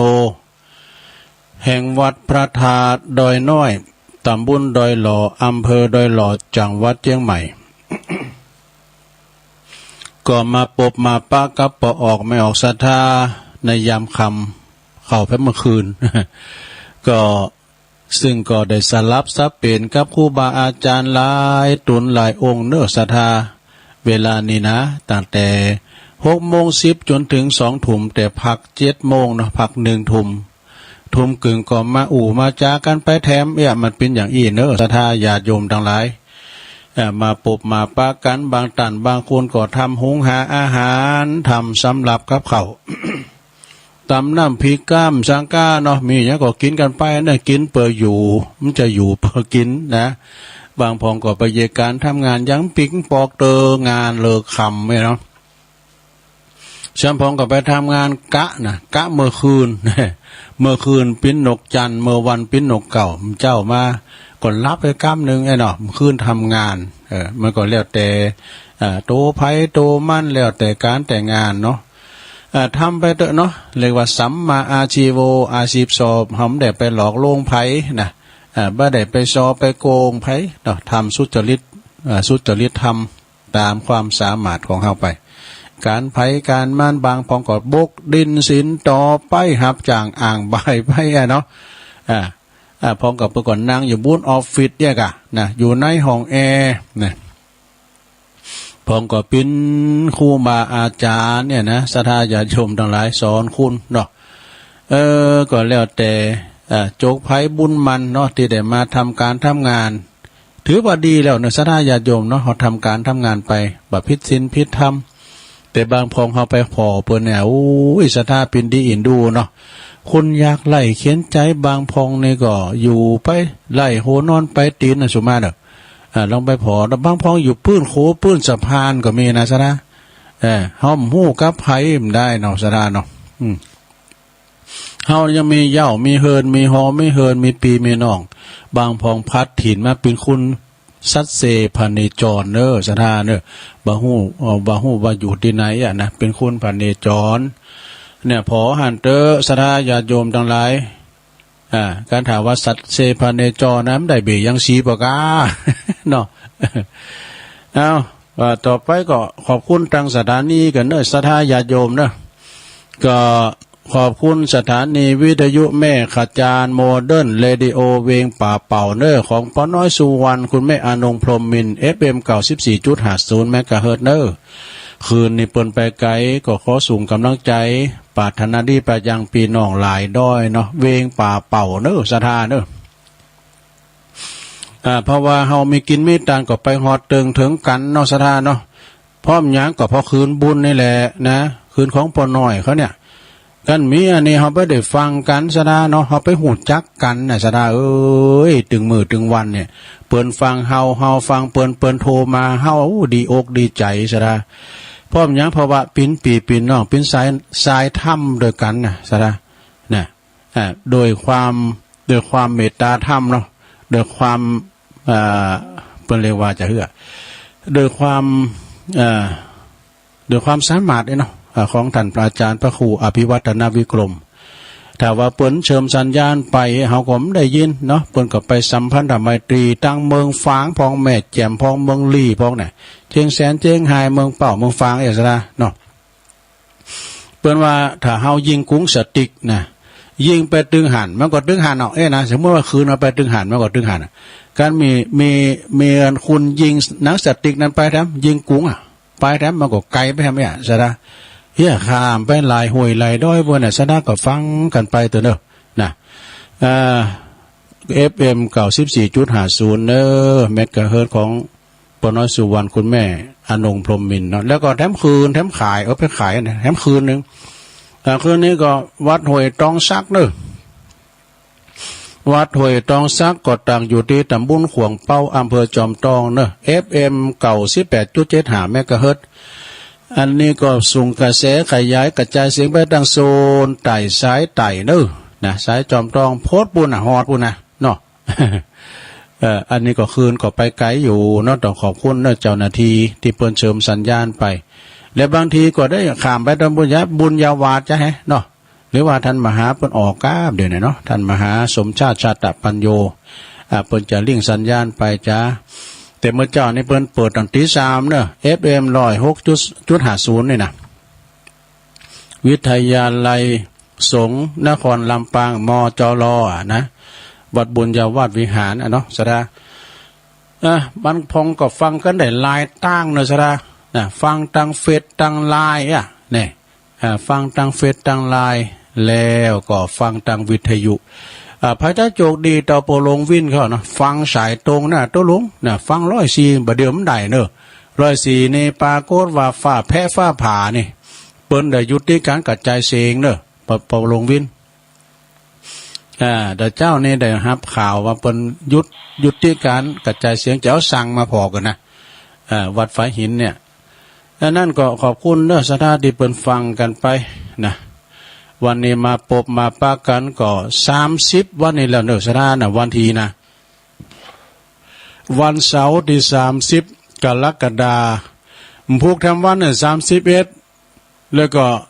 32มีแล้วเนาะ32มีก็เริ่ม2วันนะดูซะนะเนาะเดินกรกฎาคมก็จะจากหมู่เฮาไปอย่างไม่มีวันกลับมาอยู่กันดูก็ปีหน้าไม่รู้ก็มันใจวันทีนี่แหละ มันก็คูณ8ละวันทีแล้วก็เดิน11ออกมานี่2คำแล้วกันเนี่ยเนาะวันเวลาก็ลงเลยผ่านไปโว้ยศรัทธาญาติโยมนะมันจะไปอย่างเดียวมันเอาความหนุ่มความแน่นก็เข้าไปเตือนหน่อยพากเอาอายุไปเตือนหน่อยเนาะสูงเพราะว่าสูงแล้วต่ำดำแล้วขาวยาวแล้วสั้นแพ้ตอบได้พ้องนะสูงแล้วต่ำดำแล้วขาวยาวแล้วสั้นแพ้ได้พ้องก็ดีใต้ปัญหาก็ดู เนี่ยเป็นปริศนาธรรมในตัวเขาเนี่ยซะนะวันเวลาลงเลยผ่านไปเนี่ยมันมีอย่างพ้องมันก็เอาความแก่ความเฒ่าความหนุ่มความแน่นเข้าไปเตือนหน่อยความหนุ่มความสาวเขานะอย่างก่อนเนี่ยพอโดนลุกมอเตียวมอบ่เดี๋ยวนี้ลุกก็โอยนางก็โอยนะตัวลุกในลุกอย่างโง่ได้ก็ว่านะตัวมันยานก็มันเอาตะลุก เอากุ่นลุกก่อนเป็นอย่างนี้ดูสัจธรรมเนาะลุงเนาะมันก็ไปตามสัจธรรมเด้อลงเด้อเฮาว่าหมออีนะปีหนามเราได้ใจไม่เต้าไว้กะเนี่ยโอ้ทำเตือกับปีนี้เนี่ยโอ้ปีแล้วเฮายังเตียวได้ไปปีนพี่นี่ว่าได้ใจแม่เต้าก็มันก็ไปตามสัจธรรมหัวใจมันมาเมินหลงไปขึ้นยังหนักบางพองปยังติดต่างติดเต้งอินดูบนพองกันเนาะติดต่างติดเต้งอีปล่อยเมย์เฮาได้เดินเหินไปไหนมาไหนบ้านได้ก็อดเอาเนาะอดเอาของได้ปิ้นติดปรึกษาของลูกของหลานปิ้นหล่มโพหล่มใสของลูกของหลานไปเนาะนั่นวันเวลาเนี่ยจะไปประมาทเด้อแป๊บเดียวก็ติดกรรมเดียวก็เสาคืน15คำมุนแกวดก็เดียวก็ถึงนะวันศีลเนี่ยเนาะสถานเนาะเผลอกรรมเดียวโหพวกวันหอแล้วเนี่ยมันโวยนะสถานเนาะเวลาเขาพอคุ้นเดี๋ยวก็คุ้นก่อนมันจะเหมือนกันรู้คุ้นเดี๋ยวไม่เหือดุก็50 60 70ก็ยังดูดีอยู่ห่างลักษณะท่าทางนะเลยผมต้องคืนยังหนักหลง เอามาเกิดเพราะว่าครูบาเจ้าศรีวิจัยเพิ่นเสียงบุญละสังขาร60 ปีนะเอาพอหุ่นบ่เนาะสีเท้าเนาะวงครูบาเจ้าศรีวิจัยเนี่ยเฮาพอนะ60 ปีน่ะสุมาเด้อยังหนุ่มเด้อตะลุงน่ะ เนาะเอาบอกว่าในสีเฒ่าคุณเฮาเดี๋ยวนี้มันวันเวลามันโวยนะกันเนาะอย่างพอหลวงคุณหนึ่งประมาณน่ะโอ้อีพ่อนี่75แล้วน่ะตุน่ะแบกหลัวแบกอย่างบกขอบกได้อยู่น่ะมันบุญเปิ้นหรอเนาะเอาพอยังดูดีอย่างแข็งแรงอยู่น่ะปุถุ75น่ะวันนั้นอาจารย์เปิ้นอู่ว่าพ่อจ้ายนี่ด้วยเฉลนอายุ75นะอายุเสียงอายุไขเนี่ยหลวงแล้วก็ไม่ยิ่งใน80อ่ะดูเนี่ยอายุไขของคนเฮานะถ้าเฮาอยู่เลยนั้นไปปิ้นกรรมให้ชีวิตของเฮาปิ้นอยู่ไปตามหน้าบุญเนาะบางคนก็70 80 90 ปีนี่พองก็ยังปั่นรถถีบได้อยู่นะ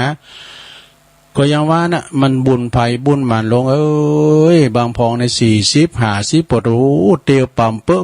พอเตียวอย่างเป็ดเทศก็มีนะใช่มั้ยก็มาแข่งขานะกะ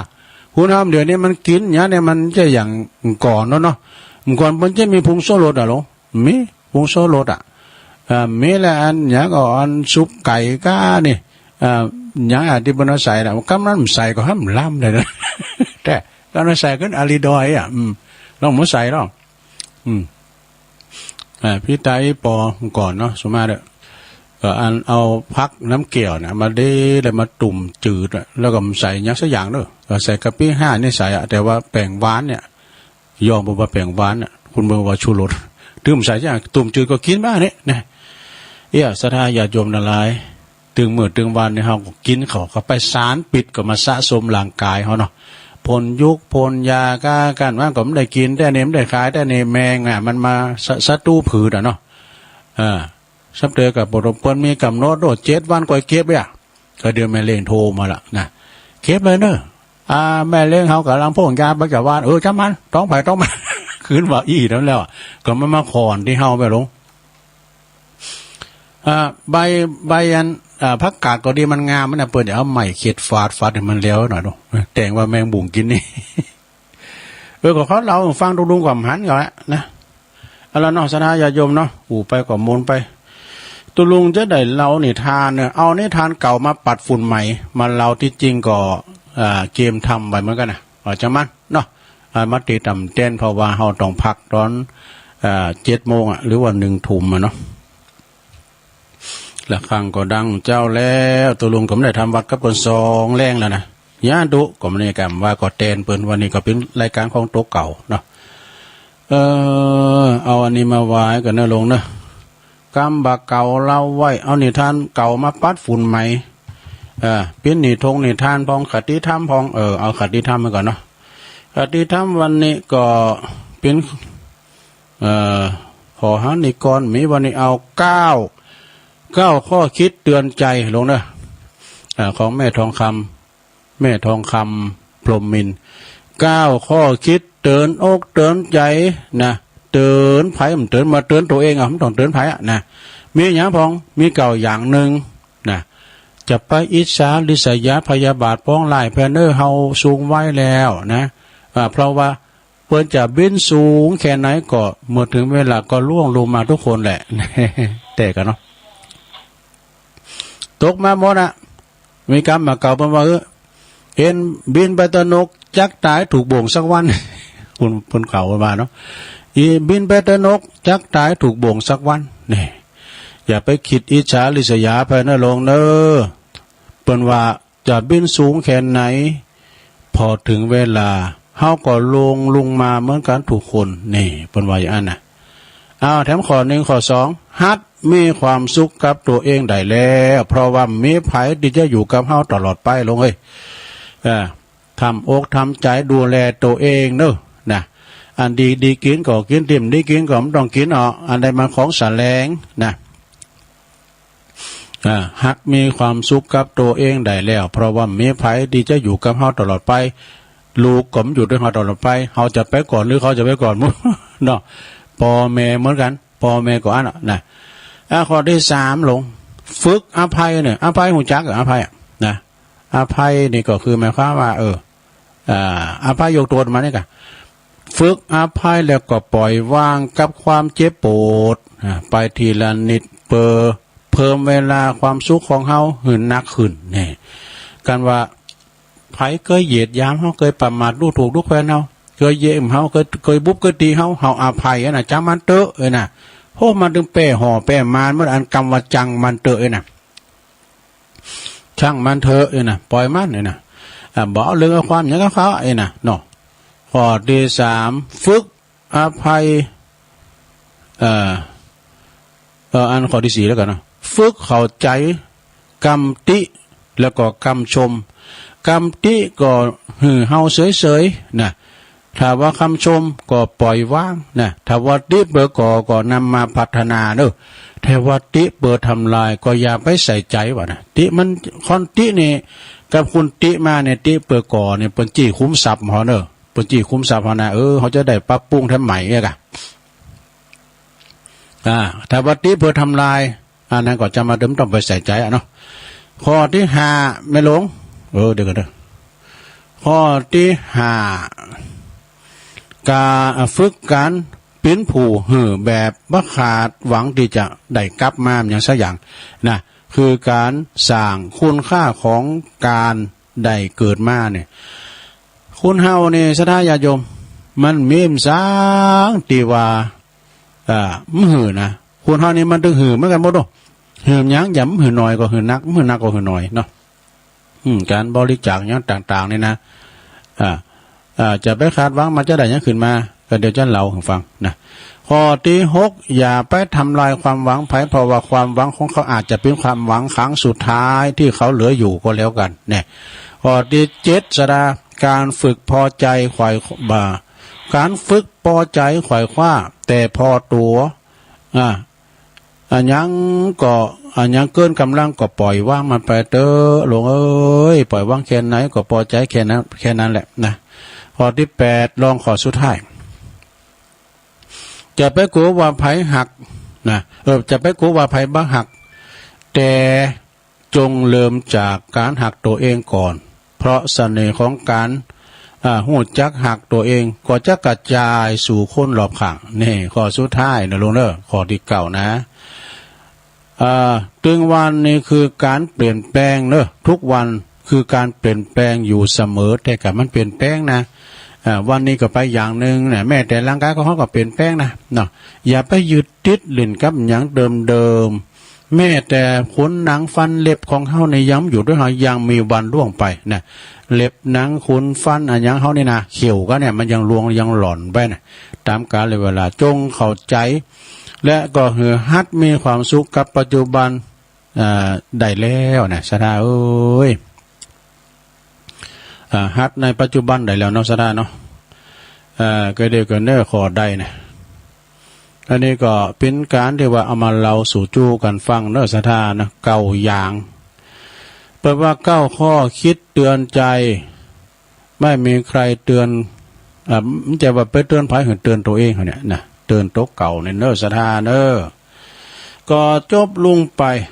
นะก็เดียวจบลงไปต่อไป ตอนนี้ไปตุลงเจ้าเรานิทานกันเนอ นิทานเก่าเอามาปัดฝุ่น นิทานเก่าฟังแล้วในถ้าเราไปทางเมืองฝางกับพี่น้องทางหลายด้อยได้ฟังก็แฮ่เนาะก็เอามาเราทำกรรมแต่ว่าโซนเดียนี่ได้เปรียบกับเพิ่นได้ฟังตลอดนะโซนทางจอมต้องเนี่ยคือศรัทธาวัดนั้นเนี่ยเนาะห้วยตองซักเนี่ยฟังตลอดอันนี้มีชายคนหนึ่งนะลงนะมีพอชายคนหนึ่งมีอาชีพเปิ้นเลี้ยงขายหมูเลี้ยงหมูขายนะเลี้ยงไปเอามาเลี้ยงขุนบองแล้วเอาไปหือเปิ้นไปแหมบ่อยสุมาเด้อนะมีฟาร์มของเขานี่ก็ในฟาร์มของเขานี่ก็มีหมูดำตัวหนึ่งเนี่ยอยู่ด้วยกันนะมีหมูดำตัวนี้ตัวหนึ่งแล้วก็อยู่ในคอกหั่นนะมีอยู่หันคืนหนึ่งเด้อปรากฏว่ามันเป็นวันที่บ่มีแสงพระจันทร์คือเดินบัดแจ้งเดินมืดดอกหมูดำตัวนั้นมันก็หายออกจากฟาร์มไปเด้อหมูดำของเขาน่ะหายออกจากฟาร์มไปว่า เจ้าของก็ไปติดตามไปโดยหาทันทีสหาที่ไหนก็ป้าเพราะว่าหมูมันตัวดำเนาะในคืนนั้นก็เป็นคืนเดินมืดโดยมืดมิดแถมก็หมูก็เป็นสีดำโดยพอห้ามป้าง่ายๆนะเด้ออีกต่างแล้วก็มันก็มือตัวหมูดำมันหายไปแบบปะอ่อนอกอ่อนใจในขณะที่เจ้าของหมูเดินไปนะก็ไปจูนกับหมูทำตัวเนี่ยไปจูนกับหมูป่าว่ะหมูอันนี้เป็นหมูป่าเนอะเฮ้ยเนี่ยมันก็ว่าไอ้เจ้าดำเอ้ยผมจะมาแอวแกงเนี่ยไปยับเอาหมูป่าเข้ามากะนึกว่าเป็นหมูดำของตัวเก่านะเนาะยิ่งมาแอวไกลไปมัดเอามากับเอามาเนี่ยกะเอามาใส่คอกไว้กะเอามาใส่คอกไว้พออูดจบแล้วหมูก็แบกหมูนั่นมาที่ใส่คอกหลงว่าเป็นหมูดำของเขาเองทันใดนั้นทันทีที่กลับมาถึงบ้าน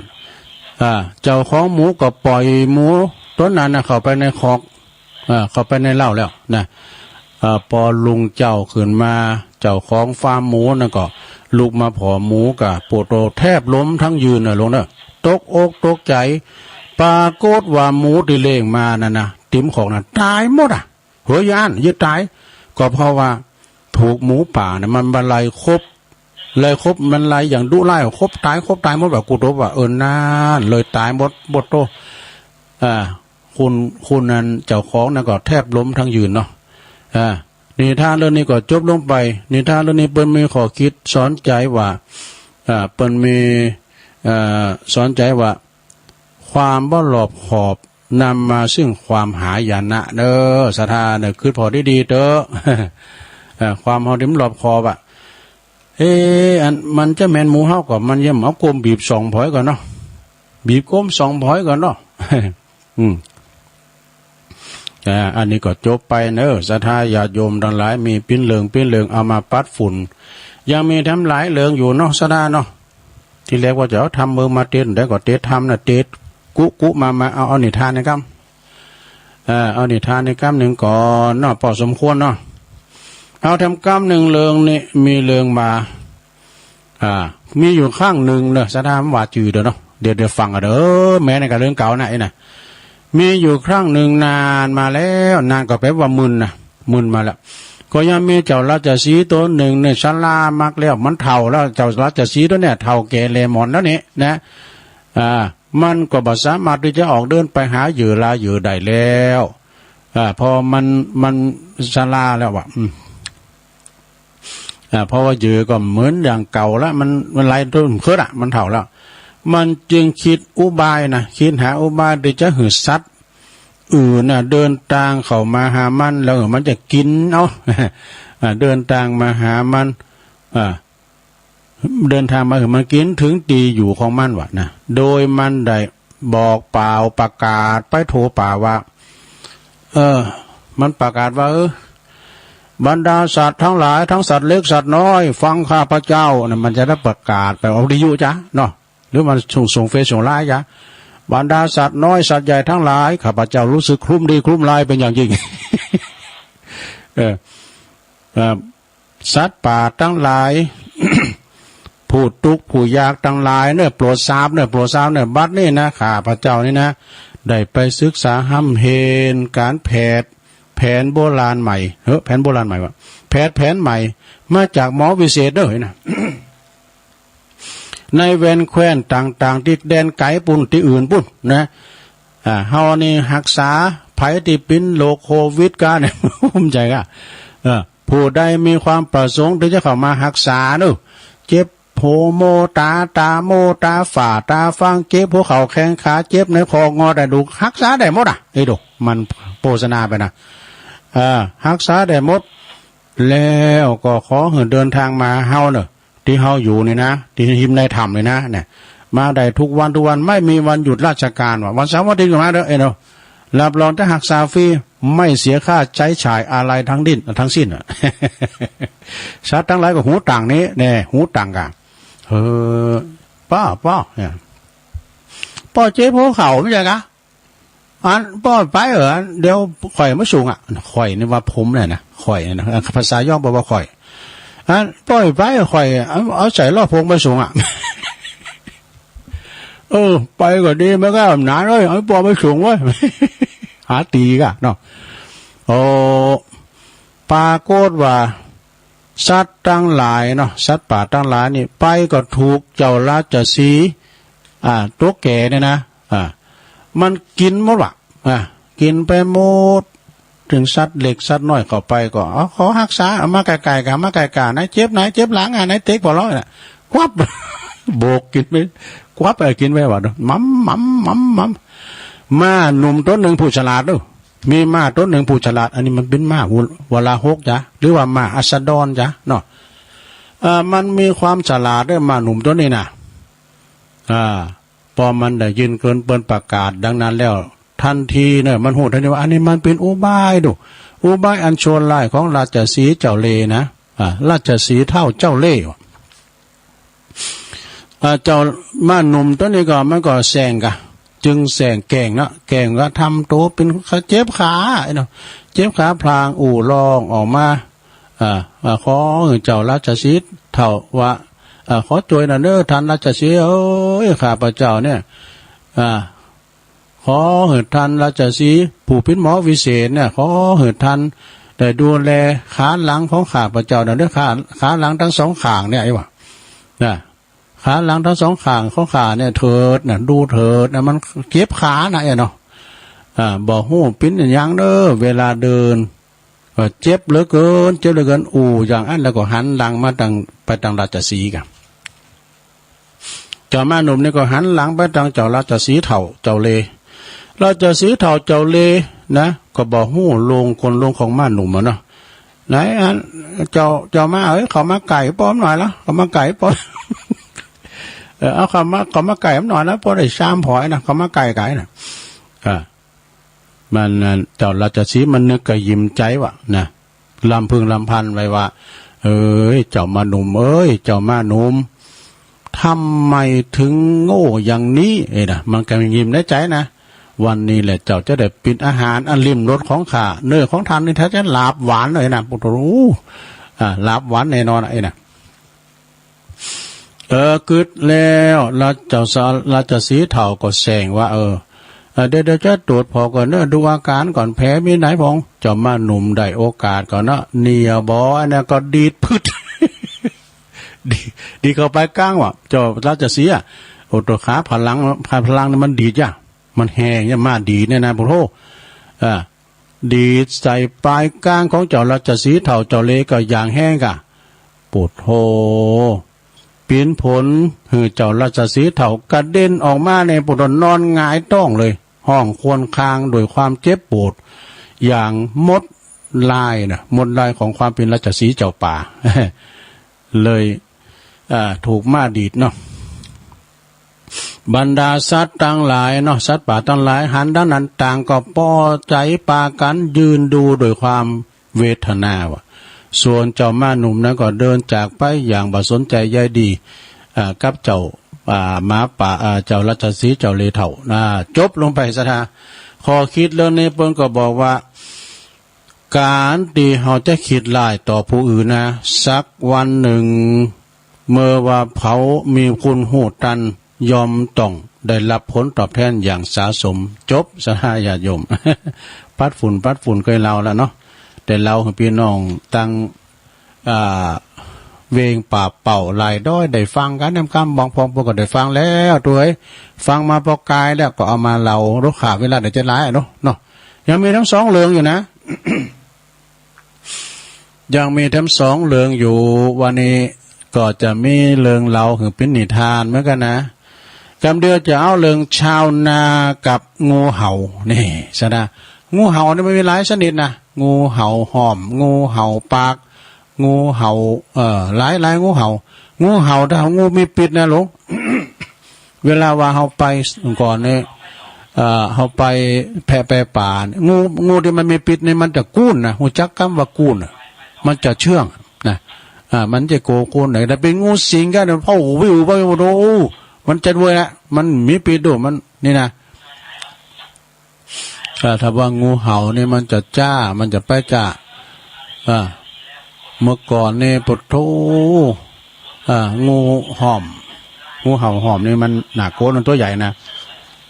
เขาว่างูสิงเนี่ยใหญ่เข่ามันกลายเป็นงูเห่าหอมไม่ได้เต็มมันก็พันใดพันนั้นกันเนาะนะ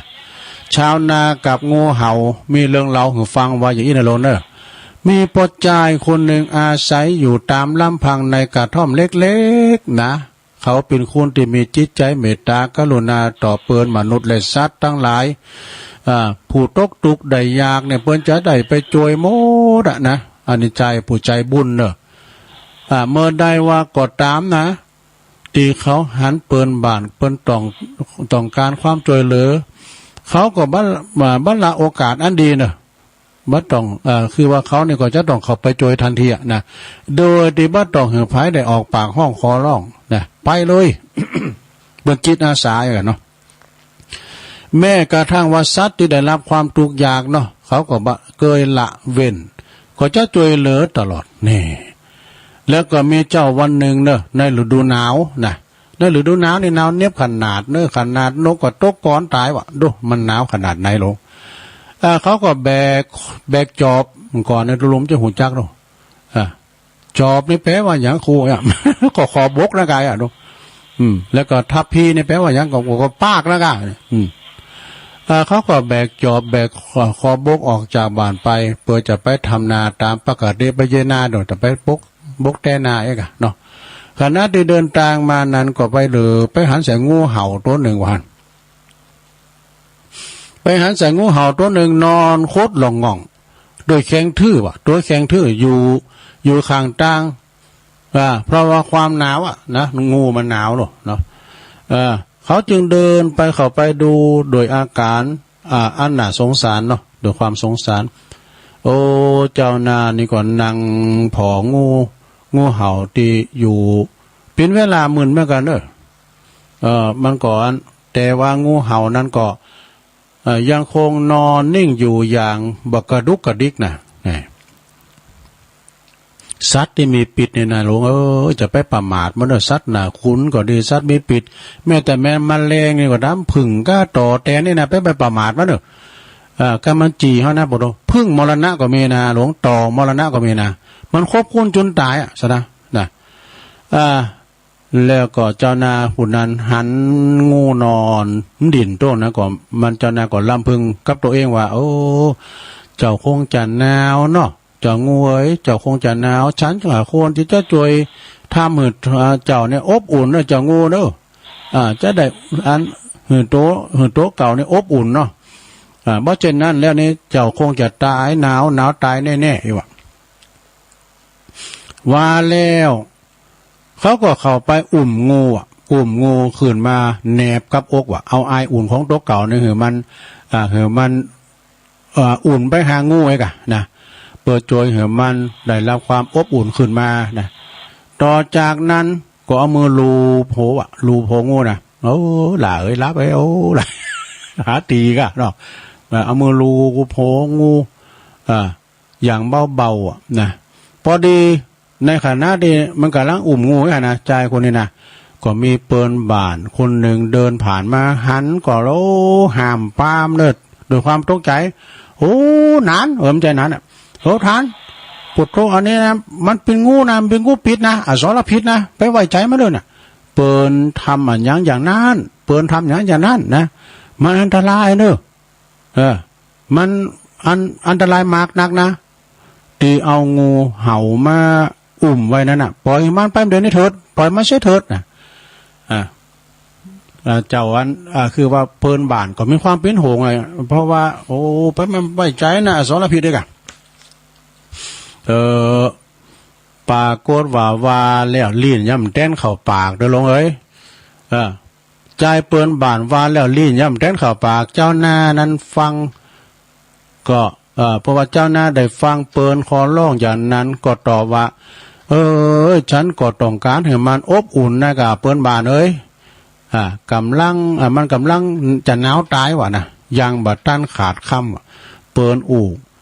บ้านยังลิ้นแต้นเข้าปากอธิบายต่อไปมาได้แล้ว พอดีงูตัวนั้นนะงูเห่าตัวนั้นนะได้รับความอบอุ่นนะมันในละคุณเนาะเพิ่นมันอบอุ่นแล้วได้พออบอุ่นแล้วมันจึงขยับตัวนะแล้วก็ชกกัดเข้าไปที่แขนโอ้ยนี่มาห้องโอ้ยกับเดือนอ่ะปรากฏว่าโดนคบเหมือนเม็ดตีแขนว่ะเจ้านานั้นทันทีปลดตัวปิดเลิศปิดงูก็แช่สารเข้าไปตามสินเลิศเนาะเขาถึงหัวใจเจ้านาคุณนั้นก็ห้องด้วยความเจ็บปวดโอ้ยเอาไปหงยากรรมเอาไปหงยากรรมไปเต้นไปข่ายบาดไปที่ไหนว่าแล้วก็ลุ่มลงหันดินดึกๆด้วยความทุรนทุรายก็ขาดใจตายอย่างนาณตรงนั้นเองจบสดาญาโยมเนี่ยฮะงูปิดงูเนี่ยมันก่อนนั่นก็หันเนาะที่ในคลิป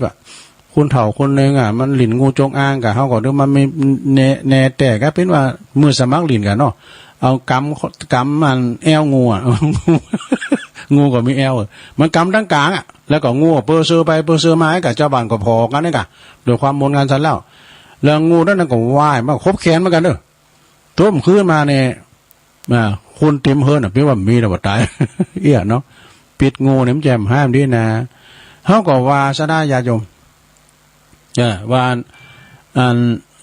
ปลาดุกเนี่ยซะนะมันจะมีปิดปลาแกดปลาดุกปรากฏมันมีเงงนะได้ปิดมันเอาไว้อย่างที่หันนะได้ก็มันปักปวดขึ้นเพราะเก้าแขนมันเนี่ยหลงเคยเหรอปลาดุกเนี่ยนะปิดนะเนาะเดี๋ยวก็สรุปทำกันในทานเลินในเปิ้นสอนหัวว่าข้อหนึ่งการช่วยเหลือคนชั่วซึ่งเปรียบเหมือนอสรพิษร้ายนะอันตรายเป็นที่สุดแล้วก็ข้อที่สองการที่เราจะช่วยเหลือผู้ใดคนใดนั่นนะต้องพิจารณาให้รอบคอบก่อนเด้อจันกันบัจจะอ่านในจันนำความเดือดร้อนมาถึงตัวเฮาหรือไม่นี่จบลงไปซะได้อันนี้ชาวนากับงูเห่ามันจะหูบุญหูกุลงูเนาะนะบ่หูบุญบ่หูกุลซักอย่างแลนะเพราะอย่างเพราะว่างูนี่มันเป็นสัตว์ตาลิสานหลงนะเป็นสัตว์ที่มันบ่หูกุลหูบุญบ่ว่าภัยเลี้ยงมันอย่างเงี้ยนะมีแถมอย่างหนึ่งเน้อสถาเน้อนิทานเก่าเอามาปัดฝุ่นใหม่เล่าให้ฟังนะนะอันนี้จะยาวไปใช่ไหมจะเต้นจบก่อนเหลือ12 นาทีเดี๋ยวจะได้ประกาศข่าวสารงานบุญแถมอยู่เนาะศรัทธาญาติโยมทั้งหลายจะได้ประกาศข่าวสารงานบุญอยู่ถ้ามันเต้นเราก็เอาไว้เราทงที่2ก็ได้นะช่วงที่2ก็ยังมีอยู่เอาเนียมกั้มอันนี้ก็คือว่าเขาจะไปตามใจเจ้าบ้านลำไป2 ปอลูกนะพอใจคนหนึ่งปาลูกใจเดินทางไปจะไปเพื่อจะออกจากบ้านไปเพื่อจะไปตลาดนะจะไปกาดโดยนำเอาลานี่คล้ายๆกับม้านะลาเนี่ยนะม้าแคะนั่นเนาะโดยเอาลาไปตัวเดินทางไปตัวนะในขณะที่เดินทางไปนั้นก็มีพอใจเจ้าบ้านคนหนึ่งเดินสวนตั้งมาแล้วก็ได้เอ่ยปากอู่กับ2 ปอลูกว่าปอลูกกูในช่างมาโง่แต่นะก็ล่าเพิ่นเอาไว้ขี่สู้เขาเยี่ยมขี่ไปบ่ใจเอาจูงไปแล้วเดินตามอย่างนั้นดูทำไมถึงบ่ขี่ไปเล่านะคุณแลกไว้เนอะเจ้าบ้านนะพอใจผู้เป็นปอนะก็เมื่อฟังได้อย่างนั้นละอุ้มลาขึ้นนางบุญหลังบุญหลังล่านะเตียวไปซะหน่อยนางไปแต่บุญหลังล่า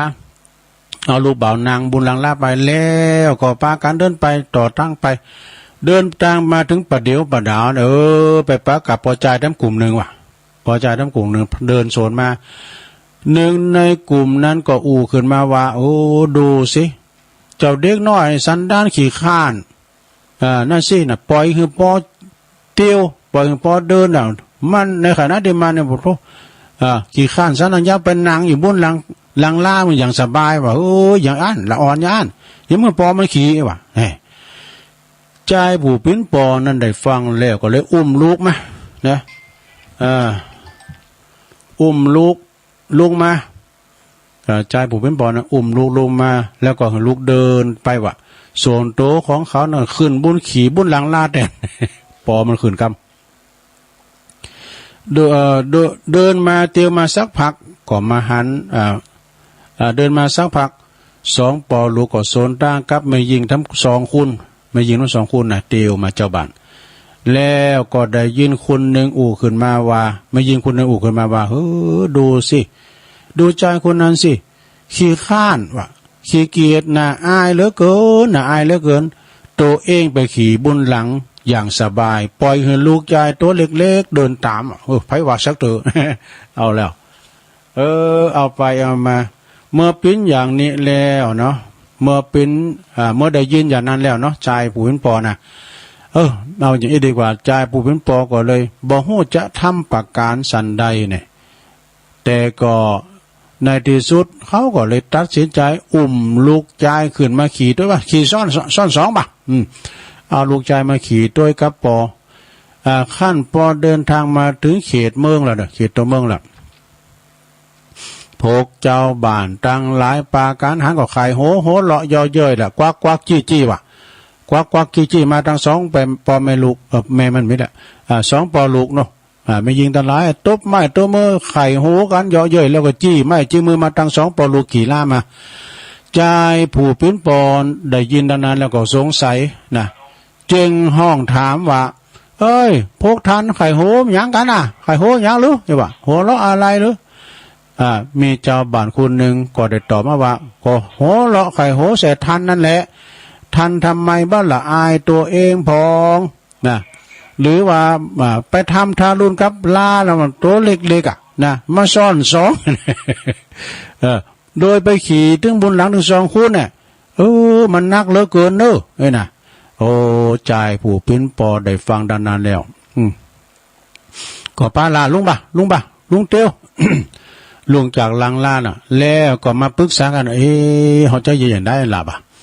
อันใดก็ถูกใจเขาเนี่ยยืดดีนะก็เลยทำอย่างได้จึงจะถูกใจของเขาทั้งหลายเขาจะได้นะในที่สุดก็ตกลงใจกันช่วยกันช่วยกันมัดขาลาถึงสองกูมัดขาหน้าขาหลังเราก็เอาไม้เขาสอดก็หามบ่ะ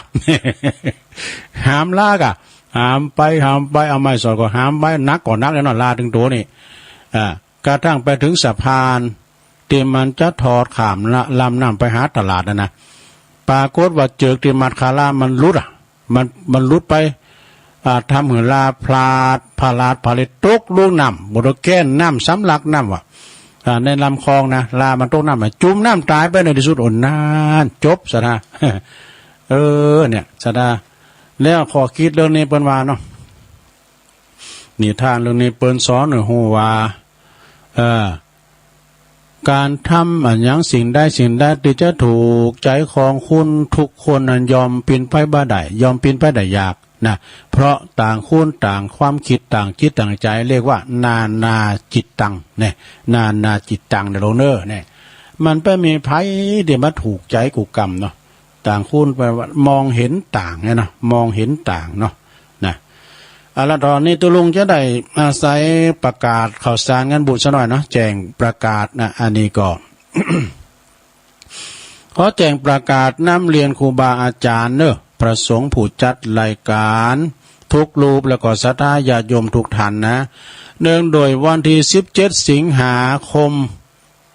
2565เป็นวันครบรอบ10ปีแห่งการก่อตั้งสถาบันธรรมาภิวัตน์ศพเตอเนตำบลโสปาดอำเภอแม่เมาะจังหวัดลำปาง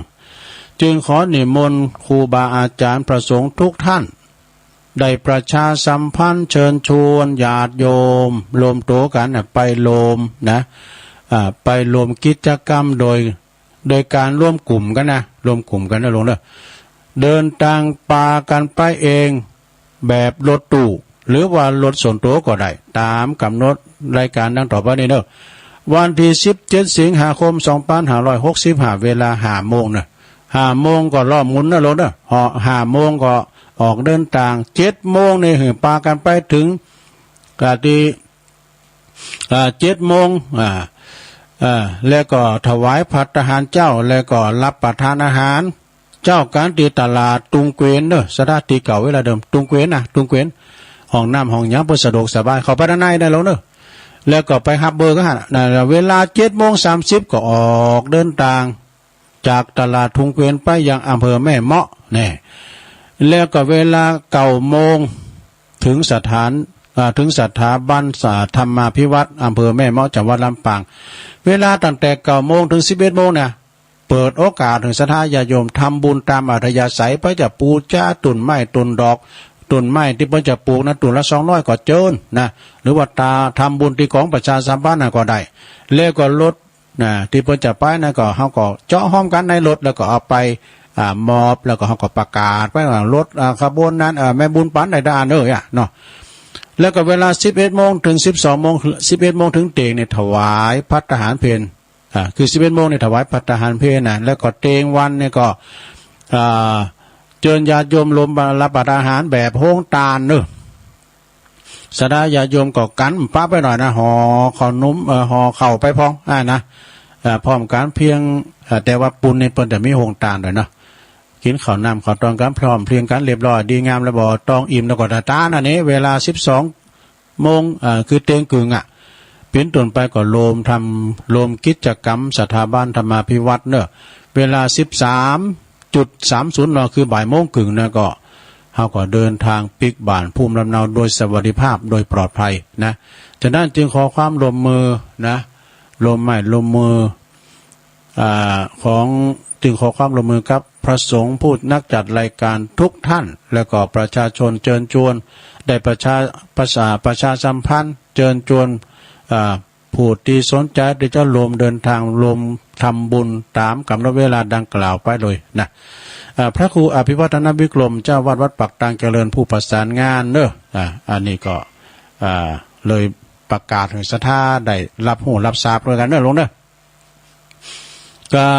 ซบเตือนในไก่หรือเขาแล้วเนี่ยเขาแล้วนี่มันปูนกว่านี้ที่เมืองแปรเบิ่งก่อนลูกแต่ซบเตือนในไก่มันก็การรถกว่าจะถูกมาแถวหน่อยนะดูจะย่องรถเก่านั่นก็ได้นะลงดู แต่ยอมมาหน่อยก็จาก500เป็น300ก็ว่ากันไปเนาะเหลือน้ำมันก็แปลงในยื้อมันเนาะห่อข้าวต้อนไปเด้อห่อข้าวไป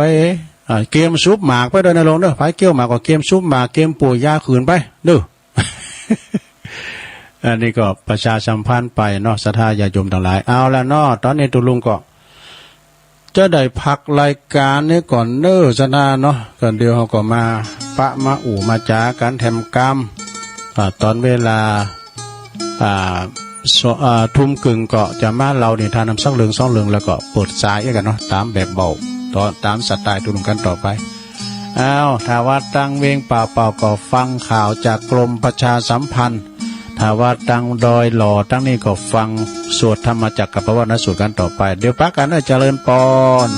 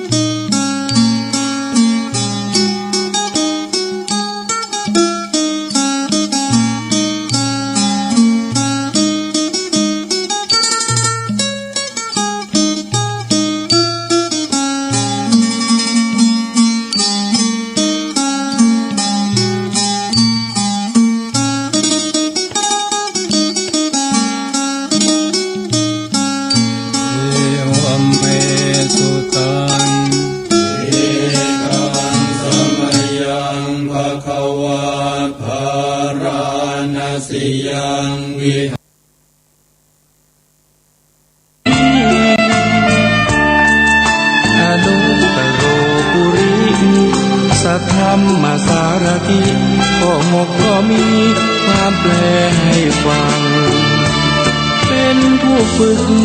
ผู้สอนมนุษย์ได้ดีและก็ไม่มีผู้ใดเทียมเท่าสักครั้งข้อเจ็ดศรัทธาเทวมนุษย์สานังศาสดาสอนสั่งมนุษย์และเทวดาพุทโธนี้ข้อแปดผู้หลีกแก้ไขปัญหาผู้รู้ผู้ตื่นเบิกบานก้าวนั้นข้อภควาผู้เลิศวิชายอดพระคธรรม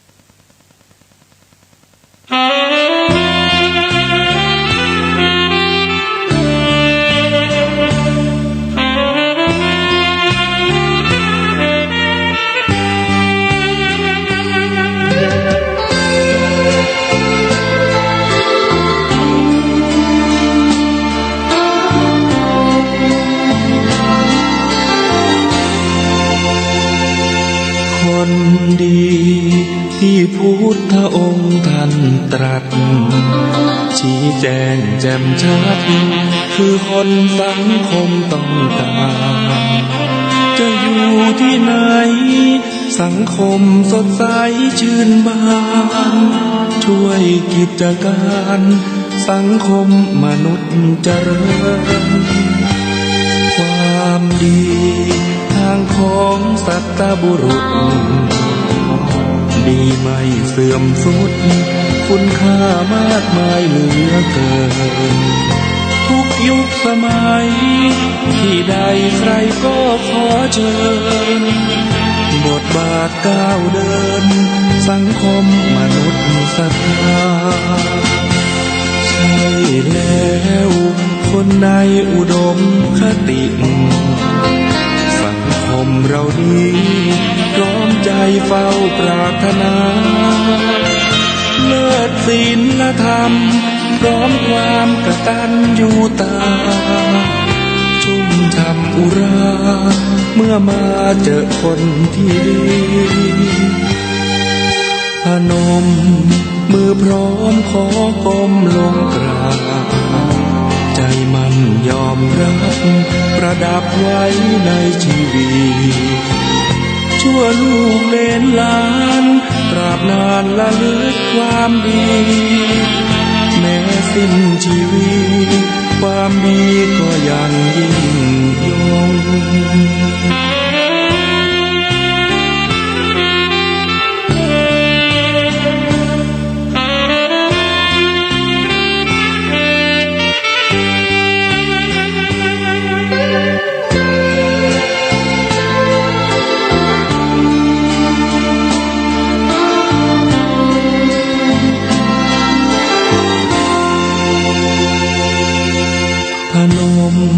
มือพร้อมขอก้มลงกราบใจมันยอมรับ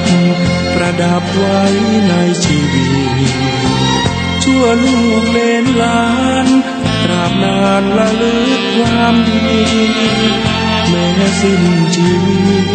ความดีก็ยังยิ่งยงพุทธคุณวางไว้กลางกล้าวเพื่อป้องกันเหล่าไพลินสิ้นทั้งหลายธรรมคุณทูลวางไว้กลางใจเพื่อช่วยให้หูทั่วถึงชั่วดีสังฆคุณทูลไว้ในชีวิตเพื่อช่วยปิดพ้นทุกข์เป็นสุขีโดยบุญอภิวันอัญชลี สวัสดีโดยการนิรันดร์เทิน10 นิ้วกราบแนบใต้ไหว้สาปารมีธรรมในครูบาอาจารย์พระมหาเถรานุเถระท่านเจ้าคณะพระสังฆาธิการทุกรูปทุกตนขอความสุขความสวัสดีในธรรมะแห่งองค์สมเด็จพระสัมมาสัมพุทธเจ้า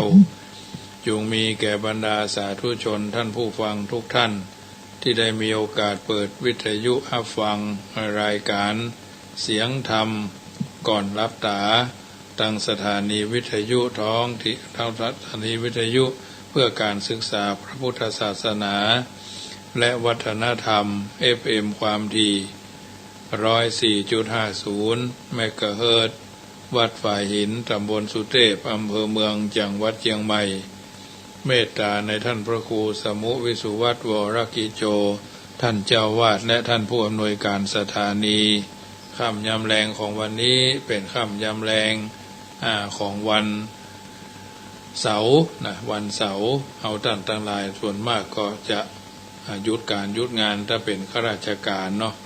ถ้าเป็นข้าราชการก็ถือว่าเป็นกิจกรรมที่จะต้องอยู่ทางบ้านทางจองรายการเสียงธรรมก่อนรับตาก็เป็นอาหารใจภาคแรงภาคค่ำก่อนจะเข้าสู่นิทาก็เริ่มตั้งแต่ทุ่ม5 นาทีจนกระทั่งถึง2 ทุ่มโดยประมาณ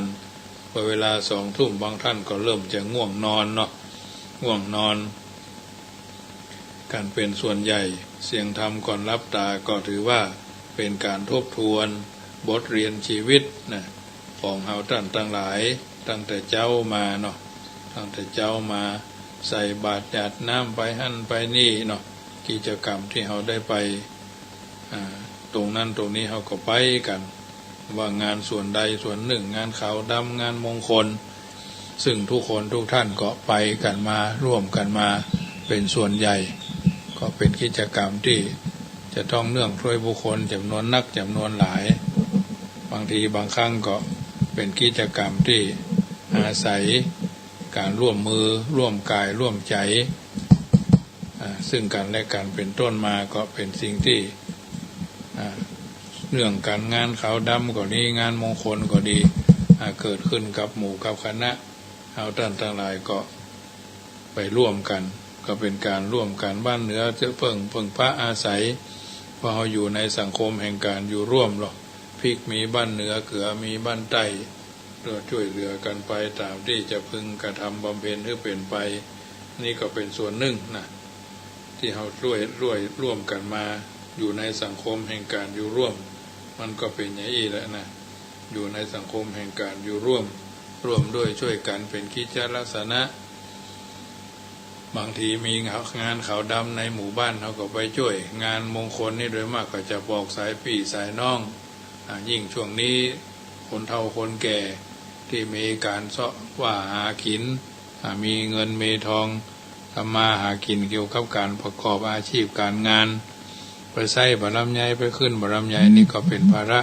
หน้าที่ที่เฮาท่านทั้งหลายได้ปฏิบัติกันมาเพราะฉะนั้นเมื่อค่ำยามแรงของวันนี้พร้อมแล้วจะได้นำปาญาติโยมกราบพระไหว้พระ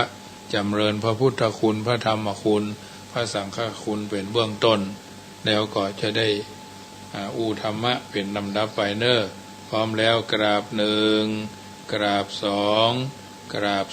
3กราบ4กราบ5อะระหังสัมมาสัมพุทโธภควาพุทธังภควันตังอภิวาเดมิกราบสวากขาโต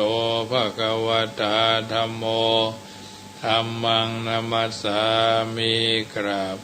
สุปฏิปันโนภควโตสาวกสังโฆสังฆังนามามิกราบมาตาปิตุคุณังอหังวันตามิกราบคุณูปการีวันทามิกราบกราบพระพุทธกราบพระธรรมกราบพระสงฆ์กราบระลึกถึงคุณพ่อคุณแม่กราบระลึกถึงคุณของครูบาอาจารย์ต่อไปก็สมาทานแก้ว5 โกฏหากเนอ โยสันเดเสโนวาราโพธิมูเลมารังสะเสนังมหันติงวิจโยสัมโพธิมากันจิงอนันตัญญโนโลกุตโมตังปนามามิพุทธังอัตถังกิโกอริยปัตโตจนานังโมคขปเวสยาอุจุกามะโคอายังสันติกโรตุตโสนโยปนิยานิโกตัมปันนามามิธัมมังสังโฆวิสุทโธวราตคินโยสันตินทนิโยสัพพมราปะหิโนคุเนหิเนเกหิสมิติปัตโถอนาสโวตังปันนามามิตังปันนามามิธัมมังตังปันนามามิสังฆังนะมามิพุทธังกุณัสสะกลันตังนะมามิธัมมังมุนิราชเดสิตังนะมามิสังฆังมุนิราชสาวกังอัจจโยโนปันเตอจักขมายะถาภเรยะถามุระเหยะถากุสเลเยมยังพุทธธรรมะสังฆาพุทธธรรมะสังฆกัมมฐานังกัมมฐานาตายกาจาริยังนิพพานามคุเทสกังอัจจโยโนพันเตอจักขมายะถาภรังยะถามุระหังยะถากุสลังเยมยังพุทธธรรมะสังฆกัมมฐานาตายกาจาริยะสังฆเตสุปัญจรัตเนสุอาทิเทวาปัจจุปันเนวาอวิวายติวาระโหวากายเยนวาวาจายะวามานัสสาวาปะมะตังวาอากาลวังวากาสิมาติสวายตาธัมมังปฏิกโรมาเตสโนปันเตพุทธติรัตนัตยังอนุกัมปังอุปาทายาจยังอจยโตปฏิกานันตุกัมมันโตสัพพังโตสังฆยติงสังวริสามานาปุเนวังกะลิสามาสันจิจโตสังฆสันจิจโตสังสัพพังโตสังฆอาจยังอาจยโตปฏิกันหันตุกัมมันตุอายติงสังวรยามายติงสังวริสามานาปุเนวังปฏิกริสามาพุทธปูจามหาเทจาธรรมปูจามหาปัญญาสังฆปูจามหาราภาปูจายะเหปูจายะโตพุทเทยะทิวาสาวะเกปะปัญจสมาธิกันเตติเนโสกปริเทเวเทตติเสปูจายะโตนิพุทเถหกุโตภเยนะสกาปุญญสังฆตุงอิเมตัมมปิกินาชิมินากิตุปะปุภาราจาปุจจาสัจจการวะกเมนะพุทธสัทธสนัญจลภามหาเสยานุมหาเสยาวานุปัจจโตพุทโธเมตโยเทวปูจิโตสังสาเลสังสารันโตปิอปเยนะขมามหาเสนิปานาปัจจโยโหตุโนนิจจังนะโมตัสสะภะคะวะโตอะระหะโตสัมมาสัมพุทธัสสะนะโมตัสสะภะคะวะโตอะระหะโตสัมมาสัมพุทธัสสะนะโมตัสสะภะคะวะโตอะระหะโตสัมมาสัมพุทธัสสะพุทธังสรณังกัจฉามิธัมมังสรณังกัจฉามิสังฆังสรณังกัจฉามิทุติยัมปิพุทธังสรณังกัจฉามิทุติยัมปิธัมมังสรณังกัจฉามิทุติยัมปิสังฆังสรณังกัจฉามิตติยัมปิพุทธังสรณังกัจฉามิตติยัมปิธัมมังสรณังกัจฉามิตติยัมปิสังฆังสรณังกัจฉามิสรณกัมมานังนะโมเมสัพพพุทธานังตัวติงสาวลลักขโนตนังกโรมหาวิโรเมตังกโร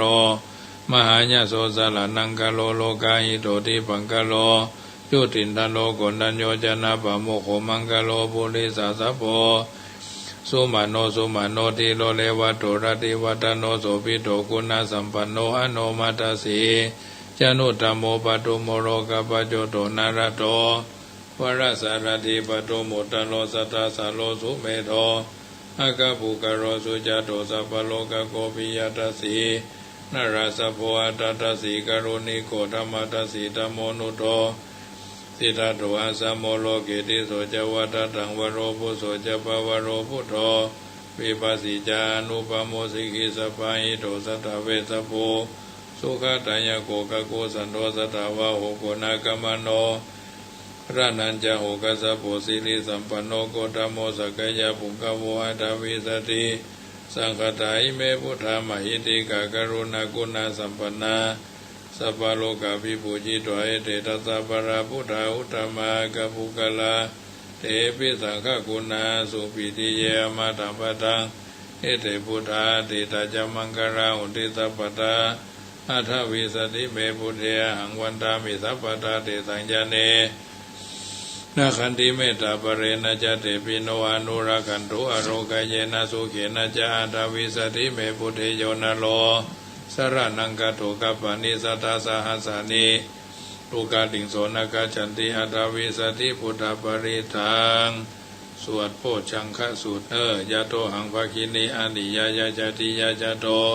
นาภิจานามิสัจจิจาปนังชีวิตาวโรเปตาเตนะสัจเจนะโสติเตโหตุโสติกัปปะสาโพชังโฆสติสังฆโตธัมมานังวิจโยตถาวิริยมปิติปัสสติโพชังคาจตถาปเรสมาตุเปกะโพชังคาสเตเตสัพพตสินามุนินาสัมมัทธคตาภวิตาภาหุริกตาสังวัฏันติยาปิญญายานิพพานายาจะโพธิยาเตนะสัจจวัจเจนะโสติเตหุตุสัพพตาเอกสมิงสัมมาเยนาโดโมคารนันจักสัพพังคิลาเนทุกิเตติสวะโพชังเคสัตตเตสจิเตจตังอภินันทิตวาโรคามุนจิสุตังคเนเตนะสัจจวัจเจนะโสติเตโหตุสัพพตาเอกตาธรรมราชปิเครัญเยนะปิปิริโตจุนทเตเรนะตัญเยวะวนาเปตวนาสัตลังสัมโมทิตวะจะอาปาตาธรรมาวุธาสีดานาโสเอเตนะสัจจวัจเจนะโสติเตโหตุสัพพตาเอกตาธรรมราชปิเครัญเยนะปิปิริโตจุนทเตเรนะตัญเยวะวนาเปตวนาสัตลังสัมโมทิตวะจะอาปาตาธรรมาวุธาสีดานาโสเอเตนะสัจจวัจเจนะโสติเตโหตุสัพพตาปะอินาเตจะอาปาตาตินานัมปีมะเหสีนามะคาหตากิเลสาวะปาตานุปฏิธรรมตังเอเตนะสัจจวัจเจนะโสติเตโหตุสัพพตาสัพเพพุทธาปราปตาปเจกานัญจยังปรังอรหันตานัญจเตเจนะระขังปันธามิสัพพโสติปิโสภะคะวะตานะปารมีสัมปันโนตนะอุปปารมีสัมปันโนตนะปรมัตถะปารมีสัมปันโนเมตตาไมตรีกรุณามุทิตาอุเบกขาปารมีสัมปันโนอิติปิโสภะคะวะศีลปารมีสัมปันโนศีลอุปปารมีสัมปันโนศีลปรมัตถะปารมีสัมปันโนเมตตาไมตรีกรุณามุทิตาอุเบกขาปารมีสัมปันโนอิติปิโสภะคะวะเนคขมะปารมีสัมปันโนเนคขมะอุปปารมีสัมปันโนเนคขมะปรมัตถปารมีสัมปันโนเมตตาไมตรีกรุณามุทิตาอุเบกขาปารมีสัมปันโนอิติปิโสภะคะวะปัญญาปารมีสัมปันโนปัญญาอุปปารมีสัมปันโนปัญญาปรมัตถปารมีสัมปันโนเมตตาไมตรีกรุณามุทิตาอุเบกขาปารมีสัมปันโนอิติปิโสภะคะวะวิริยะปารมีสัมปันโนวิริยะอุปปารมีสัมปันโนวิริยะปรมัตถปารมีสัมปันโนเมตตาไมตรีกรุณามุทิตาอุเบกขาปารมีสัมปันโนอิติปิโสภะคะวะขันติปารมีสัมปันโนขันติอุปปารมีสัมปันโนขันติปรมัตถปารมีสัมปันโนเมตตาไมตรีกรุณามุทิตาอุเบกขาปารมีสัมปันโนอิติปิโสภะคะวะสัจจะปารมีสัมปันโนสัจจะอุปปารมีสัมปันโนสัจจะปรมัตถปารมีสัมปันโนเมตตาไมตรีกรุณามุทิตาอุเบกขาปารมีสัมปันโนอิติปิโสภะคะวะอธิฐานะปารมีสัมปันโนอธิฐานะอุปปารมีสัมปันโนอธิฐานะปรมัตถปารมีสัมปันโนเมตตาไมตรีกรุณามุทิตาอุเบกขาปารมีสัมปันโนอิติปิโสภะคะวะอธิฐานะปารมีสัมปันโนอธิฐานะอุปปารมีสัมปันโนอธิฐานะปรมัตถปารมีสัมปันโนเมตตาไมตรีกรุณามุทิตาอุเบกขาปารมีสัมปันโนอิติปิโสภะคะวะเมตตาปารมีสัมปันโนเมตตาอุปปารมีสัมปันโนเมตตาภละมัตตาปารมีสัมปันโนเมตตาไมตรีกรุณามุทิตาอุเบกขาปารมีสัมปันโนอิติปิโสภะคะวะอุเบกขา ปารมีสัมปันโนอุเบกขาอุปปารมีสัมปันโนอุเบกขาปรามาทปารมีสัมปันโนเมตตาไมตรีกรุณามุทิตาอุเบกขาปารมีสัมปันโนทิปิโสภควาทัสสะปารมีสัมปันโนทัสสะอุปปารมีสัมปันโนทัสสะปรามาทปารมีสัมปันโนเมตตาไมตรีกรุณามุทิตาอุเบกขาปารมีสัมปันโนโสภควาอิติปิ เอวเมสุตังเอกังสมัยยังภควาสาวัตถิยังวิหารติเจตวันเนอนาถาวินดีกัสสะอาราเมตระโขภควาภิกขุอมันเตสิภิกขโวติปทันติติเตภิกขุภควโตปัจจโสสุงภควาอิตาถาวจเมตตายาภิกขเวเจโตวิมุตติยาเสวิทายาภาวิทายาภาหุรีกัตถายายานิกัตถายาวัตถุกัตถายาอนุติตายาปริจิตายาสุสมารัตายาเอกาทัสสานิสังสาปฏิกังคากาตเมเอกาทัสสะสุขังสุปฏิสุขังปฏิปุจจตินาปะปะกังสุปินังปัสสติมนุสานังพิโยโหติอมนุสานังพิโยโหติเทวตาราคันตินาสะอาคิวาวิสังวาสัตังวากามติทุวัฏฐานจิตังสมาธิยติมุขวันโนวิปัสสิตติอาสัมมุลลโหกาลังกโรติอุตริงอปฏิวิจันโตภมโรกุปโคโหติเมตตายาภิกขเวเจโตวิมุตติยาอาเสวิตายาภาวิตายาภาหุลิกัตถายายานิกัตถายาวัตถุกัตถายานุตติตายาปริจิตายาสุสมารัตายาอิเมเอกาทัสสานิสังสาปฏิกังคติอิทัมมโวจาภควาธัมมนาเตภิกขุภควโตภาสิตังอภินันโทนติอาหังสุขิโตโหมิอาหังอเวโรโหมิอาหังอภัยยาปัจโจโหมิอาหังอนิโคโหมิอาหังสุขีอาตานังปาลิหารามิทัสสะสุทิสาสัพเพสัตตาอเวราหุนตุอภัยยาปัจจาหุนตุอานิคาหุนตุสุขีอาตานังปาลิหารันโตต่อไปก็สวดคุณหลวงเนอะสวาโตสวาโตสวาโตอิติปิโสภความือข้าพระเจ้ามี10 นิ้วทางหว่างคิ้วกายเกศาข้าพระเจ้าขอไว้คุณพ่อคุณพระปีฐามี21คุณพระมารดามี12คุณครูบาคุณพระคุณพระแม่โพธิ์ศพมี39คุณพระพุทธเจ้ามี56คุณพระสัทธรรมเจ้ามี38คุณพระสังฆเจ้ามี14คุณพ่อ21คุณแม่12คุณครูบาอาจารย์เจ้ามี10คุณทานคุณศีลคุณภาวนาคุณครูบาอาจารย์เจ้าทุกจนทุกองค์ที่ข้าพเจ้าได้ไว้ได้สาได้สักการะบูชาบ่เท่าแต่นั้นเราจะขอราธนาคุณพระกรรมฐานเจ้ามีคุณนาพระธรรมฐานเจ้ามี18จุงมาเป็นทิพมนต์สอดส่องคุณแม่คงคามี12คุณอาราธนาแม่ธรณีมี21คุณศีล5มีคุณศีล5คุณนาลม7คุณไฟ6คุณนาธาตุทั้ง4ดินน้ำลมไฟเป็นที่จังสรนังที่เปิงบ่เท่าแต่นั่นกูราธนาคุณอากาศมี10คุณอาการะมีสี21คุณอาคาระ33คุณอัสวัตนิสวัตพัสวัตคุณศีล5มี10คุณศีล5คุณศีล8คุณศีล10คุณศีล227คุณปัญญาโสดาสกิทากาอนาคาอรหันตานมัคคะ4ภาระ4นิพพาน1เป็นเก่าพระปริจิธรรมเจ้ามี10คุณทานคุณศีลคุณเนกขัมมะคุณปัญญาวิริยะคุณสัจจะอธิษฐานเมตตาโอเบคาสมาธิงสาปาลมีสัมปันโนพุทโธอนันตาที่คุณโนวัตโสภควาบ่เท่าแต่นั้นราธนาคุณพระอภิธรรมา7 คัมภีร์มีสังวิทาภูคาญาปะ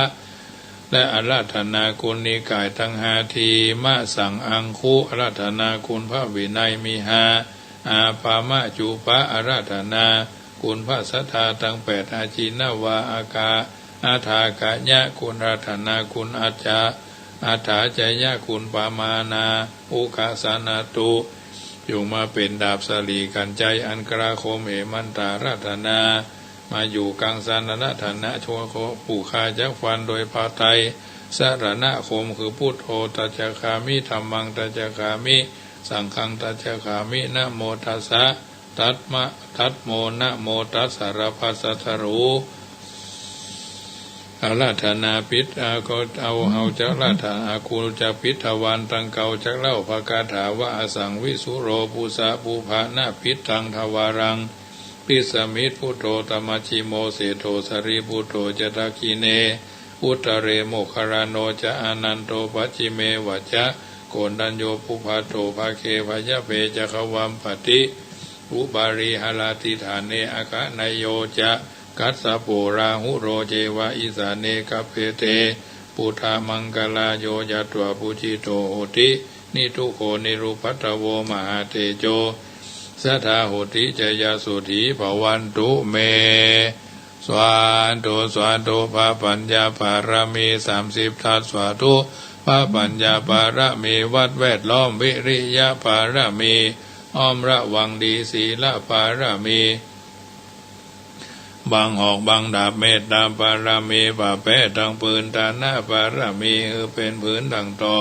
อุเบกขาภารมีคือก่อเป็นเวียง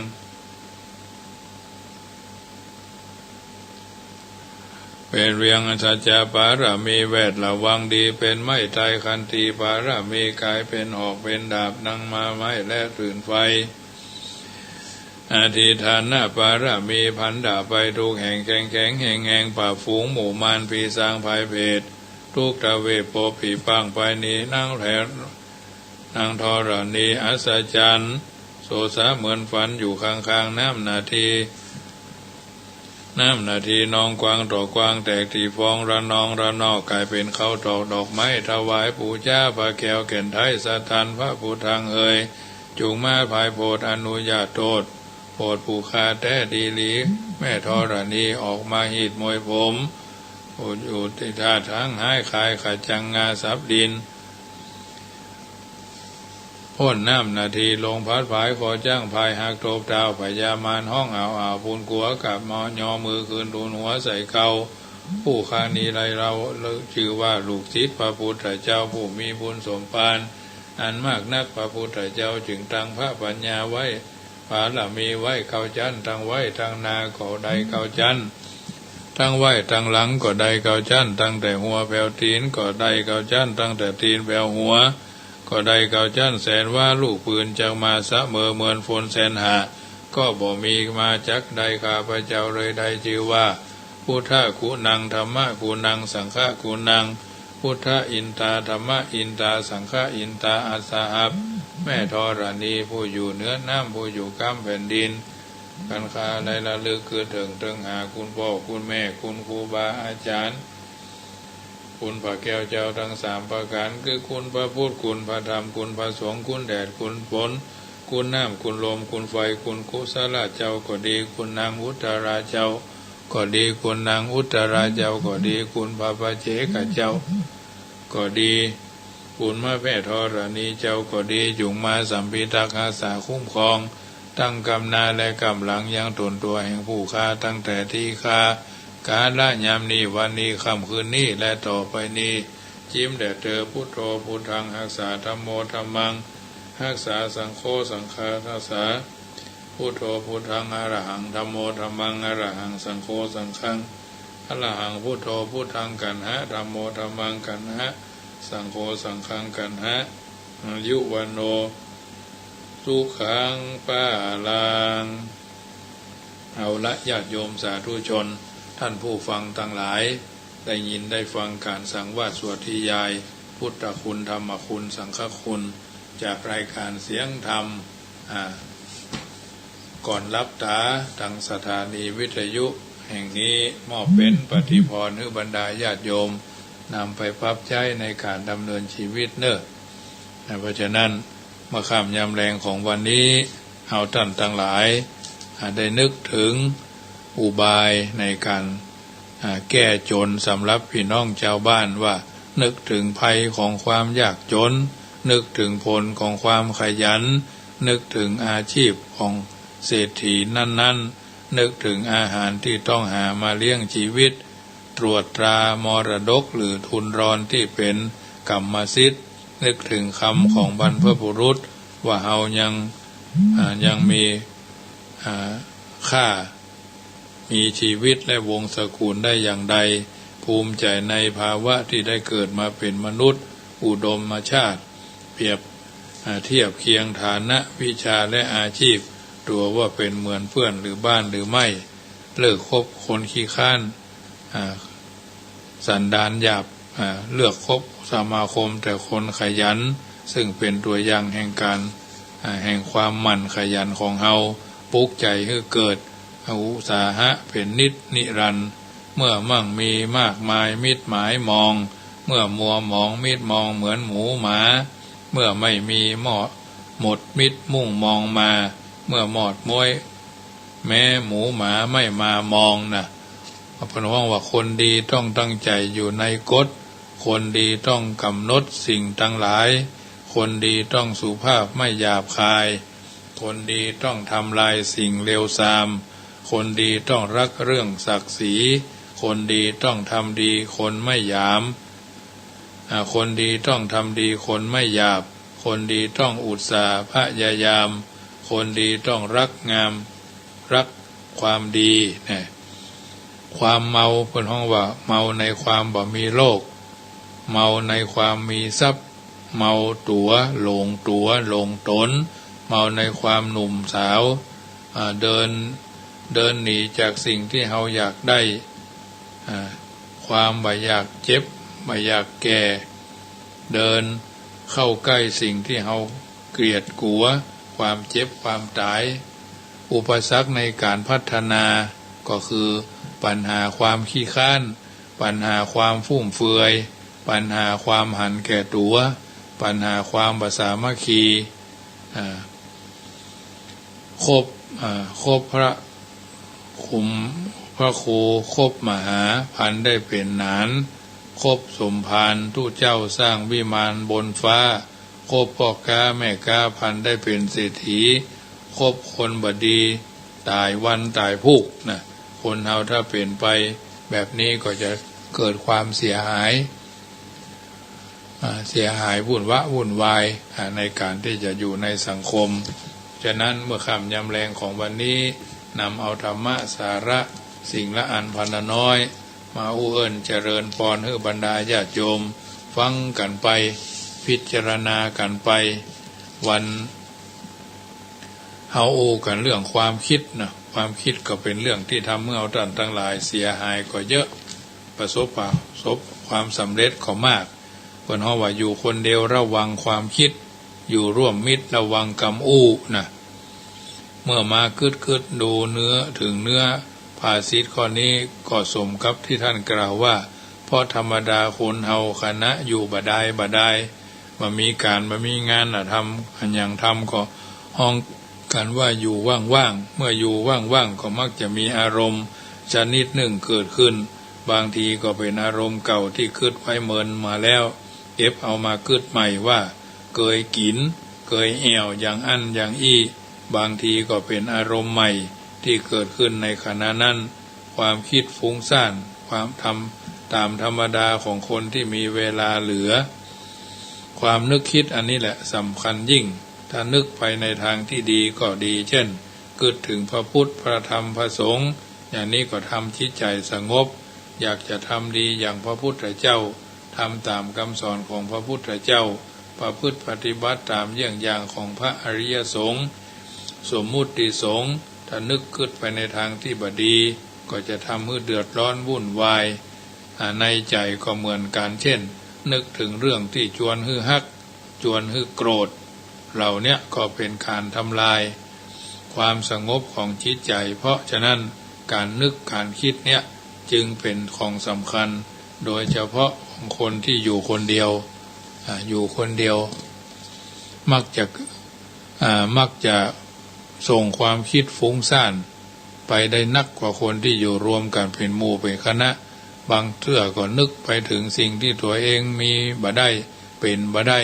อยากจะทำสิ่งนั้นอยากจะทำสิ่งนี้ถ้ามีสิ่งนั้นสิ่งนี้ก็จะทำลักษณะเช่นนี้เราสร้างวิมานในอากาศ บางทีวิมานที่สร้างไว้พังทลายลงมาก็มีทำเอาผู้สร้างเสียอกเสียใจกินบ่ได้นอนบ่หลับเกี่ยวกับเรื่องอย่างเนี้ยในทางพระพุทธศาสนาพุทธเจ้าตรัสเป็นสอนพุทธบริษัทว่าเยจิตตังสัญญเมตสันติโมกขันติมาระพันธนานะเยจิตตังสัญญเมตสันติโมกขันติมาระพันธนาชนเหล่าใดจักสำรวจระวังจิตบักกึดไปเรื่อยเปื่อยชนเหล่านี้จักพ้นจากบ่วงแห่งมารบ่วงแห่งมารก็คืออย่างบ่วงแห่งมารคือนั่นก็คือรูปงาม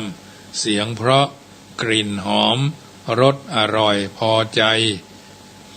การถูกต้องสัมผัสที่อ่อนระมุนระไมและอาการ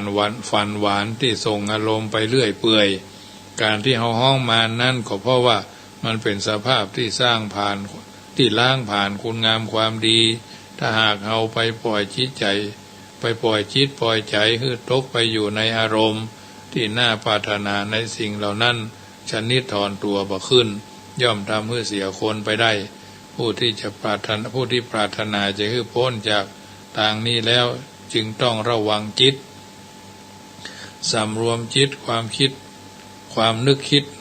อยู่ในระดับที่ดีบักกึดเหิมทะเยอทะยานฟุ้งเฟ้อไปตามความปรารถนาหรือสิ่งแวดล้อมที่มาเย้ายวนเกี่ยวกับเรื่องความคิดหรือการฝันหวานเนี่ยมีเรื่องเล่าไว้ในธรรมบทอยู่เรื่องหนึ่งจะได้นำมาเล่าสู่กันฟังว่าคงจะเป็นประโยชน์พ้องเรื่องเป็นเรื่องของทูตเจ้าหนุ่มรูปตนหนึ่งเป็นโอรสของเจ้าวัดชีในเมืองเวสาลีในเมืองเวสาลีนี้มีการปกครองแบบสมบูรณ์ญาณาสิทธิราชมีพระเจ้าแผ่นดินเป็นประมุขพัดเปลี่ยนกันครองราชย์ตามราชประเพณีมีเจ้าชายองค์หนึ่งพระนามว่าวัดชีบุตรพอได้รับราชสมบัติก็สละราชสมบัติออกบวชเมื่อออกบวชแล้วก็สมาทานธุดงค์ถือการอยู่ป่าเป็นวัดท่านจึงเข้าไปอยู่ราวป่าแห่งหนึ่งใกล้ๆกับเมืองเวสาลีหั่นขณะนั้นในเมืองเวสาลีมีการเล่นมหรสพประจำปีมีการแสดงร้องรำทำเพลงจนถึง2 ยาม 3 ยามเหมือนกับที่บ้านเฮาเมืองเฮามีงานฤดูหนาวเนาะประจำปีอย่างนั้นอย่างนี้อย่างสมัยก่อนโต้ลมหนาวรับลมหนาวคิมหันบันเทิงอย่างก็ว่ากันไปนะพอตึกดึกก้อนคืนมาเสียงดนตรีปีคุยพินพาดปาดก้องมโหระทึกประโคมกันที่เขาบรรเลงกันในงานตลอดถึงเสียงเพลงที่เขาห้องก็ดังมาตามสายลมวันนั้นเป็นวันพระจันทร์เต็มดวงทอแสงส่องสว่างอันนวลใหญ่มาถึงพื้นโลกดอกโกมุตก็จะถึงเวลาบานในวันนั้นทูตเจ้าวัดชีรูปนี้ถึงแม้จะชอบอยู่ในป่าสละราชสมบัติออกบวชบาลัยในสีดีกับเรื่องของโลกแต่ในคืนนี้บรรยากาศอันสดชื่นท่ามกลางแสงจันทร์อันโสภาอาบเอิบจิตใจมีหนำซ้ำยังมีเสียงดนตรีเสียงเพลงที่เล้าใจอย่างเนี้ยก็ส่งความคิดนึกคำนึงไปถึงเมื่อยังเป็นเจ้าบ้านครองเรือนอยู่เป็นเจ้าชายหนุ่มเคยเล่นมหรสพในงานนักขัตฤกษ์อย่างนั้นอย่างนี้เคยกินเคยดื่มอย่างนั้นอย่างนี้ระหว่างเพื่อนฝูงสนุกสนานเฮฮาบ่ฮู้จักจบจักเสี่ยงกึดไปก็นอนบ่หลับเนาะกึดไปก็นอนบ่หลับพยายามข่มตาข่มใจจำวัดก็รับบ่ลงจำวัดบ่ได้จึงลุกขึ้นมาเดินจงกรมอยู่บนแผ่นกระดานใหญ่ประมาณ60 ศอกแล้วก็มายืนพิงอยู่ที่เสาแผ่นฝาผนังแงนดูดวงจันทร์อันเต็มดวงอันดูรูปร่างตัวเก่าก็หันมีความสังเวชใจในตัวของตัวเองอุปมาร่างของตัวเองเหมือนกับท่อนไม้ที่เขาเอาไปขว้างในป่าเนาะคือตัวเองว่าเหมือนเขาเอาไปขว้างในป่า เหมือนแล้วก็ในเพาะป่าบ่มีผ้าเขียวผ้าแดงผูกมัดไว้บนศีรษะมีเครื่องประดับตกแต่งกายอย่างสักอย่างยิ่งขึ้นไปก็ยิ่งบ่สบายใจขณะที่ขึ้นอยู่นั่นก็เกิดความบ่ยินดีในความเป็นสมณะขึ้นกึดไปถามว่าจะมีไผเนาะมาโง่เขลาเหมือนเฮาเนี่ยเปิ่นม่วนงันสันเล่ากันตัวบ้านตัวเมืองเปิ่นกินเหล้าแอวกันเพิดเพลินแต่เฮามามกมุ่นขุ่นคิดอยู่ในป่ามีราคากล้าสินนะเนี่ยเหมือนคนเหมือนกับคนใบ้ไร้ปัญญาท่านจึงกล่าวคำอุทานออกมาว่าตัวเฮาคนเดียวอยู่ในป่าเหมือนขอนไม้ที่เขาว่าขว้างไว้ในป่าในค่ำคืนอย่างนี้จะมีไผเนาะที่โง่ยิ่งกว่าเฮาขณะนั้นมีเทวดาตัวหนึ่งสิงสถิตอยู่ที่ต้นไม้ใกล้ๆกับทูตเจ้าวัชีนั้นอยู่ได้กล่าวคำแก้ว่าท่านคนเดียวอยู่ในป่าเหมือนขอนไม้ที่เขาทิ้งไว้ในป่ามาจนเป็นอันนักย่อมฮักใคร่ปูจาน้ำใจท่านเหมือนสัตว์นรกยินดีกับคนที่ได้ไปสวรรค์ท่านเป็นคนเดียวอยู่ในป่าเหมือนขอนไม้ที่เขาขว้างไว้ในป่ามหาชนเป็นจำนวนนักเขาย่อมฮักใคร่ปูจาน้ำใจท่านเหมือนสัตว์นรกยินดีกับคนที่จะไปเกิดในสวรรค์การที่เทวดาตนนั้นได้กล่าวคำแก้ออกมาอย่างนี้ก็เพราะจะให้ทูตเจ้าวัชีมีความสลดหดหูใจจะได้สตินึกกึด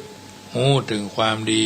ที่ตนได้ทำมีความอุตสาหะมาอยู่ป่าแล้วจะมาบ่สบายใจด้วยการกึดถึงเรื่องเก่าๆอันเป็นสิ่งที่บ่สมเหตุสมผลเมื่อทูตเจ้าวัชีบุตรได้ฟังคำกล่าวแก้ของเทวดาตนหนึ่งสิ่งสถิตอยู่หน้าที่ต้นไม้ใกล้ๆกับสำนักของตนว่าท่านคนเดียวอยู่ป่าเหมือนขอนไม้ที่เขาเอาขว้างไว้ในป่ามหาชนเป็นจำนวนนักย่อมฮักใคร่ปูจาใจท่านเหมือนสัตว์นรกที่มีความยินดีกับคนที่จะไปสวรรค์พระเจ้าวัชีบุตรได้ฟังยังไม่ค่อยสบายใจเท่าใดนักจึงไปเข้าเฝ้าพระพุทธเจ้าขณะนั้นพุทธเจ้าประทับอยู่ในป่ามหาวันในเมืองเวสาลีเหมือนกันได้กราบทูลเล่าเรื่องความในใจของพุทธเจ้าทราบว่าความบ่สบายใจเกิดขึ้นเนื่องมาจากอะไรอย่างน้อพุทธเจ้าทรงทราบเรื่องนั้นโดยถี่ถ้วนแล้วมีพระประสงค์จะแสดงว่าการครองคฤหัสถ์นั้นเป็นทุกข์จึงได้เอาทุกข์5อย่างมารวบรวมตัดไว้เป็นคาถาว่าการบวชนี้ยากเป็นทุกข์บวชแล้วจะยินดีก็ยากเป็นทุกข์เงินที่ปกครองบ่ดีก็เป็นทุกข์การอยู่ร่วมกับคนบ่เสมอกันก็เป็นทุกข์ผู้เดินทางไกลก็เป็นทุกข์ถูกทุกข์ติดตามลามตัวเพราะฉะนั้นบ่ควรไปเดินทางไกลและบ่ควรจะฮืดทุกข์ติดตามพุทธคาถานี้มีอธิบายว่าการบวชที่ว่ายากนั้นยากอย่างก็คือบางเตื้อมีศรัทธาใครจะบวชก็บวชบ่ได้เพราะเป็นแม่ยิงพ่องพอใจแต่อายุครบบวชบ่มีเวลาบวชพ่อง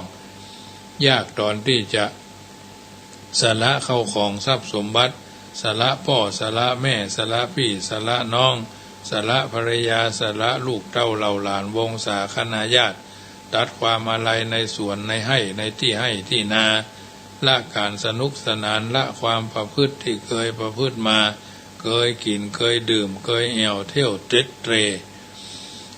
เคยเล่นอย่างใดในตอนเป็นคฤหัสถ์เจ้าบ้านต้องเลิกต้องล้มต้องมดละมดยิ่งปัจจุบันนี้ยิ่งมีกฎของคณะสงฆ์เขาห้ามหลายอย่างพ่อแม่บาอนุญาตก็บวชมาได้เป็นหนี้เป็นสินติดค้างไว้ติดคดีอาญาหรือคอยต้องโทษติดคุกติดตารางก็บวชมาได้มีรอยสักเป็นเครื่องหมายก็บวชมาได้เป็นโรคติดต่อก็บวชมาได้สังคมรังเกียจเป็นขี้ตูดกุดถังความประพฤติเสียหายจนเป็นที่รังเกียจของสังคมก็บวชมาได้เป็นขี้เหล้าติดเหล้าสุราลิดซึมสั่นดักสั่นบ่ได้กินก็สั่นก็บ่ได้ถ้ายังดันทุรังบวชก็ถือว่าการบวชนั้นบ่บริสุทธิ์การบวชที่บ่ถูกต้องก็เป็นมลทินแก่ผู้บวชและผู้ฮือบวช นอกจากนั้นยังต้องมีการขออนุญาตต้องสอบสวนทวนความเจ้าหน้าที่ตำรวจก็ต้องตรวจสอบว่าติดคดีอันใดพ้องบางท่านก็ติดคดีใบอีออนใบปลดเอาไปจนไปเฉียวหรือมีเรื่องทะเลาะวิวาทบาดหมางกับไปเพื่อนห้องบอกบ่ไปแก้นะบ่ไปแสดงความบริสุทธิ์กับเจ้าพนักงานต้องทำใบสมัครมีคนรับรองความประพฤติมีระเบียบถี่ถ้วนถี่ยิบการบวชเป็นการเว้นจากความชั่วมาสู่ความดีการบวชจึงเป็นการยากอย่างนี้และหากเมื่อบวชแล้วการที่จะยินดีในการบวชนั่นก็ยากโดยเฉพาะอย่างยิ่งความนึกคิดเหมือนอย่างพระภิกษุวัดชีที่คิดถึงงานมหรสพแล้วสบายใจความคิดนี้เป็นสิ่งที่ห้ามได้ยากเพราะการบวชเป็นการฝืนอยู่อย่างฝืนเป็นอย่างฝืนนะถือว่าเอาท่านทั้งหลายจะต้องฝืนต้องพิจารณาดูความเป็นอยู่ของพระเป็นเรื่องฝืนทั้งนั้นการคบฉันกินข้าวสองคาบการเดินการเหินการนุ่งการห่มการปฏิบัติต่อร่างกายโกนหัวโกนคิ้วแต่บ่โกนขนตานะฉันอาหารเป็นเวลายืนฉันก็บ่ได้ถ่ายนักถ่ายเบาใส่ของเขียวก็บ่ดีบางทีอยากฉันร้อนกับได้เย็นอยากฉันเย็นก็ได้ฮ้อนที่ให้ไปกว่านั้นก็ฉันเข้าข้างโลงศพฉันเข้าหน้าศพเหม็นจนเจ้าภาพนั่งใกล้ก็บ่ได้เอาพระไปนั่งฉันอย่างนั้นก็ถือว่าเป็นมหากุศลน้ำเลือดน้ำยางบางเตื้อก็โอ้ยสมัยธรรมภาพอายุ21-22พุทธไปเผาศพนักโทษประหารวัดบางแพรกใต้ตำบลสวนใหญ่อำเภอเมืองนนทบุรีเปิ่นแจ้งให้ญาติมากับพุทธโทษน้ำเหลืองน้ำยางน้ำเลือดน้ำหนองอยู่ในโรงถูกกันเนาะสว่าเซ่โอ้เป็นเรื่องพิธีทางศาสนาบางอย่างก็เป็นเรื่องฝืนเช่นกว่าจะได้ฉันเข้าแต่ละมือพิธีกรก็ต้องยกมาพร้อมแล้วยังบ่ได้ฉันแมลงวันกินเหี่ยก่อน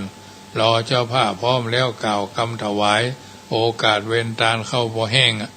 หน้าเข้าพอแห้งกว่าเข้าพอแห้งหน้าเนาะกว่าจะเสร็จเรียบร้อยอันที่ตกไข่ก็ตกไปอันที่เย็นก็เย็นไปแม้แต่การไปพิจารณาผ้ามหาบังสกุลในงานศพบางทีเดินฮ้อนองค์ตีนฮ้อนตีฝ่าตีนแดดฮ้อนแสนฮ้อนบางที่บางแห่งเดินก็มีแต่น้ำแต่ต่อเศษเล็กเศษแก้วก็ต้องถอดรองเท้าเดินเท้าเปล่าไปพิจารณาเนี่ยฝืนของเรื่องฝืนของพระมีนี่นักเหลือที่จะกล่าวภัยที่จะทำลายความยินดีในการบวชก็มีมากเหลือหลายความคิดคำนึงถึงเรื่องต่างๆที่เคยประสบมาที่ห้องว่าอารมณ์ค้างหรือการสร้างวิมานในอากาศอย่างหนึ่งละทำลายพระมานักต่อนักบางทีก็อารมณ์ใหม่บวกกับอารมณ์เก่าเกิดเป็นตุเป็นตะขึ้นมาแล้วสละบาทอำลาผ้าไตรบางทีก็ถูกภัยภายนอกมารบกวนยวนเย้ายั่วยวนย่ำยีเอาคนเดียวต้องเอาใจของคนนั่นตั้งร้อยตั้งพันมาใส่ในหัวใจเป็นตุกหลวงแห่งก็มีความคิดหันของหมู่ชนหมู่นักก็แตกต่างกันพระจะต้องอดทนอดเปรี้ยวกินหวานอดสารได้ซ่าอด10 เตื้อเป็นเจ้าอด9 เตื้อเป็นวิญญาและต่อสู้กับสิ่งเหล่านั้นถ้าชนะได้ก็อยู่ไปการก็เลิกลากันไปการบวชจะยินดีอยู่ตลอดไปนั่นเป็นการยากและเป็นไปได้ยากเพราะเป็นเรื่องฝืนดังกล่าวดังนั้นยังมีคนบางพวกถือการบวชเป็นสิ่งที่ง่ายมีปัญหาอยู่สบายบ้านต้องเจ้าเข้าต้องซื้อตื่นมาเขาถึงมาตานขันเข้าอย่าศรัทธาญาติโยมก็ปรนปลือจึงก้อยทำนิธิเทียนก้อยเพ่งโทษเอาโทษพระอยู่เรื่อยพอหู้ข่าวว่าพระไปทำพิษอย่างเข้าสักอย่างบางเตื้อก็บันนักหนาอย่างก็ประนามดูหมิ่นว่าเอาเสียอย่างเสียหายถ้าจับตัวผู้มาบวชดูสักวันก็จะเข้าใจเพียงแค่โดนมีดโกนหัวก็ท้อแล้วอดเข้าสักมื้อก็โอดควร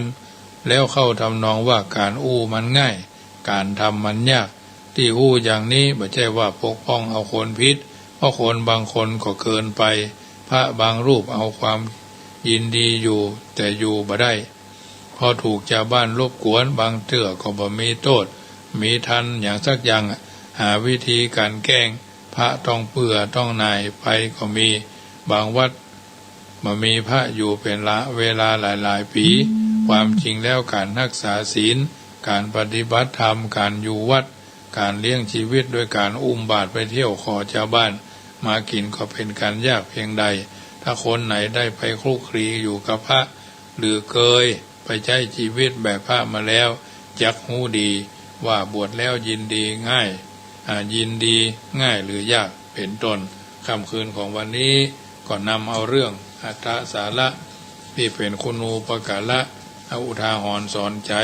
ผู้จาทักทายคือบรรดาญาติโยมที่ฟังอยู่ทางบ้านแล้วนำไปเป็นข้อเตือนคิดสะกิดใจดำเนินชีวิตโดยการใช้หลักธรรมในการดำเนินชีวิตกันทั่วไปเนอะค่ำคืนของวันนี้เปิ่นบอกว่าเราเกิดมามีกายหมายเป็นหลักชีวิตมักปะทุกถึงสุขแหมพอหนทางจั่งเหมือนคืนเดือนแหมมันมอมแมมหลายอย่างก็จั่งมันเตียวทางบุญไว้ก่อนบ่หอนตุกจะไปจุจิตใจฮื้อไหววัน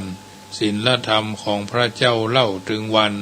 จะฮื้อมันเที่ยงแท้จักแลงามเปื่อนกินตานงานไหนหอมไปพ่องบาปจักต้องหนีไกลไร้เสียนหนามเขือกกันช่วยทำดีอยู่กู้มองยามมันยุบสามง่อนตัวเก่าง่อนหัวตัวเก่าไปทำบุญกันวันนี้ดีที่สุดเหมือนเตียวพุทธแล้วพระจักสดใสต้องส่องแว่นกอยหอยตานั่นจะใดบ่มีไผช่วยกันจะช่วยตัวเก่าเฮาเลยละความชั่วมั่วความดีเตอพี่น้องสวรรค์จ้องจักไว้ได้เปิดเผยเตียวตามหีดคนเท่านั้นมันเกยจักชื่นใจกินตาลกันเตอเพราะฉะนั้นกินตาลสัพพะก็จะได้อยู่สบายกันทั่วหน้าเพราะฉะนั้นญาติโยมสาธุชนท่านผู้ฟังทั้งหลายรายการเสียงธรรมก่อนรับตาก็มาถึงช่วงสุดท้ายก่อนจะนำรายการจากท่านไปก็ขอประชาสัมพันธ์ข่าวสารงานบุญเนอะโดยว่าวัดพระพุทธบาทตากผ้าจะมีการจัดงานทำบุญชาปนกิจสรีระร่างสังขารดร.พระอาจารย์ดร.สิงห์ทนนราสโพอดีตเจ้าวาดวัดดอยหลวงเจียงดาวได้ถึงแก่มรณภาพไปอายุ85 ปีพรรษา28จะได้งานพระราชจะมีการประชุมเพลิงในวันที่6วันที่3นี่ตั้งศพบนปราสาทวันที่3อาราธนาศพนอนปราสาท3 4 5วันที่6ก็ประชุมเพลิงสรีระร่างสังขารณชาปนสถานชั่วคราววัดพระพุทธบาทตากผ้าวันที่10งานทำบุญอายุวัฒนมงคล60 ปี5 รอบในท่านพระครูพิสุทธธรรมสุนทรตุลุงธรรมวัดใหม่บวกพยอมตำบลนครเจดีย์บ้านใหม่ตำบลนครเจดีย์อำเภอป่าซางมีโอกาสก็ขินตาลโดยการวันที่17งานทำบุญครบรอบ38 ปีมรณภาพในพระเดชพระคุณท่านเจ้าคุณพระสุพรหมยานเถรอุบาผมมาผมมาจักโกอดีตเจ้าวาดวัดพระพุทธบาทตากผ้าเจ้าของวลีคำกล่าวที่ว่าคนโง่เอาใจไว้ที่ปากคนฉลาดเอาปากไว้ที่ใจว่าครบรอบชาติการ125 ปีครบรอบมรณภาพเป็นเวลา38 ปีแล้วหมู่เฮาเหล่าเจ้าข้าว่างเว้นจากภาระธุระก็ไปกินตานยันบุญโดยเพิ่นเนอบ่เจ้าแต่นั้นวันที่20สิงหานี่ก็งานขบวนรถด่วนขบวนพิเศษจะไปจอดที่ควงพญามังลายท่านใดใครทำบุญตานน้ำจำนวน1,000 ขวดพอครูวันลบนามวงพรมขึ้นเข้าสิพบว่าต้องการน้ำจำนวน1,000 ขวดมีโอกาสขอมาร่วมแต่มาก็คงจะได้ไปร่วมเนาะอันนี้วันที่20เมื่อคืนเนาะเป็นเมื่อคืน เพราะฉะนั้นญาติโยมสาธุชนเราจะเป็นมนุษย์ที่สมบูรณ์เราต้องรู้จักแยกแยะรู้จักยิ้มแย้มรู้จักยืดหยุ่นรู้จักยินยอมยืนหยัดหยิบยื่นยกย่องยับยั้งหยุดอยากหยุดยุ่งทั้งหมดนี้ก็คือหยุดยุ่งก็ทำจิตใจให้ปราศจากนิวรณ์ห้าประการทั้งหมดนี้ก็คือยานเครื่องมืออัดยอดยานเครื่องมือยอดเยี่ยมเพื่อความเยือกเย็นแห่งจิตและความอยู่เย็นของชีวิตอันยั่งยืนยาวนานยอที่บ่ควรปฏิบัติก็คืออย่าเป็นคนยั่วเย้าอย่าเป็นคนยั่วยวนอย่าเป็นคนยุแย่อย่าเป็นคนยักยอกอย่าเป็นคนยักย้ายอย่าเป็นคนโยเยอย่าเป็นคนยอกย้อนอย่าเป็นคนโยกโยอย่าเป็นคนยึกยักอย่าเป็นคนยืดยาดไปไหนก็ยืดยาดจักแมวออกสัตว์อย่างล่ำเหลือหญ้าตัวเนี้ยปูตัวเนี้ยตุตัวเนี้ยเนนตัวเนี้ยอันเนี้ยยืดยาดอย่าเป็นคนย่อยยับอย่าเป็นคนย่อย่อนเย้ายั่วยั่วเย้ายั่วยวนยุแย่ยักย่อยักย้ายโยเยยักย่อโยเยยึกยักยืดยาดย่อยยับและหย่อนยานอย่าเป็นคนแบบนี้ค่ำคืนนี้ฟังแล้วเป็นจะใดใครโทรศัพท์ทักทายมาก็ที่06154765390615476539สายสองสายก็ยังดีเนอะถ้าว่างเว้นผู้กันไปทักทายกันไปอยู่จุดไหนมงใดขึ้น104ทางวิทยุนี่มีปัญหาเพราะว่าฟ้าผ่าใกล้ๆกับวัดฝ่ายหินจำเป็นต้องฟังทางอินเทอร์เน็ตขึ้น96ค่ำคืนนี้เสาร์อาทิตย์อาตมาภาพไม่ได้จัดรายการนะเพราะมีจันทร์ถึงศุกร์ทุ่มครึ่งทุ่มเช้าถึง2 ทุ่มเนาะค่ำคืนนี้ก็คงจะสมสมัยได้เวลาจะขอนำรายการจากท่านไปก่อนรัตนัตตยานุภาเวนะรัตนัตตยเตจสาพุทโธบังซ้ายธัมโมบังขวาสังโฆบังกายาอะระหังบังเกสาอะระหังพุทโธนะโมพุทธายะอายุวันโนสุขังปะลังขอเจริญพร